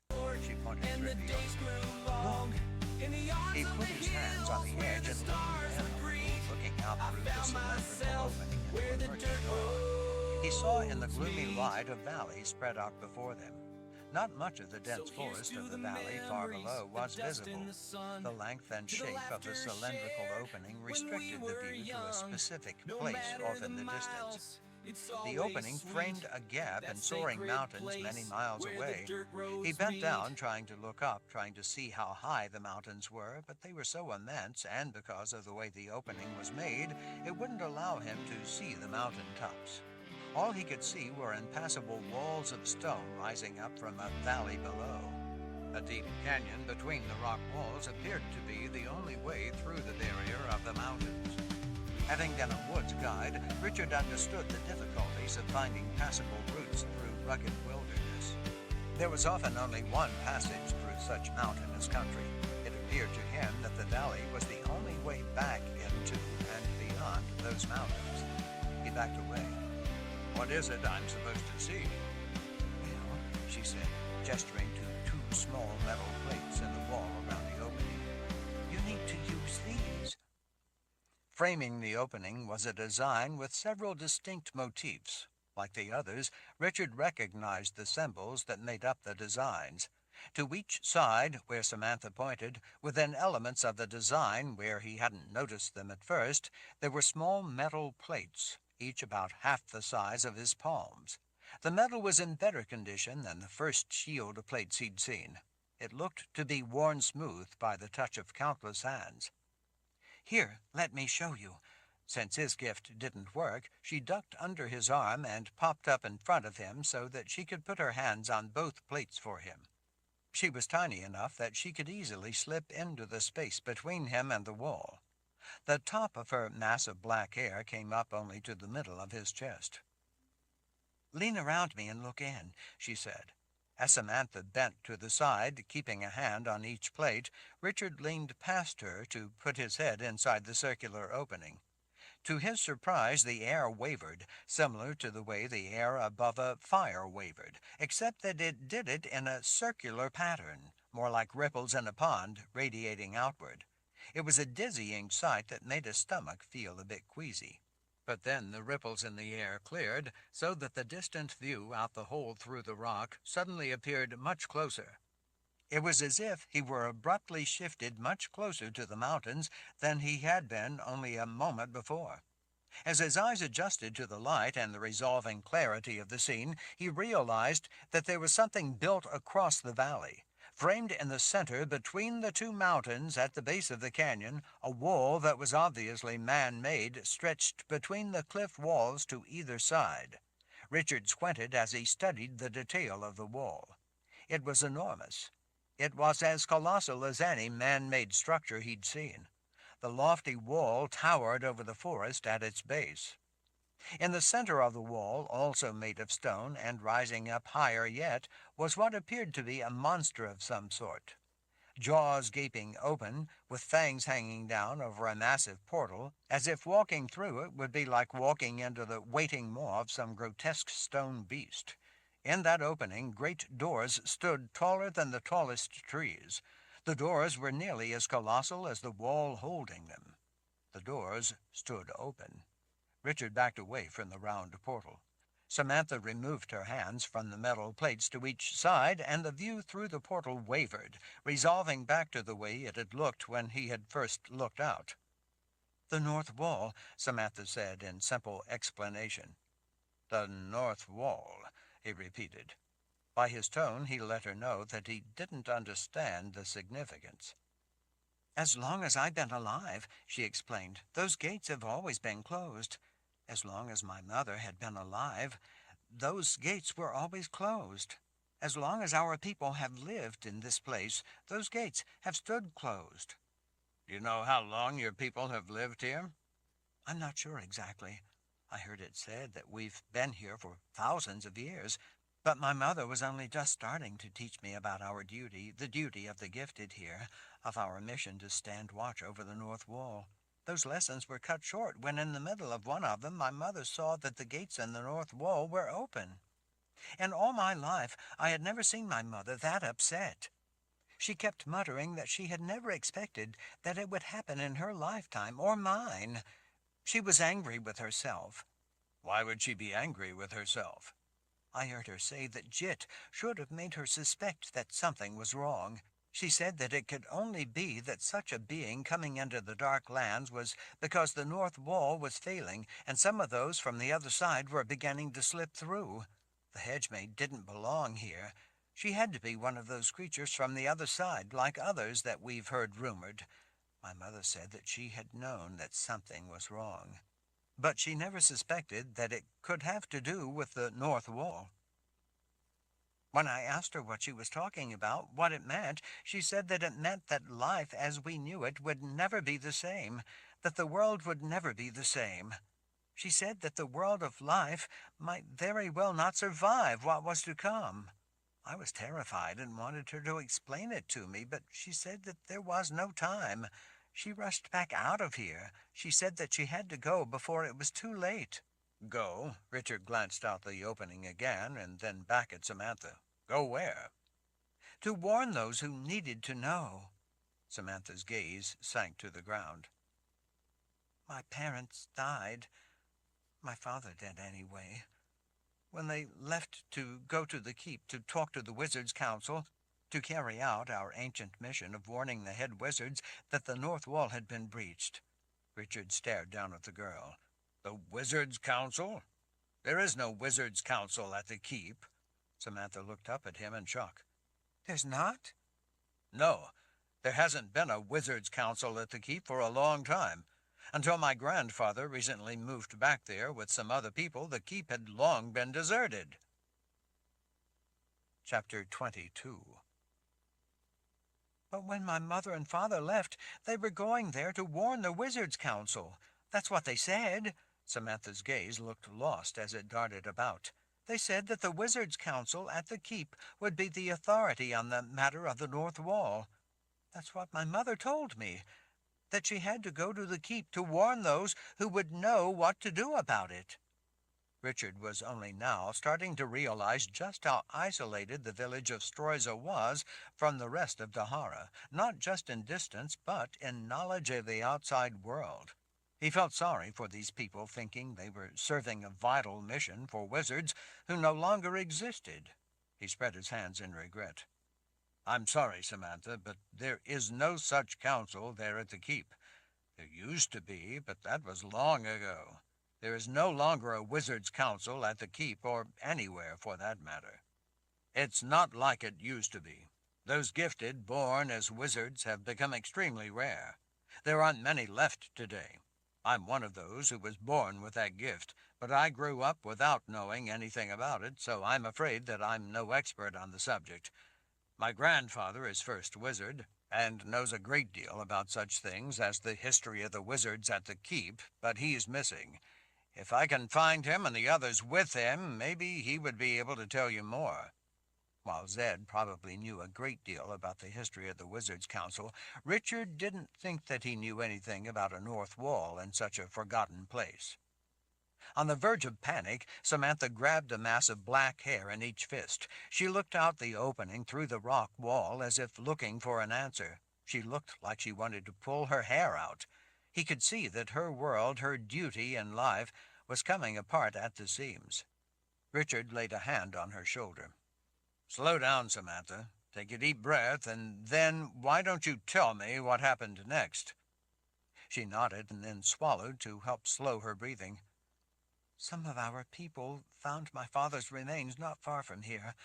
My mother's things, her pack and traveling supplies, were found scattered about on the ground nearby.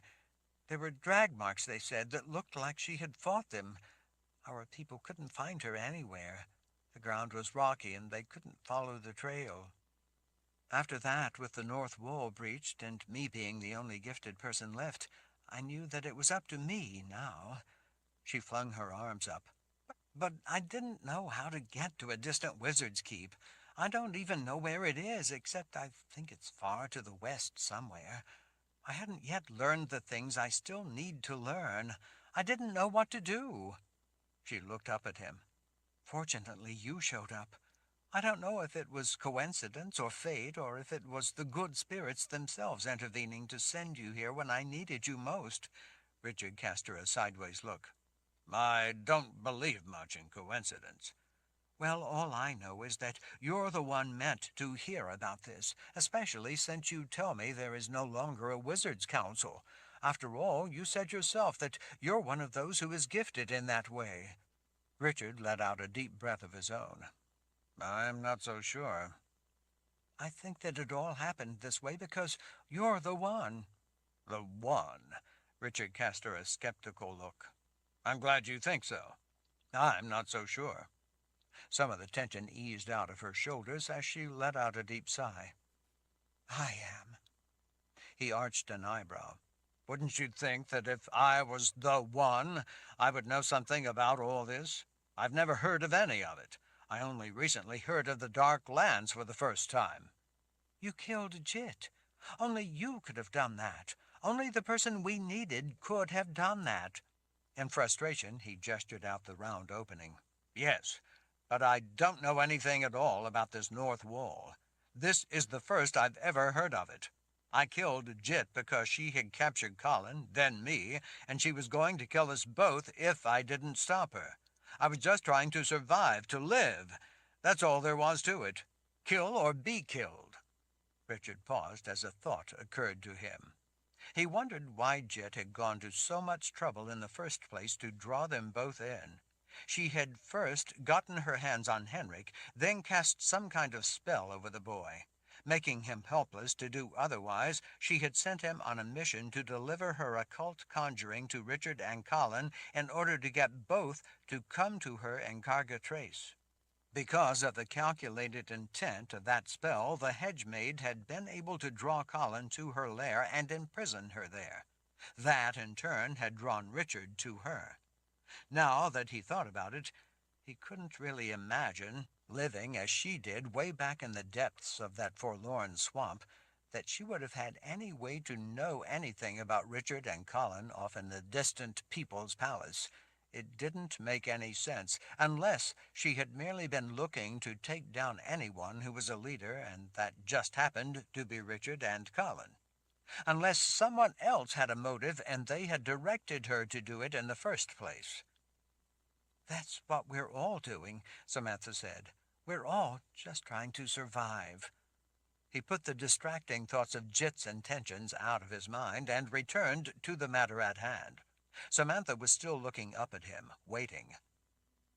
"I understand," he said, "but that doesn't mean that I'm the one you need to tell about all this North Wall business. Like I told you, I never heard of it before." "Well, you are the Lord Rawle," she said with simple logic. "To my mind, that makes you even more important than a wizard's council. You rule all of the Daharan Empire, don't you?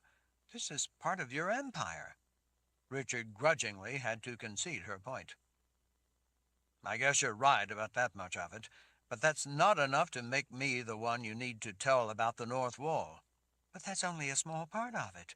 The main reason is that you are of that place beyond the North Wall." Richard put his hands on his hips as he looked down at the wisp of a girl. He tried to keep the frown off his face. He couldn't imagine that it was comforting to have a big man, and the Lord Rawle besides, towering over her. "I'm from Heartland." He aimed a thumb back behind him toward the west. "That's a small place in Westland, on the far side of the Midlands. That's a very long way from here. I'm not from beyond that North Wall."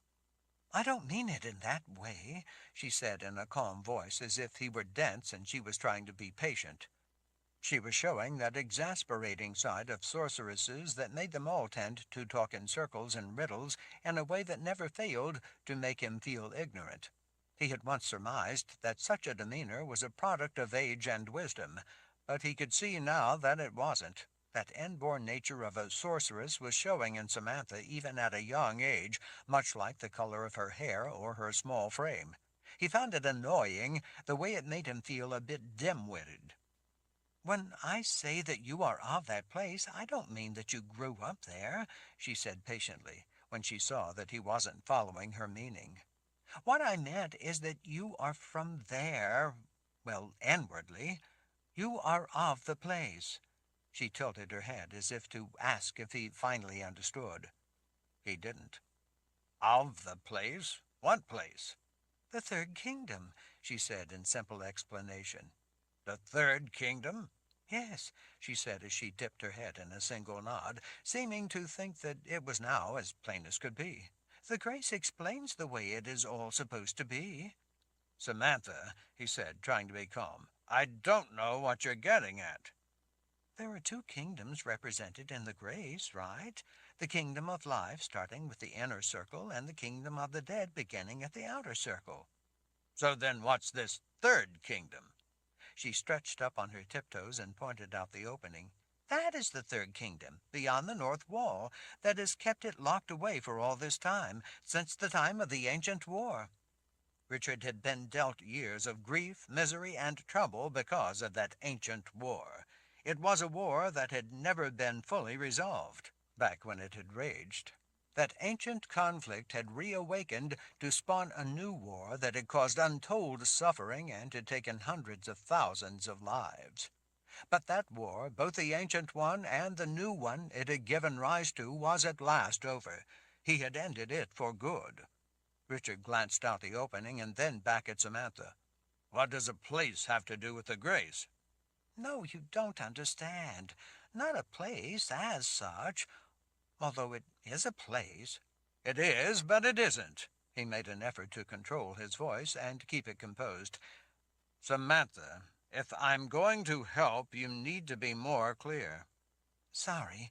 She pushed some of her hair back, took a breath, and lifted both hands as she started over.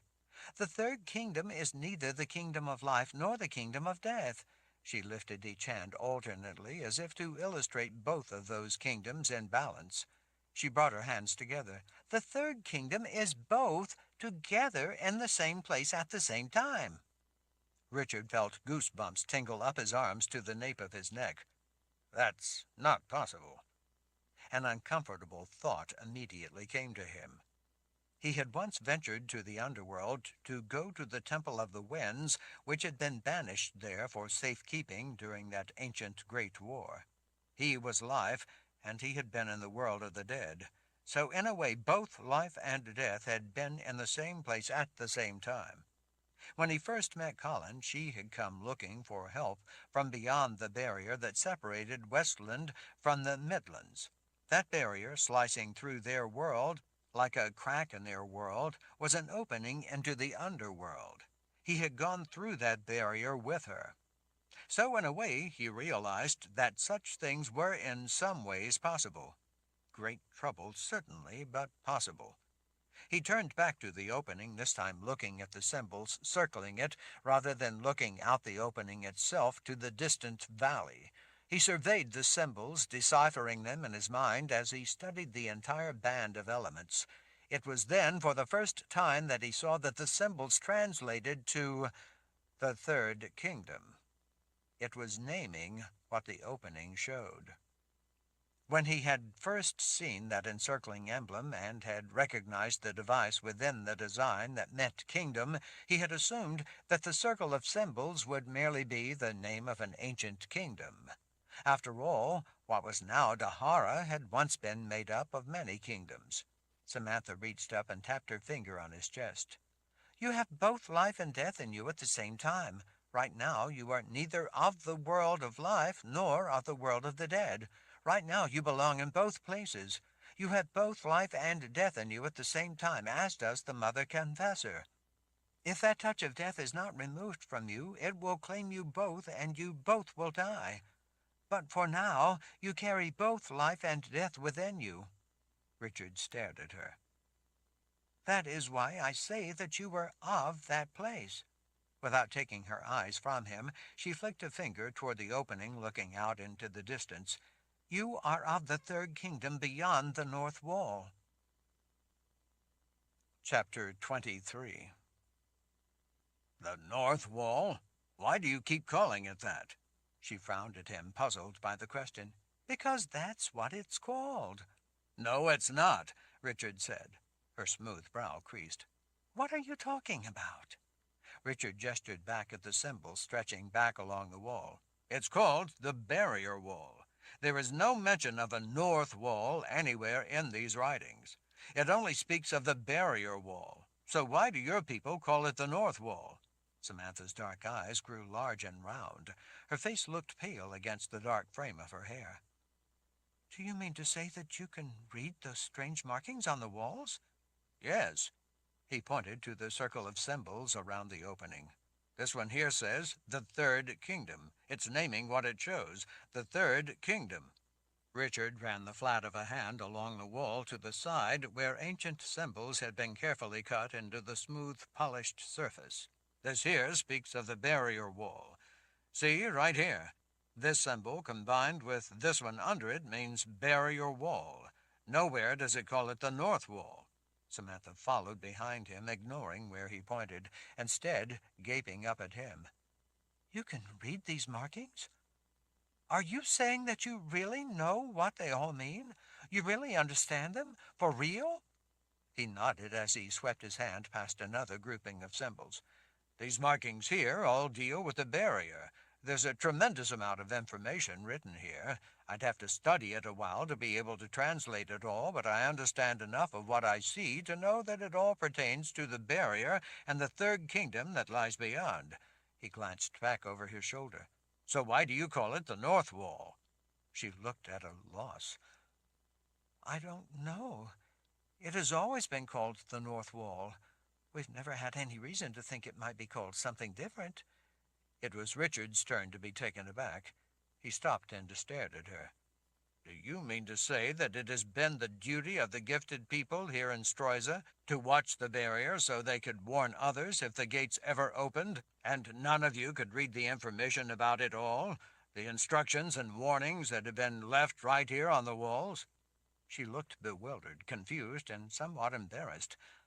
"I'm sorry, Lord Rawle, but from what I've been taught, the markings are an ancient dead language. I never heard my mother, aunts, or uncles say that the things on the walls here were important.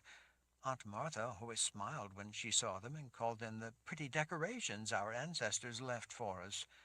My mother mentioned that others used to think it might be some kind of message, but I was always told that if it was, their ancient meaning had long ago been lost. But your people have been here all this time, apparently since the time that this was all built and this information was placed here. How could you not know what it says? Why wasn't the understanding of these writings passed down? Why weren't young people taught how to read this? She gazed at the wall a moment before looking back at him. I'm sorry, Lord Rawle, but I don't have an answer. It doesn't make any sense. Richard lifted a hand and then let it drop. Why wouldn't the gifted here teach their descendants, teach their children to read this? After all, this was apparently their purpose, their duty, to be sentinels. This wall tells them about their purpose. Samantha scratched her brow as she considered the problem. Well, sometimes a skip is born. You know, a person who doesn't inherit the gift. Richard nodded as he rested the palm of his left hand on the hilt of his sword. The gift skipped my mother. I guess that there must have been gaps like that in the lines of gifted who served Stroiza, she said. It must be that there weren't enough sorceresses with gifted children, so their knowledge wasn't able to be passed on. When those ungifted children eventually had gifted children, maybe the only sorceresses still alive were old, and the grandchildren weren't yet old enough to learn it all. It could even be that older sorceresses had passed away by then, and the young gifted had no one to teach them. After all, you say that you're gifted, but no one taught you about using your gift. That knowledge that could have been passed on was lost to you. Who knows what you failed to learn as a result? Richard's mouth twisted with an exasperated expression. I guess you have a point. Our understanding of these markings must have been lost during the times of those skips, so that the gifted who were eventually born were only able to learn sketchy pieces. It could even be that young people weren't taught for some reason. You weren't. Like me with my mother gone. Those young people during times of skips likely were never even aware of what areas of knowledge had been lost. After all, once I have children, I can't ever teach them the things my mother knew because she never had the time to teach me all she knew. I don't even know what I'm missing from her, or how much she might have known that I will never know. I guess that must be why the meaning of these markings were never passed down to her. Richard let out a weary sigh. I guess that makes sense. I didn't mean to make it sound like your people were negligent. It must have been hard for them. All this time they've lived way out here in this desolate place, all the time losing the knowledge of their reason for being here. That was one of the reasons Richard had always considered books to be so important, why he sought them out, and why he put so much effort into gleaning information from them. Books were links that spanned such missing human bonds, or even times of savagery and its resulting ages of ignorance. It was helpful if you had an elder who could pass on their knowledge, but if there were no elders to teach you for whatever reason, books filled the void, not merely in generations, but often in centuries and sometimes even millennia. Books served to keep hard-won knowledge safe. They endured. Books could almost be immortal. He glided the flat of his hand over the symbols carved into the stone wall. But you had to know how to read to extract that information. All the invaluable information written here on the walls was useless if young people weren't taught how to read it. Samantha frowned suspiciously as she scrutinized the wall of symbols she couldn't understand. If you had no one to teach you about your gift, then how can you understand a dead language? In the course of some of the things I've been through, on my way to becoming the Lord Rawle, I've had to learn a lot of different things, such as Hai Daharan. He gestured at the wall. And this. His gaze drifted back to the round opening. But in all I've learned, I've never learned anything about a third kingdom. I've never heard this place mentioned anywhere. I guess your elders failed to teach you many things, too. He succumbed to a crooked smile. I guess so. But what about this dead language? She asked, still looking perplexed. You really do understand these strange markings and know what they all mean? Yes. He again ran the flat of his hand over one of the designs. This one here, for instance, involves what it calls barrier spells. It says that the barrier spells, not the stone walls or iron gates or even the mountains, are the true strength that keeps such a great evil contained. Great evil, she said with a worried look. He nodded as he gestured with a finger. This composition here, beside it, mentions gravity spells being part of the barrier spells. I'd have to read more to try to find out what that means. He looked down at her. Do you happen to know what gravity spells are? She shook her head, still staring at him in wonder, as if he could be nothing less than a good spirit with mystical knowledge come into the world of life to stand before her and explain the unexplainable. It made him feel a bit uncomfortable. He went to another series of designs, studying the different elements for a moment. He tapped the wall. This here talks about the gifted who settled here in this place called Stroiza to watch over the barrier. It says they must stay in this place and watch for a deterioration of the gravity spells, which would in turn degrade the effectiveness of the barrier. I feel terrible that we lost all this knowledge. They went to so much trouble to pass on their knowledge, and we lost its meaning. Richard nodded absently as he pinched his lower lip in concentration, studying the symbols, unable to resist translating them in his head as he scanned the elements. He wagged a finger at the wall. This is interesting. It seems that the people who did this were aware that the barrier couldn't last forever. That's why they left people here to watch over it in the first place. It says that the spells, though powerful and long-lived, would eventually decay over time. It says that when that starts to happen, some of those on the other side will begin to escape out into the world of life. Chit, Samantha whispered in realization. She looked up at him. She was one of those things that we should have known to watch for. My mother was worried about the hedge maid and where she might have come from, but she didn't know anything about these barrier spells, as you called them. Samantha walked along the wall, gazing at all the markings in a new light. To think! I never even knew that this was a language. I can't believe that none of us ever knew that these odd markings were important instructions on our duty. It's called the language of creation. Samantha turned back to him, her brow drawing together. Do they teach you this language of creation in Heartland, where you are from? Richard smiled at the notion. No, I learned it not long ago, as a matter of fact. The language of creation was what the ancient machine Regula, or the Omen machine, as some called it, used to communicate, or to set down prophecy. Regula issued prophecy by using focused beams of light to burn the symbols composing the language of creation onto metal strips. There was part of a book also called Regula back at the People's Palace. Not all of it was there. Part of it, the part explaining the purpose of the machine, had long ago been removed and sent to the Temple of the Winds for safekeeping.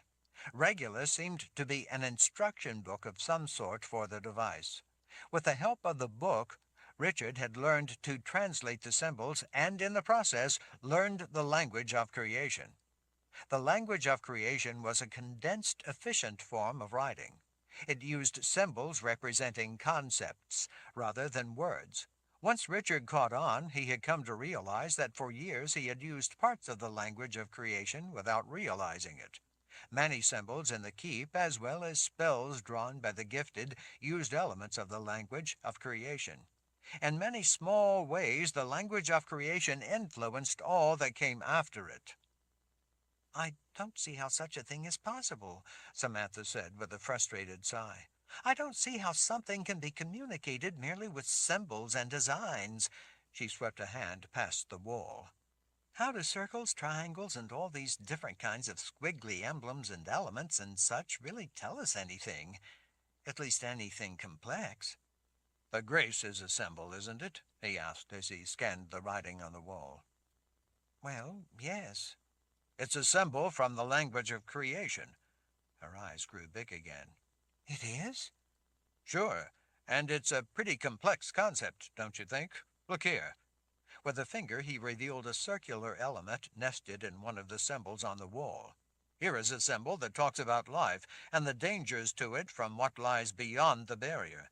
See how it contains some elements of the grace? Samantha's jaw dropped as she came closer and touched the motif of life. I've never noticed that before. I always came here with my mother to look out through the opening into the distance to check the wall.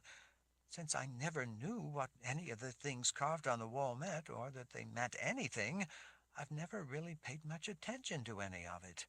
I walked past it all the time without ever really looking at it. It's all the language of creation, Richard said.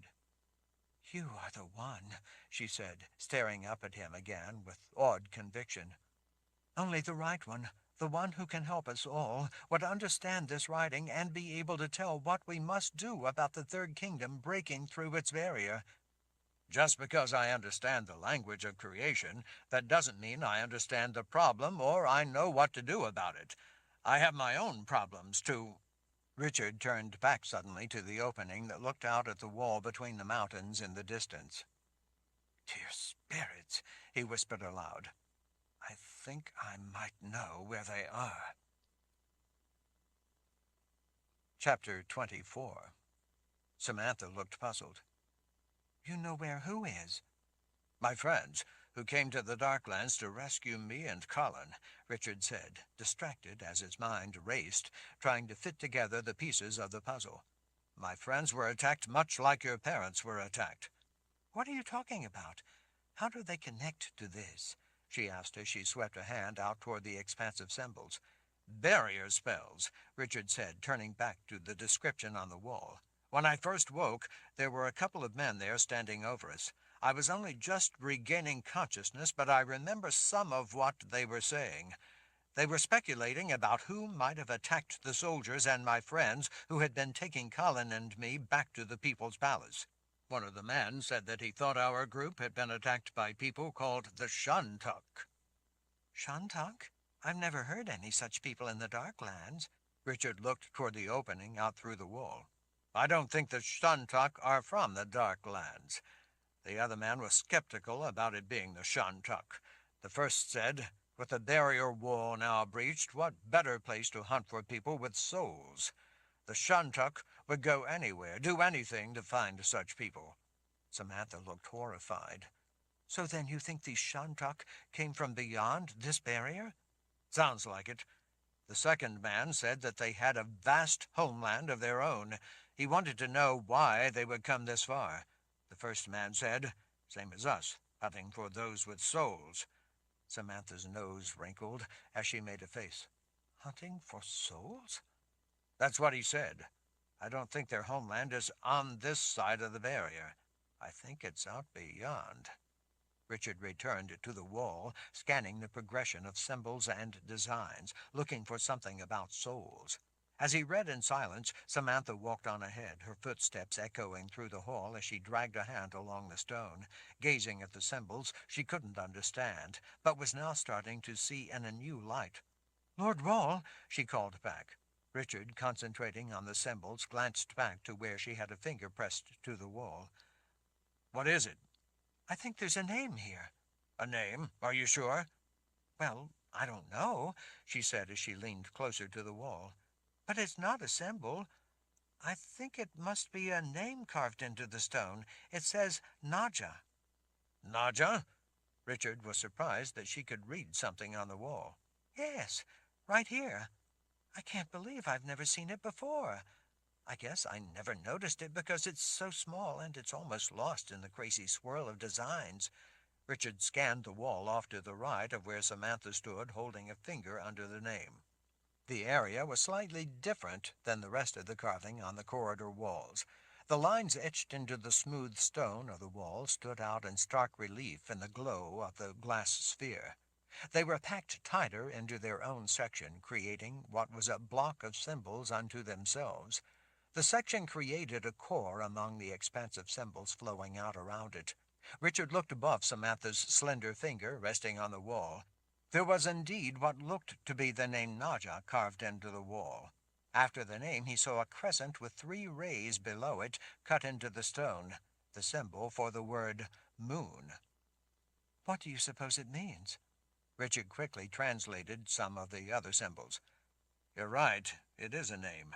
The first part can't be written in the language of creation, only the second part can.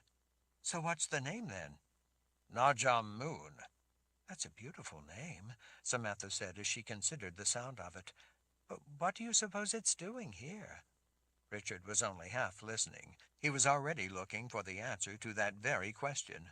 He scanned the symbols to confirm his initial impression. This is a personal account, he said half to himself, half to Samantha. A personal account? Richard straightened. That's right. Gazing at all the symbols, Samantha slowly shook her head in wonder. She pointed then a little farther into the maze of symbols. Look over here. There's another name. Magda Cirrus. Richard's knees grew weak under the weight of meaning behind that name. Goosebumps rippled up his arms at seeing it written there in the stone, written in such a far-off, lonely, forgotten land. Samantha frowned with concern when she saw the look on his face. Lord Rawle, what's wrong? Does that name mean something to you? Magda Cirrus was the first confessor. The first confessor? You mean Magda Cirrus was a confessor like your wife? Richard touched his fingertips to his temples as he stared at the name from legend. That's right, he said at last. Magda Cirrus was the very first of her kind, the first woman to become a confessor. It all began with her. Richard pointed after her name at another. Merit. Merit was her wizard, her protector, much like I am Colin's protector. Samantha looked back at the names and shook her head in wonder. The first. She looked back at him. What does it say about them? Richard's fingers reverently brushed the names and then the following emblems incised into the stone. It says that this is Najam Moon's first-hand account, set down here at the behest of Magda Cirrus and Wizard Merit, so that all those who come after would never forget. Samantha swallowed. I'm ashamed to say that our people have forgotten. She looked up at him hopefully. So can you read it then? Can you read the account so that it might once again be known? Richard cleared his throat as he found the beginning and started working out the translation.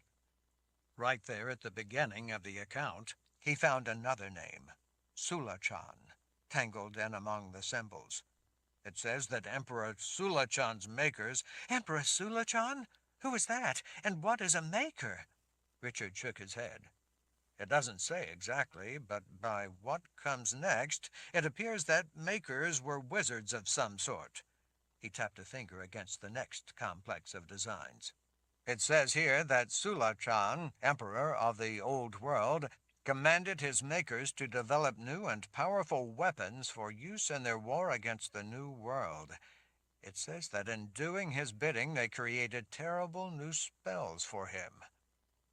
Richard felt an icy chill at realizing that the war he had fought against Emperor Jagang and the Old World had first been ignited here in Najam Moon's time, in Magda and Merit's time. It was a time of the creation of some of the most terrifying spells ever conceived. That same distant age was also the time when the spells creating the first confessor had been constructed. That was the balance that magic needed for the terror conceived and loosed on the world. Richard was seeing an account of the birth of a war that had caused unimaginable suffering and death. It was the beginning of a struggle for domination that had raged across the millennia. The flames of that war had never entirely died out, but instead smoldered for thousands of years, only to reignite in Richard's time. It had begun in the time of the first confessor and her wizard Merit, and reignited into full fury again in the time of the last living confessor, Colin, and her wizard Richard. This account was from that time when Colin's confessor power was born. Chapter 25. These makers mentioned here must be wizards who made things with magic, Samantha was saying, bringing him out of his thoughts. I've heard my aunts talking about how wizards make constructed spells. It must be that Nadja is talking about constructed spells. Richard cast Samantha a look. No, not constructed spells, at least not at first, not at this stage. First, they made new forms of magic itself. Later, they then used those new forms and constructed spells. They also used new forms of magic to create weapons out of people. Her mouth dropped open. They changed people into weapons? Richard nodded. Terrible weapons like Emperor Jagang from the Old World. His ancestors were weapons first created back in Naja's time. They were called Dreamwalkers. Really? She whispered in wonder. My mother never taught me of such things. Not a lot of people in our time knew of such things from that ancient war. Some of us learned about them after that war started up again. We were all pretty horrified to learn about such weapons. But how are new forms of magic possible in the first place? I thought that magic was magic, that it was always the same, and that we must learn how it works. I never heard anyone say that it's possible to make new kinds of magic. Despite appreciating her endearing curiosity, Richard was too distracted by the appalling nature of what he was learning to want to get into it right then, so he simply said, Yes, it's possible. Does it say what kinds of new magic they created? Richard's brow lowered as he looked down at her. Samantha, let me decipher more of it, and I'll tell you. Her head sank between her shoulders a bit. Sorry. Richard went back to translating the story.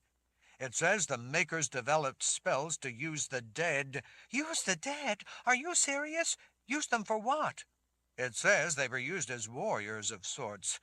Through these new spells, corpses were awakened from what was called their death sleep and made to serve the Emperor's cause.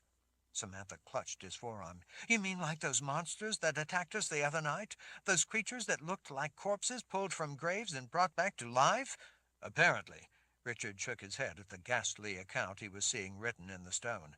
It says that by altering elements within the grace, the Emperor's makers learned how to manipulate the spirits of the dead in the underworld. Why would they do that? Samantha interrupted yet again, impatient for him to translate faster. He waved a hand to silence her so he could finish studying a grouping of symbols before continuing. She sighed and waited quietly. Richard wiped a hand across his brow. It says that they invested powerful magic into dead bodies while at the same time using subtractive magic on their spirits in the underworld, and that way linking those spirits back to their worldly remains. Samantha hugged her arms to herself as if feeling a sudden chill. I never imagined that such things were even possible. Richard hadn't either. He translated another line before continuing to explain. This says they were able to do it by manipulating that connection in the grace, the spark of the gift, that runs from creation through life and into death, connecting it all. In this way they were able to create walking dead that had no will of their own. These reanimated corpses were given a purpose by those who had awakened them. It says that in this way Sulachan's makers were able to create an army of bloodless, relentless, remorseless killers. It says that when awakened from their death sleep in this way, they don't know hunger, pain, fear, or pity. They never get weary. They don't ever retreat. They have no ambition but the one given them, and they can't be killed because they are already dead. It says here that the dead could be animated as needed. When awakened, they are tirelessly committed to their purpose. The magic that drives them also gives them terrible strength. They are so strong they can tear people limb from limb. That certainly sounds like what we saw the other night, Samantha said. I'd have to agree with that. Richard tapped the tightly packed line of symbols. It also goes along with what it says next. It says that they are so single-minded that if they lose their legs, they will not feel it and will instead use their arms to pull themselves after the ones they were sent to kill. I wish I could say that it sounds too preposterous to believe, but I saw that very thing with my own eyes. It says they must be hacked to pieces, but warns that magic hardens them, so doing so is difficult. That same magic that animates them also protects them, acting as a kind of shield, and makes using most forms of the gift against them virtually useless. It says you can burn them, though, either with normal fire or wizard's fire. Wizard's fire? I've never seen wizard's fire, have you? Richard grunted that he had, as he concentrated on working out more of the translation. This says that shields don't protect against them because shields key off life. He gestured back up the corridor. I was wondering why the shields protecting this area moved those large stones out of the way.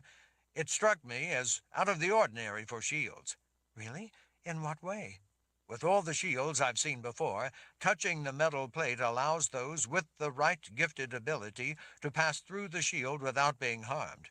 Those shields never used anything but magic to block a passageway. Some of them would repel those who don't belong by using uncomfortable sound, heat, or even tingling pain to keep people from passing. But there are dangerous shields that are strong enough to kill intruders if they continue to try to get through. There were shields that would strip the flesh from your bones if you continued to try to pass after they gave you a warning. All those shields use magic. These shields here must use those big stones instead because the dead they are intended to shield against are protected by the same magic that animates them, so they aren't affected by a regular shield's power. They could pass right through a conventional shield, but the simple physical barrier of those round stones is too massive for them to move aside. As she thought it over, Richard worked out the next section of symbols. Well, this is frightening, he said. It says that these reanimated dead are often sent against specific targets, such as the gifted. He glanced down at her. Looks like you were right about them being after you. She looked aggrieved. I told you so. And do you know why they would have been after you? She seemed surprised by the question. To eliminate the gifted so they can't use magic to stop them? Richard tapped the wall of symbols. Magic doesn't work against them, except maybe wizard's fire, and you certainly can't wield that. Besides, I don't think they killed my grandfather, Zed or Nikki. Zed is a wizard and Nikki a sorceress. I suspect someone wanted them taken captive for some reason. I wonder if they took your mother as well. After all, your father's remains were found, but hers weren't. All right, then. Why do you think these monsters would come after me? The gifted here watch the barrier in order to warn others if those in the Third Kingdom ever start to escape. I suspect their intent was to prevent an alarm. They may have killed your other relatives to keep them from warning anyone until they could completely breach the barrier spells. It's possible they murdered your mother as well as your father, but capturing her would also have prevented her from warning anyone, and maybe they have some purpose in mind for the gifted. That only left you here in Stroiza. I think they wanted to kill you, or maybe even capture you as well, to keep you from sending out an alarm. Samantha looked shaken. I don't even know how to send out an alarm. They don't know that. I suppose not. She looked up hopefully. Do you really think my mother is alive? Richard was a long moment in answering. I hope so, Samantha. I hope my friends are still alive as well. If they are, I have to try to rescue them. As easily as these monsters could have killed them, I wonder if whoever brought them back to life wanted gifted people captured alive for some reason. If they really do have your mother along with my friends, maybe I can get her out as well. Samantha glanced to the opening overlooking the Third Kingdom. You mean go there? Surely you don't mean that you're thinking of going to that terrible place that is in part the world of the dead, a place where the dead walk the world of life? That sounds like suicide. He regarded her with a resolute look. Besides wanting to free them from harm, if I don't rescue my friends and get them back to the containment field where they can remove death's touch from us, then Colin and I are going to die. Samantha swallowed before she answered. Richard asked the question to which he already knew the answer, but couldn't tell past it. Do you see any hope for us? Any way to get this sickness out of us and save our lives other than what Henrik overheard must be done? Samantha glanced back over her shoulder as if she could see Colin lying back there. When she looked back at him, her eyes looked considerably older than her years. There was no doubt or uncertainty in her young features, or her sorceress eyes. She shook her head. I'm afraid not, Lord Rawle. The Mother Confessor is very sick. I'm hoping that with what I was able to do for her, she will soon recover enough strength to wake and be able to eat and drink, but she is deathly sick. So are you, even if you don't yet feel its full effect. You soon will. She will die if that death within her is not removed. She does not have a lot of time left. You will last a little longer, but not much. The path for both of you is set, unless something is done to change it." Richard nodded, unable to say anything, unable to stop himself from imagining Colin lying dead. "I'm sorry, Lord Rawle, but I don't think you are the kind of man who would want me to tell you anything other than the truth." Richard stared into Samantha's dark eyes. "No, I wouldn't. Only the truth can help us. That's why I need to translate this message. I need to see if there is any information here that can help us." He couldn't say out loud that if Colin died, he would not want to live. Life held nothing for him without Colin. Life held nothing but imminent death for both of them if he couldn't find Zed and Nikki. To do that, he needed to go to the Third Kingdom, but first he had to learn what he faced. He looked briefly at the account on the wall, highlighted in the eerie light of the sphere. "Maybe I can find something here that will help us, give us some answers we can use." She nodded solemnly. "I hope so." He turned back to the language of creation and read to himself for a moment. It was grim reading. "Nadja's account says that the dead are always plentiful, and more corpses were animated as needed, often in vast numbers. Oftentimes they used their own soldiers who had been killed. She says that as part of its function, the magic that possesses them forestalls the decay process. But because such dark forces are used in the world of life, the magic invested in the dead has limits. For one, because everything in the world of life breaks down over time, so does this magic. As it does, its effectiveness degrades, and the dead it possesses will begin to resume natural decomposition. She advises that while they know that the magic animating the dead eventually fails, she doesn't know how long that process takes." "Great.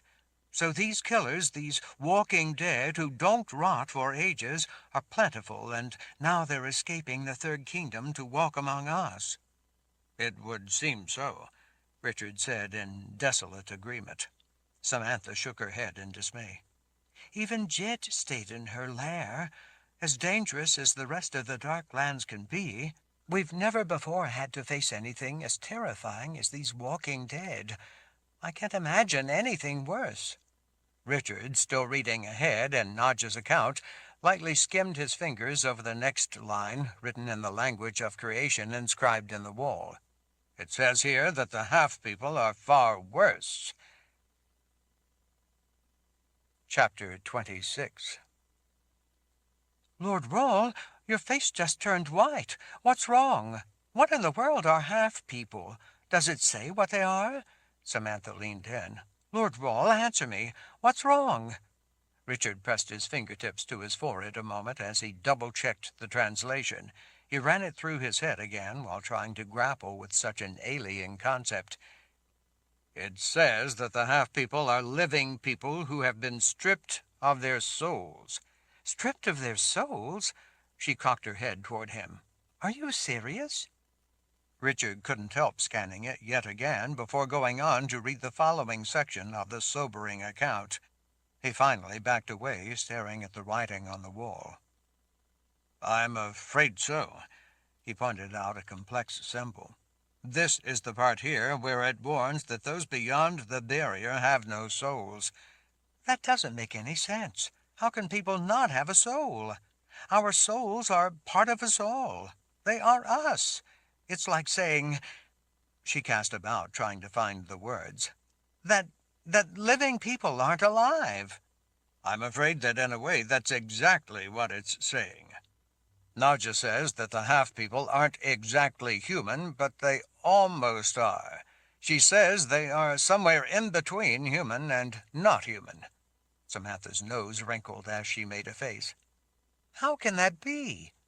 "Apparently the dead and the half-people share certain things in common, and that's what keeps the half-people from being fully human, at least not in the accepted sense." Samantha leaned in with a look of dismay. Accepted sense? What does that mean? Richard took a deep breath. Well, the accepted sense is that living people have souls. But what does that mean? How does it make us human? In some part, having a soul means having the full intellectual ability to reason. Do you understand? I don't think so. What does reasoning have to do with it? The ability to reason is what gives us our capacity to have empathy for others, to value life itself. Our ability to judge right from wrong, to value all life, is only possible through our ability to reason. Reason is what powers morality. Nadja says that these half-people have no empathy, and she also makes the specific point that they don't have the ability to reason fully. I think that she wanted us to see that the two are connected, that part of them that enabled them to reason out their larger self-interest has been destroyed through subtractive magic. That ability to reason was the source of their empathy, their humanity. She says that because of the way their minds have been reduced, with what is left of them they can only reason in part, the way a predator reasons in order to hunt. Without the ability to reason in that broader sense, they are not the same as us. They are not human. They have no context for their lives, no transcending aspirations, no understanding or feelings for others. They make weapons, they hunt, they kill, they eat, they reproduce. They have human form, but that's all. Samantha gave him a crooked look. I can understand Sula-chan wishing to have this mindless army, but do you think that it's really even possible to do such a thing? Apparently, Richard said as he scanned the symbols, translating the gist of it for her. In this line here, Nadja says that the grace and so their very being was ripped asunder.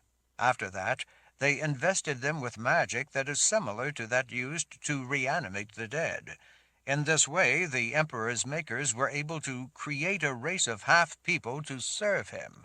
What's more, because of what was done with subtractive magic to the husk of their living bodies, half-people age very slowly, almost imperceptibly.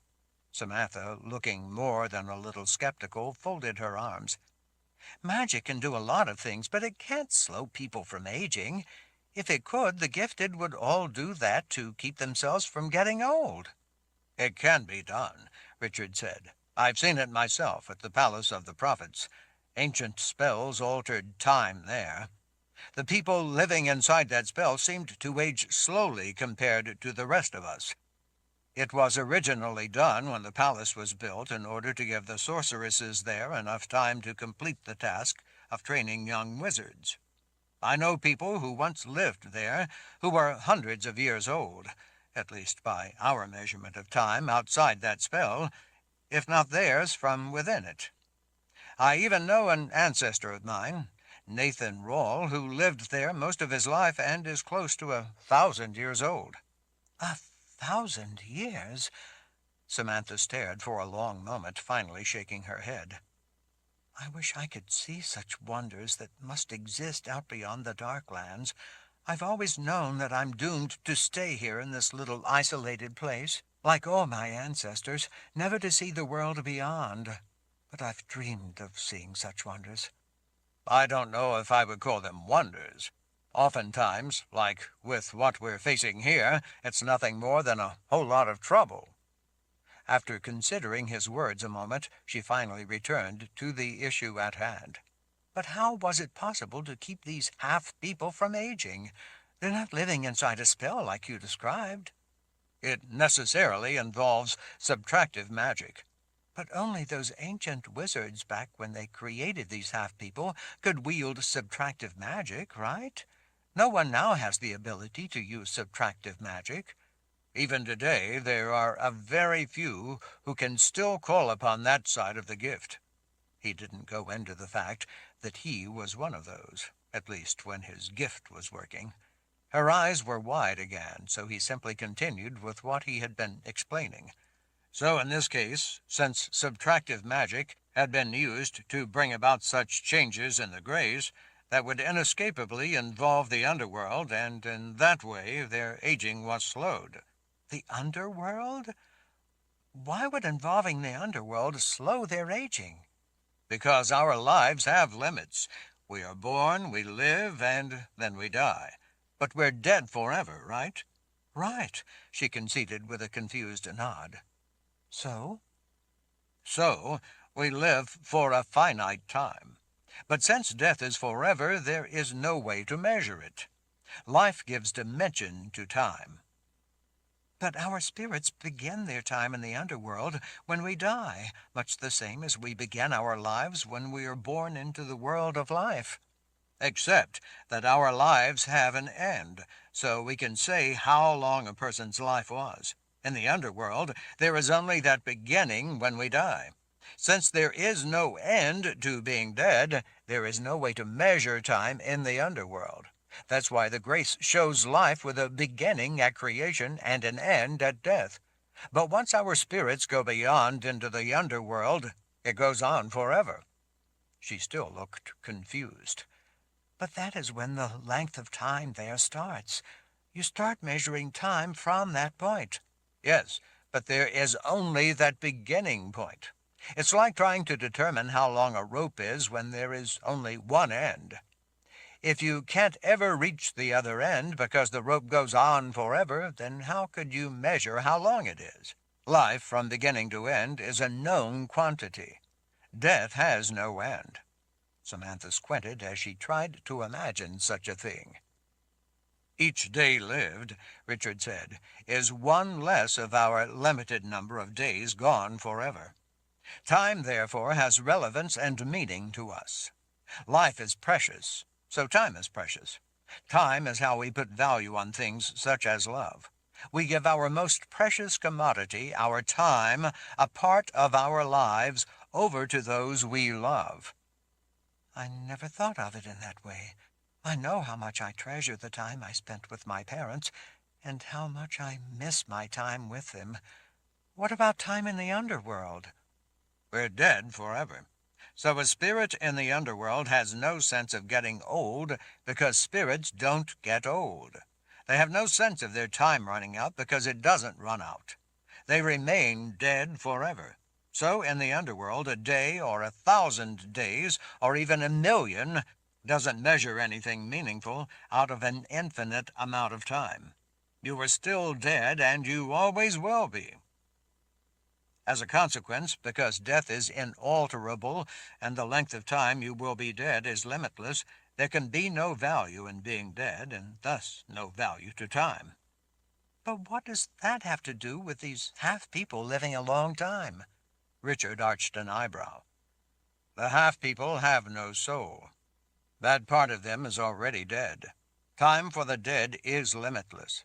The half-people exist in a third kingdom in violation of the principles of the grace, in a kingdom with its own set of principles, where life and death exist together without clear separation, where they can intermingle in unexpected ways. Each of those half-people carries that third kingdom, thus death within them, so time moves differently for them. Emperor Sula Chan's makers apparently used that link to the timeless world of the dead to make these people they turned into weapons long-lived so they could better serve his cause. Time was important to Sula Chan because he was alive, so he used the opposites of both life and death to manipulate time for his purpose. She stared at him. That's all pretty hard to take in. Richard nodded, aware that he had seen things she couldn't yet imagine and were hard for her to grasp. He was also all too aware that because of the hedge-maid, death now held a claim on both him and Colin, and in that way made the two of them a part of that third kingdom. The difference was that they were not going to be able to live a long time. Their contact with that kingdom through the touch of the hedge-maid was deadly, and the world of the dead would soon call that debt due. "I know," he said in a measured voice. "I have to admit, it's pretty hard for me to take in, too." Chapter 27. Richard turned his attention back to the symbols carved into the wall and read ahead for a few minutes as Samantha waited patiently. Her eyes tracked his finger from time to time as he traced a particularly difficult emblematic design while working out the translation in his head. "So what else does it say?" she asked, her patience finally growing thin. Richard swiped a hand back across his face. "Well, there's a lot about how Emperor Sula-chan wanted to convert as many people as possible into this new race of subhumans, these half-people living without a soul in this altered timeline, so that they could continue to serve his cause. He also planned on eliminating any opposition to his grand scheme by first eliminating any of the gifted who would oppose him." Samantha frowned up at him. "What grand plan is she talking about?" Richard went to the next line, taking it all in for a moment. He read it twice, making sure it actually said what he thought it said. "Well," Samantha asked, "can you read it or not?" Richard let out a troubled sigh. "I can read it. I'm having trouble believing it, but I can read it. It's no wonder that the people of the New World were willing to go to war to stop him." "Why? What does it say?" "It says that Emperor Sula-chan wanted to unite the world in what he called the People's Alliance, with him ruling over it all." Richard had fought the old world over many of these same kinds of tyrannical ideas of a greater good that some people believed transcended the lives of individuals. What that greater good always came down to was submitting to the rule of a tyrant and sacrificing to their cause or dying. Enforcing the belief in a greater good required the massacre of anyone who disagreed, since such beliefs could not endure the light of differing beliefs. Richard had thought that with the latest emperor from the old world dead, the struggle was at last over. Now he wasn't so sure. Evil always seemed to emerge to try to destroy any good that came about, any peace that had settled in, or any prosperity that had emerged. As long as mankind existed, he supposed that there would always be those who thought that their vision of a better world required murdering anyone in the way. It was now evident that the ancient struggle, started so long ago by Emperor Sula-chan and the frightening weapons he had developed, hadn't been entirely eradicated. Some of those weapons loosed on the world of life had long ago been sealed away behind barriers and walls where they waited to fight another day. Where other barriers had come down, so too had this one finally given way. "Seems to me like someone always wants to rule," Samantha said as she scanned the writing she couldn't understand. "That's certainly true enough," Richard said as he tapped the wall of engraved symbols. "But the dangerous difference is that Sula-chan believed that his cause transcended life as a larger cause for the good of all existence."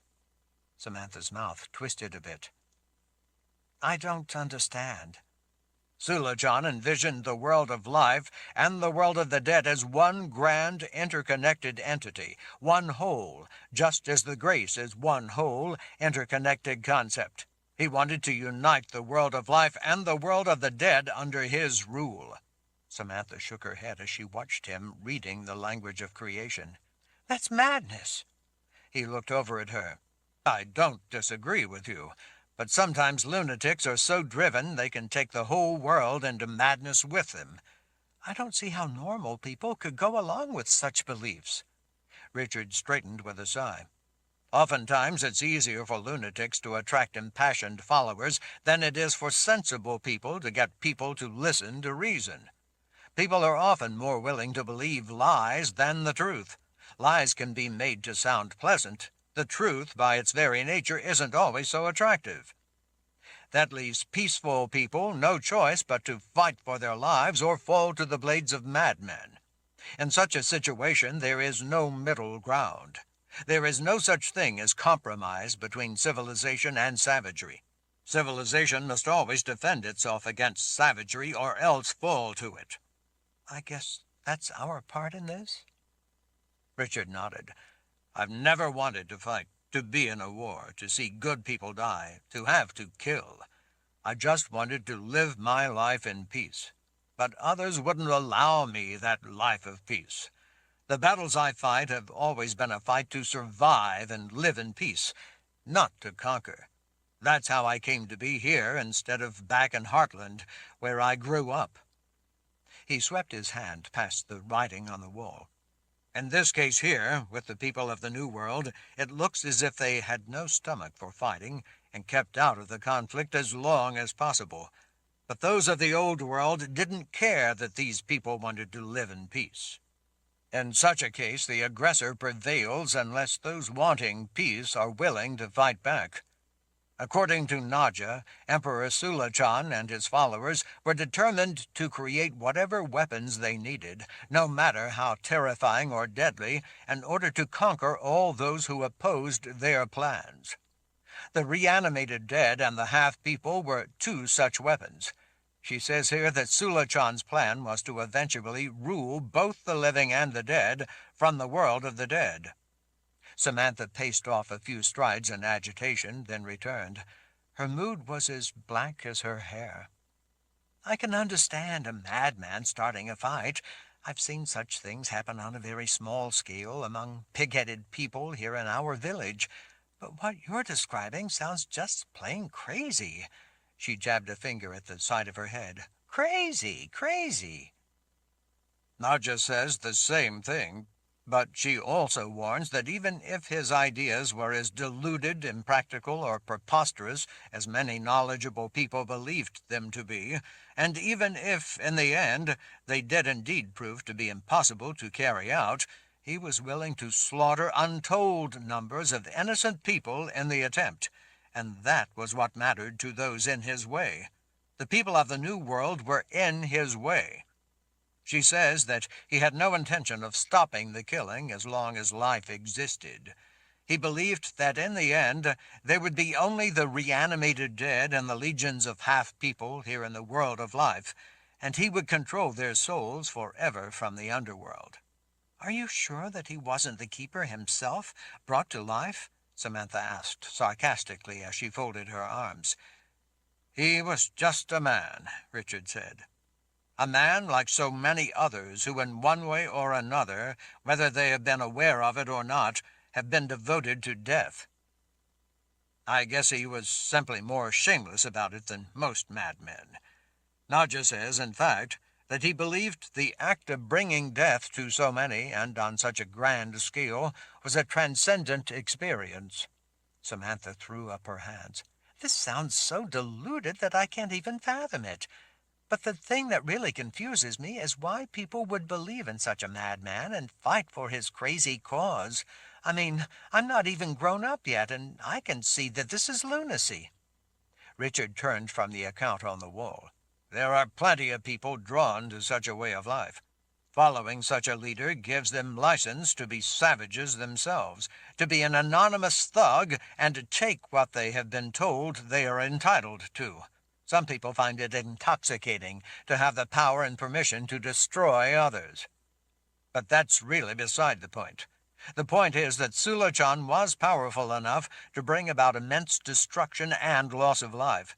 Even if he was deluded and his ideas were crazy, he, his gifted, and his vast rampaging armies had the might to bring the world under the darkness of a great war. Fortunately, Naja and the people back then seem to have been able to at least create this barrier and contain some of the most menacing creations of his makers. It has protected the world for a very long time. But those half-people in the Third Kingdom, locked away for so long behind the barrier, have over the centuries likely continued growing in numbers. Now they are loose in the world of life. They are now again a problem." Samantha looked more than a little bitter, folded her arms. "You mean they're our problem?" "Our problem," Richard agreed with a nod. "All that really matters now is that the creations of Sulachan's wizards in those ancient times have now once again been unleashed against the world. If we don't figure out how to stop them, then we will be the ones who are wiped out." Chapter 28. Samantha paced in nervous agitation while Richard read ahead in Nadja's account on the wall. He could sense the anguish in that account by the way the mysterious woman from so long ago went to great pains to ensure that future generations would understand the reasons behind the fears of the people back in her time and their horror at what had descended on them at the hands of so evil a man.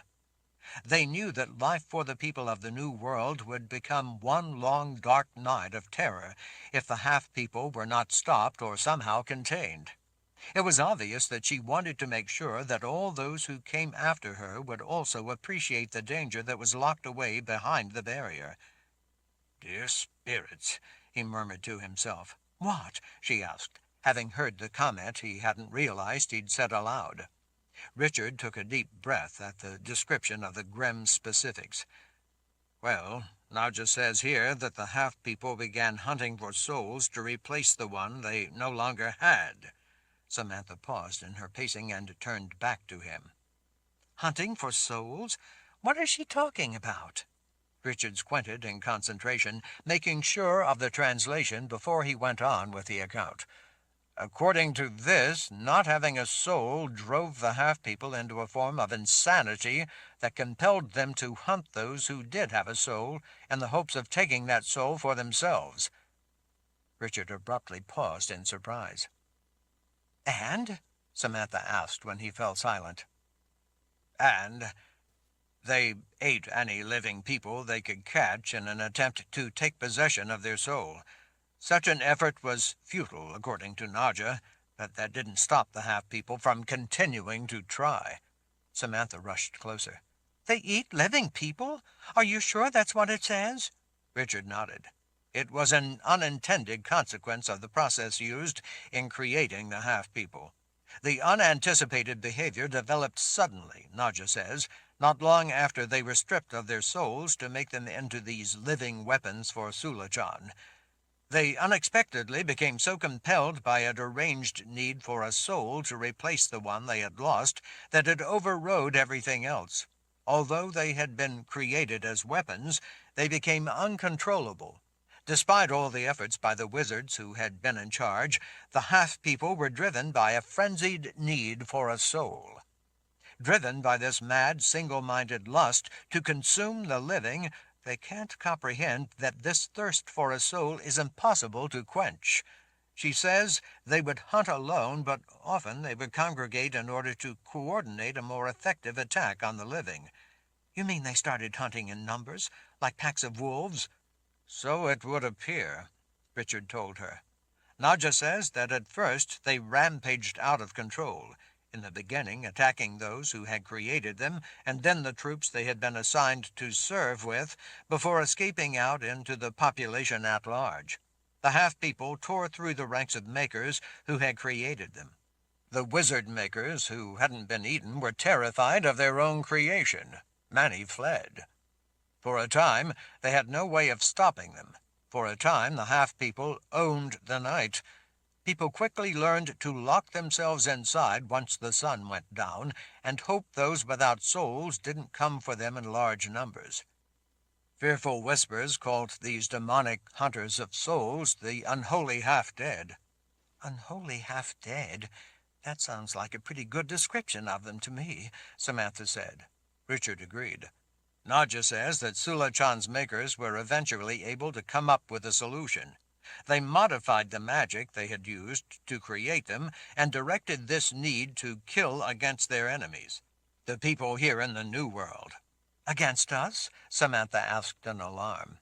Richard nodded. "I'm afraid so. She says that the half-people, although no stronger than a normal person and nowhere near as strong as the awakened dead, are more dangerous because they are quicker, but more importantly because they still have the ability to think like a predator and hunt those with souls. Although stripped of their higher reasoning functions, they learned to amass and attack in overpowering numbers. After the makers gained control and were able to modify the magic used to create them, their savage nature and their ability to think was finally turned against Sulachan's enemies." Richard was weary from the effort of translating such complex symbols, But he couldn't afford to miss anything or to stop. He rubbed his eyes and went on reading. When he was silent for a time, Samantha shook his sleeve. "What does it say? What are you reading? Speak it out loud." Richard let out a deep sigh as he straightened. He gestured vaguely, dismissively at the wall. "There's no new information in this part. It's just some material describing how the half-people kill their victims." "I need to know," Samantha said when he fell silent. "They will come after our people, after me. Don't try to protect me by keeping me in the dark. It's no help to be ignorant of the truth. I need to know." Richard glanced briefly to the determination in her eyes. He supposed that she was right. He gestured at the description. "They tear people open, believing the soul they crave is inside. The half-people often eat the victims' insides first because they think the soul resides in them. They drink the blood, fearing that the soul might escape by leaking away. When they aren't satisfied because they still haven't been able to get what they crave, they strip all the meat from the bones, devouring every bit of it in an attempt to find and consume the soul they think is hiding somewhere in the still warm flesh. Groups of them will compete for scraps, each hoping to get the soul for themselves. They eat everything: muscle, blood, organs, even the face. They suck the brain out of the skull, or crush it with a rock to get at it. They leave only some of the bowels and the bones, but often crack open larger bones and devour the marrow, still trying to find the elusive soul." Samantha looked dumbfounded. "How do they possibly think they can get a soul by eating people?" "It's a madness that drives them. It doesn't make sense to us, but it does to them. They think that souls reside within a person or hide in bodily tissues. They're looking for that moment when the spirit departs the dying body. They think that at that moment they can devour it, pulling it into themselves for their own. So they eat everything, hoping to get it while it is hiding in the body before it can escape the warm flesh." Samantha's eyes grew more liquid. "They are unholy demons." "Soulless demons," Richard agreed. He gestured to the symbols as he went on.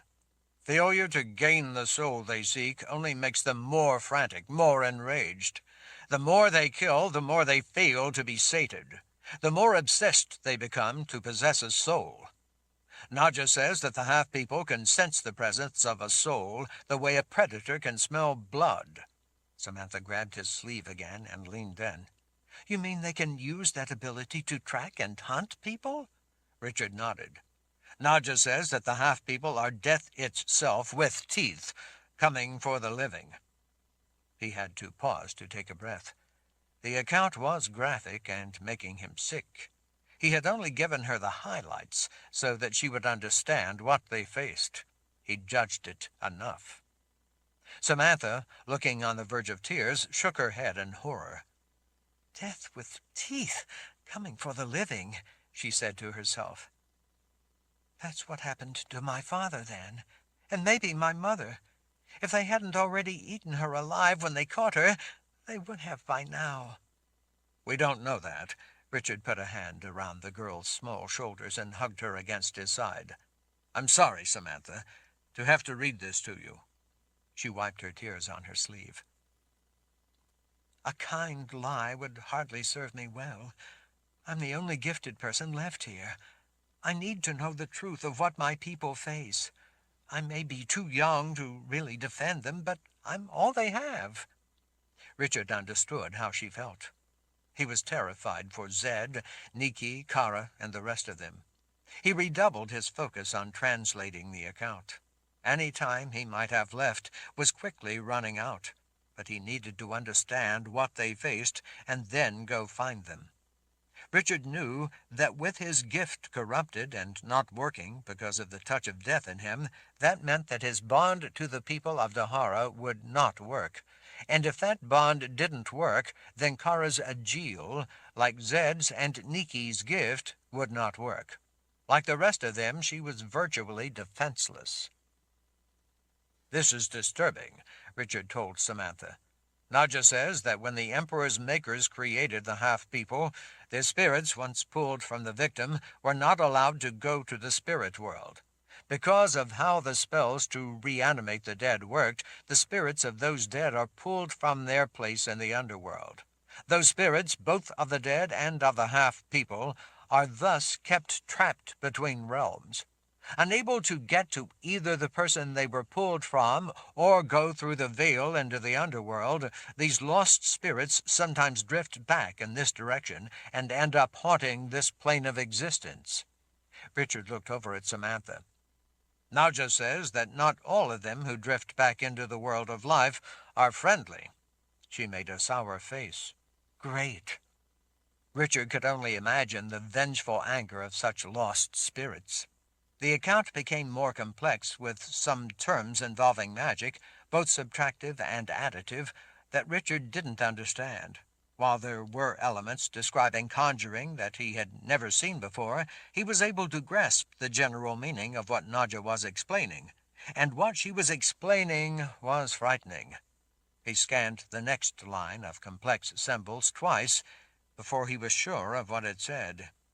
He wished he weren't, but he was sure. Chapter 29. So, Samantha prompted, is that all of it? He thought she sounded like she was trying to be hopeful, even though she knew better. He wiped a hand across his eyes and read the last of Nadja Moon's account, hoping to at last come to some word of the solutions to the problems of the half-people and the reawakened dead. He was disheartened by what he found.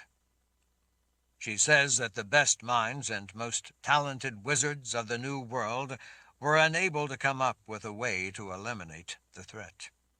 She said that they fought the half-people and the walking dead, often to victory, but even in victory they steadily lost valuable people. The old world's losses were meaningless to them because there are vastly more people there. Besides that, they could reanimate as many dead as they needed, often the very enemy we had been able to kill, while the losses on our side were costly and continually drained strength and resources from the New World.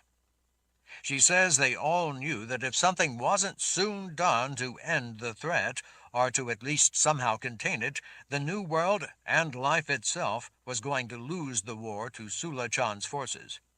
Unable to come up with an effective counter or a way to destroy such a threat, she says they were desperate for a solution that could save them from annihilation as well as preserve the world of life. Eventually, they came up with an answer that was not as much as they had hoped, but it was the best that they could do. She says that what the people here ended up doing was to use gravity spells that inexorably drew both the dead and the half-people to this place beyond the mountains that we see out the portal. Once they had all been drawn in, the wizards in the New World were then able to seal these demons without souls behind a barrier of keeper's spells. Gravity spells, keeper's spells. I've never heard of any such magic. Me neither, Richard said. Nadja doesn't go into detail about the nature of those spells, but they seem pretty self-explanatory. She does say that in this way they were finally able to protect everyone from these demons without souls loose among the living.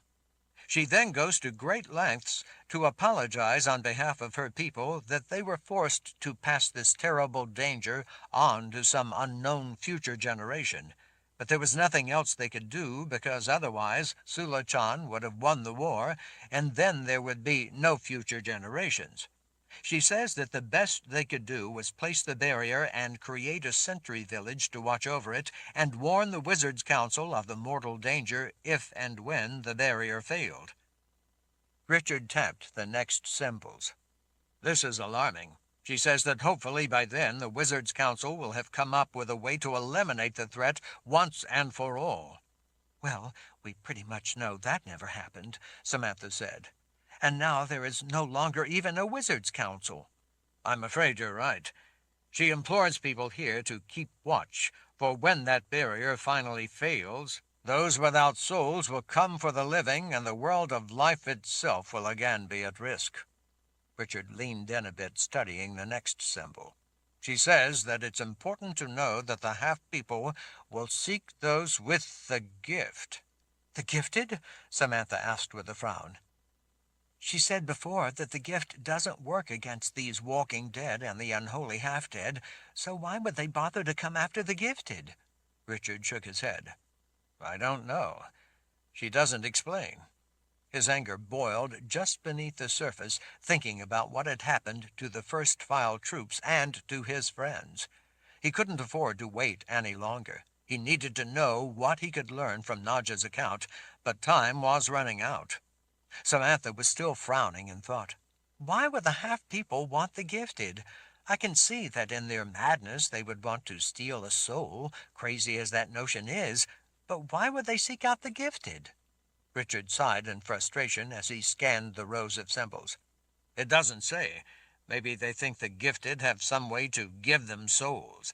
He glanced over at Samantha out of the corner of his eye. Or maybe these half-people, in their deranged obsession to possess a soul, think that there is something special about a gifted soul. Maybe they think it's easier to get, or maybe they even think that if they got a gifted soul, then besides having their soul, they would also possess the gift. Chapter 30. Unable to fathom why the half-people would seek out the gifted, Samantha leaned in closer, examining the symbols carved in the wall, as if maybe by studying them more carefully she might somehow suddenly be able to read them. Unable to learn anything, she finally turned to Richard. Lord Rawle, are you sure of everything that you told me it says here? That the half-people really would eat people? That their souls and the souls of the awakened dead are really lost and left to wander between worlds? I mean, it's all pretty hard to believe. I know what it says, Samantha. But these, she waved a hand at the wall, these symbols all over the wall are pretty complicated. I don't doubt your knowledge of such things, Lord Rawle, but are you sure that you got the whole translation right? He scanned the symbols he had just finished translating for any little thing, any clue he might have missed. While there were a few elements he wasn't completely positive about, they were minor points that didn't alter the meaning or essence of Nadja's frightening story. I translated it accurately. Samantha's nose wrinkled with a look of skepticism. Isn't it possible, though, that you could have gotten some of it wrong? Or that maybe you misunderstood the intent of some of the things it says? Don't you think that with a language this old and strange and complicated that you might have interpreted at least some of it wrong? He looked down at her, wishing there were some legitimacy to her doubts. What about the barrier being breached for the first time since it was put in place? And what about those wounds on me that you healed? They were bite wounds. Those two men, come from beyond that barrier, were trying to eat me alive, just as it is described here. Her mouth twisted a little as she struggled with the idea of it. But do you really think their intent was to steal your soul? Maybe they were cannibals from beyond the barrier. Maybe they have a famine there, and they have to eat people to survive. They were both healthy, strong, and looked well-fed. They weren't suffering from starvation. Just ask Esther if you doubt my memory. She was there. She saw them. The only thing they were hungry for was my soul. What I heard them talking about when I was waking up is still a bit fuzzy, but as I read what's written here about the barrier, some of the strange things I heard the two men saying started to make sense. They talked about eating me and taking my soul for themselves. Esther and the others arrived just in time to stop them and save my life. Samantha pressed her lips tight in resignation. Well, I'm glad they got there in time. She tipped her head toward the wall. After all, you're the only one who knows how to read this. I guess you must have the translation right. I don't really doubt you, Lord Rawle. It's just that... I know. I wish I was wrong about it, too, he said before going back to working the translation to the next part of Nadja's account. It says here, he said after a moment's study, that in the end, not knowing how to stop the single-minded attacks by Sula Chan's unholy half-dead, the only hope for survival had been to lock all of them behind the barrier spells. Looking forlorn, Samantha hugged her arms to herself. Lord Rawle, I'm not saying that you aren't translating it right, but could this all be a myth? Some kind of ancient legend they were passing down? A parable or lesson? Might that be all this is?" Richard wished she was right, but knew she wasn't. He shook his head. When I started to wake up, I remember hearing those two men saying they were going to take Colin with them because they were afraid that the Shantuk would return, looking for survivors. The men were going to eat me then and there, then eat Colin later or trade her. They said that the Shantuk would do anything to get people with souls. Those men and the Shantuk came from beyond the barrier, not from legends recorded here. He tapped a finger to a sequence of several symbols. There can be no doubt that this has to be true. I wish it was otherwise, Samantha, but it's not. She looked miserable, like she couldn't take any more such talk. "That's what they did to my father. They must have taken my mother to do that to her later at their leisure, or else to trade her. I can't imagine her misery at what they did to my father, and her terror at what they were going to do to her." Richard realized then why she had been so persistent about his translation being wrong. She had been hoping it was wrong for a very personal reason. He pulled her close in a gentle hug. He had become so lost in trying to understand what was going on that he had started thinking of her as a sorceress rather than a girl who had lost both her parents to this madness, a girl who was only now blossoming into a young woman and who until recently had not seen such terrible things. "I'm sorry, Samantha. I understand. I saw bones of some of my friends as well. They took the others the way they took your mother. I know how you feel." She wiped at her eyes. "No, I'm sorry. I can't let my weakness interfere with trying to find a way to stop those demons from coming for us all." Richard cast a sideways look at the symbols on the wall, at the end of the account he had been reading on that very subject. "I don't know if that's possible." She looked up, tears still brimming in her eyes. "What do you mean?" Richard turned back to the language of creation on the wall, putting aside his feelings before going on with the account. He knew that time was working against him. "It says that they, too, were seeking a way to protect people of the New World and end the threat. Despite the best efforts of their wizards and hard work of other gifted people, they were never able to find a way to end the threat. Part of the reason was because Emperor Sulachan's minions had been given otherworldly powers against which we had no defense." "What kind of otherworldly powers? Does she say?" Richard nodded. "She says that the unholy half-dead are able to use some kind of occult magic which was very ancient, very rare, and very powerful. It was widely feared because it was so little understood. She says that not only are the unholy half-dead protected by these dark forces, some of them were even able to use this ability to awaken the dead. Nadja says that in the end, all those on our side were able to do for the time being was to seal the threat away behind the barrier. Short of doing that, she says that the people of the New World would have been slaughtered. She warns that one day the barrier would weaken and fail. She says that once the threat eventually breaks through that barrier, there is only one way to stop it from ravaging the world of life." Samantha stepped closer. "There's a way?" Richard nodded, still staring at what it said on the wall. He worked the symbols again, hoping he was wrong. He wasn't. "Well, what is it then?" Samantha tugged on his shirt. "Lord Rawle, what does it say? How do we stop them?" Richard cleared his throat. "It says, the threat from the Third Kingdom can be ended only by ending prophecy."